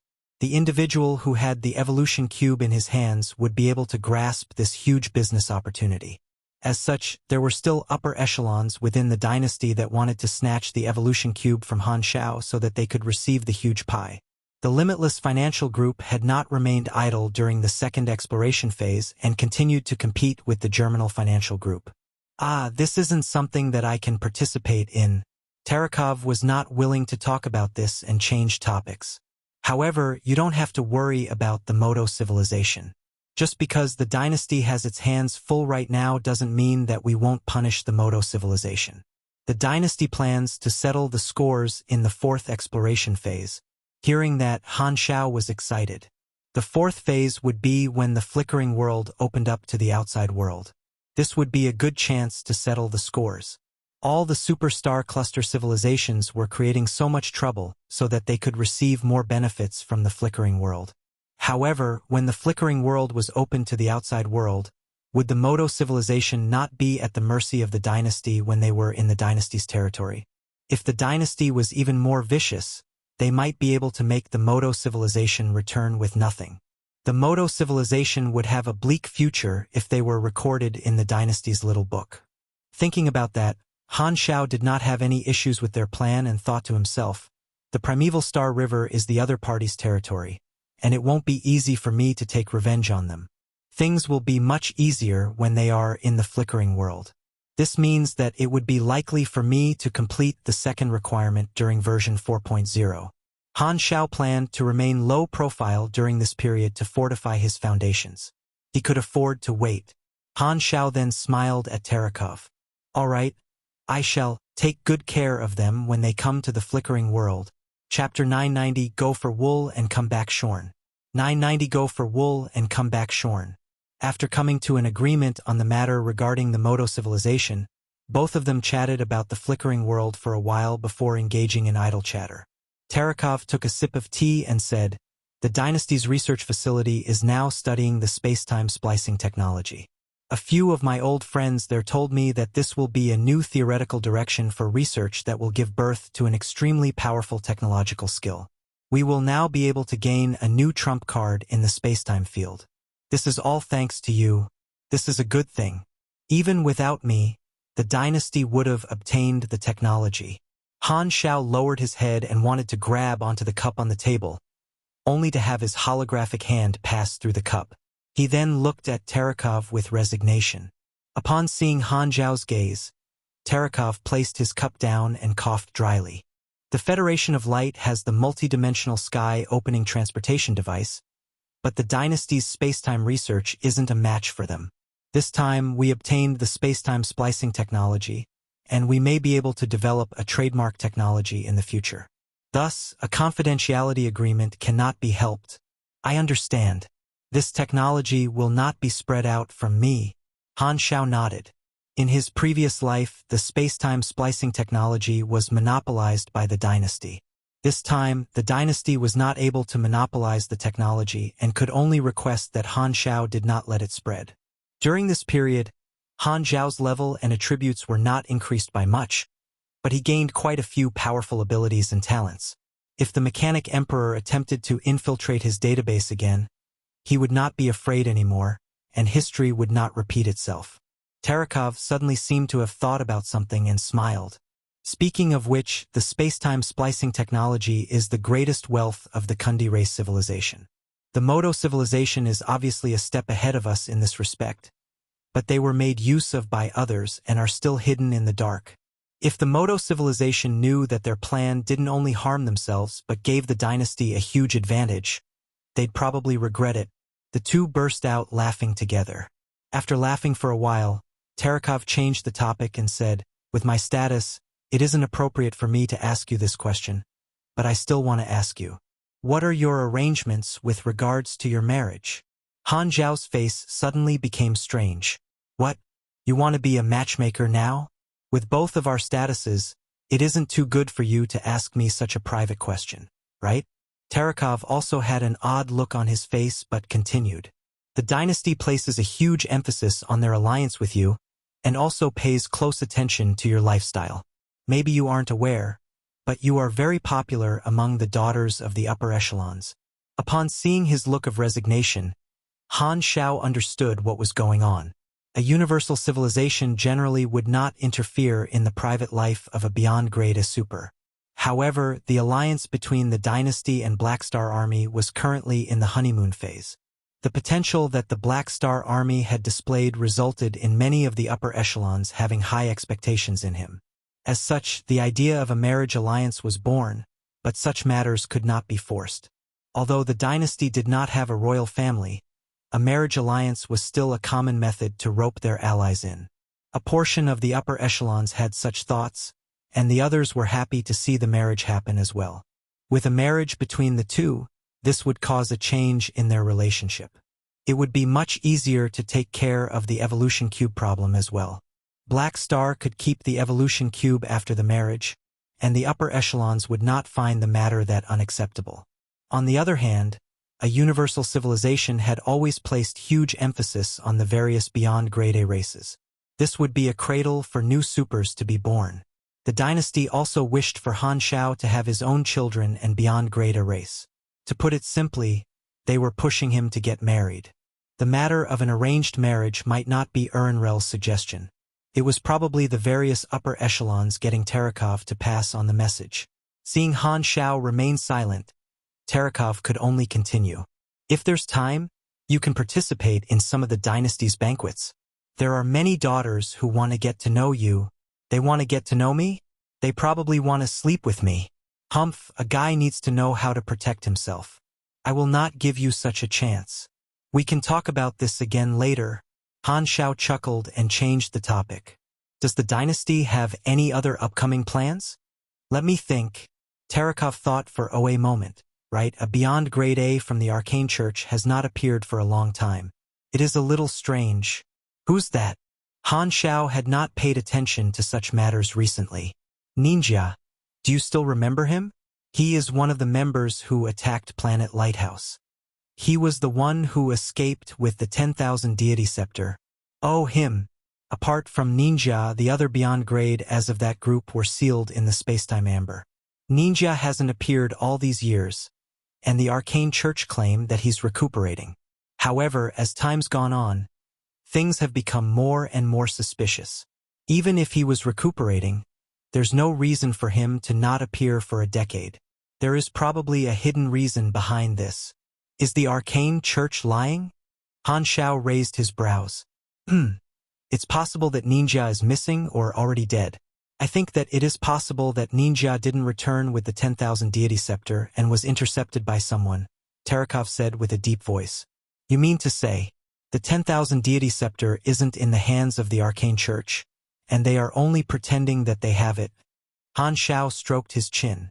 "I have already unsealed the few beyond grade as from the Arcane Church, but they have not requested that I unseal the 10,000 deity scepter yet. Even if it is because they don't think that the dynasty will agree, this excuse is a little flimsy." "That's right. Tarakov shook his head. However, it doesn't matter who has the 10,000 deity scepter. Without your help, no one will be able to use it and pose a threat to us. This means that the dynasty will be the only party capable of using the 10,000 deity scepter. We may even have a chance to purchase the 10,000 deity scepter and make the once trump card of the arcane church ours. It isn't so easy. We still have to see the intentions of the upper echelons. Tarakov was not too optimistic about that. Both of them then chatter for a while. Tarakov said that he had a meeting to hold, and Han Xiao did not disturb him anymore. After deactivating the long-distance projection, Han Xiao returned to his room and thought about their conversation. I will have to wait for the 4th exploration phase to finish my revenge against the Moto civilization. I should make some preparations before version 4.0. As he said that, Han Xiao opened Philip's database and looked at the current scale of the army. After so many years of development, the Black Star Army had stabilized its position as the head of the Shattered Star Ring. Although it faced some challenges, their status would not be so easily shaken as long as he was around. The army had also received their own territory in the Flickering World and had plenty of room for improvement. The Black Star Army had set up various divisions in the other star fields, but the scale of these divisions could not be compared to those in the Shattered Star Ring and Flickering World. Their main territories were still in these 2 star fields. The 2nd exploration phase was now on track. Although there would be more manpower being channeled in during the 3rd phase, without an obstruction like the Kundi race, the entire universe would be able to develop stably for the next 10 years or so. The universe would only start to stir in the 4th phase. The army has sufficient time to build various facilities in the Flickering World during this period. The mechanical civilization and Black Spirit race will also have sufficient time to develop. Next, he went through the pressure that he would be facing from the outside during this period. There was no need to mention the Mechanic Emperor. The conflict of interests between them would not be resolved so easily. The Limitless Financial Group was also fighting for business with him and probably would not let up. Then, there was the World Tree Civilization, a time bomb that could turn the entire universe upside down. There's now the Moto civilization on the list as well. There are truly many things to take care of. Han Xiao let out a deep breath. There were plenty of powerful enemies, and they were all extremely powerful. In order to deal with them, the strength of his faction and his own individual strength was extremely important. My strength will be able to grow quickly when the players return, and it will be much easier for me to take care of these problems. Although his efficiency in obtaining experience was not too low, it could not be compared to the frightening speed of harvesting leaks. He was not planning to remain idle. Even if he could not increase his level, he was planning to make use of this time to search for the method to forge universal treasures. A mechanic would have other ways to increase their strength. It was already very good for a Beyond Grade A to have 1 universal treasure. Han Xiao already has 2 in his hands, but he would not mind having a 3rd. The next batch of Beyond Grade as will be born in version 4.0. I have become a senior so quickly. Han Xiao shook his head. Thinking about this, he could not help but think about Gila, who was in training. He missed Gila after not seeing her for some time. After leaving planet Aquamarine, the 2 of them had rarely seen each other. She will probably step into the Beyond Grade A realm in version 4.0. Han Xiao thought highly of Gila, and she was the only one who had the chance to become a Beyond Grade A among all his officers. Hadavi, Lothair, Phaidon, and Logi had potential, but they were too far away from becoming a Beyond Grade A. Perhaps I should think of a way to strengthen these officers. Han Xiao thought for a while and took out an intelligence report. This was Esgod's intelligence about the Primal Chaos Mysterious Energy. According to the information, the Primal Chaos Mysterious Energy would appear in version 4.0. Although he would not be able to use this special Esper ability, he could obtain it first before finding an appropriate host. The chance was rare, but he was not planning on letting go of it. In a strip club within the transportation hub of the Constellation Corridor, the atmosphere was boisterous. However, the atmosphere was the complete opposite in the corner. There were 2 individuals sitting opposite each other. One of them was wearing a windbreaker, and his appearance could not be seen. The other was a sentient creature that had zits all over his body. He looked like a standing toad and had a pair of sunglasses. "This is what you want." The toad man took out a small disc and passed it to the other party before softly saying, "The information is inside." The man in the windbreaker picked the disc up and walked away. The toad man then called out to him and said, "I don't understand.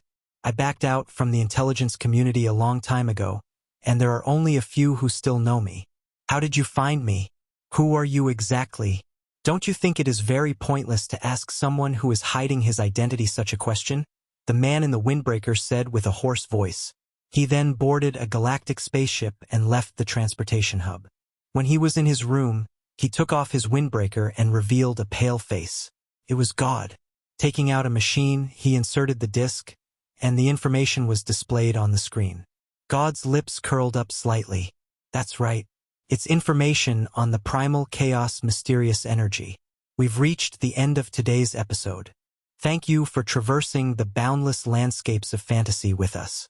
If today's story has sparked joy within you, please remember to hit the like button, share our journey with others, and subscribe to Lord of the Stories for an ever-expanding collection of mystical escapades.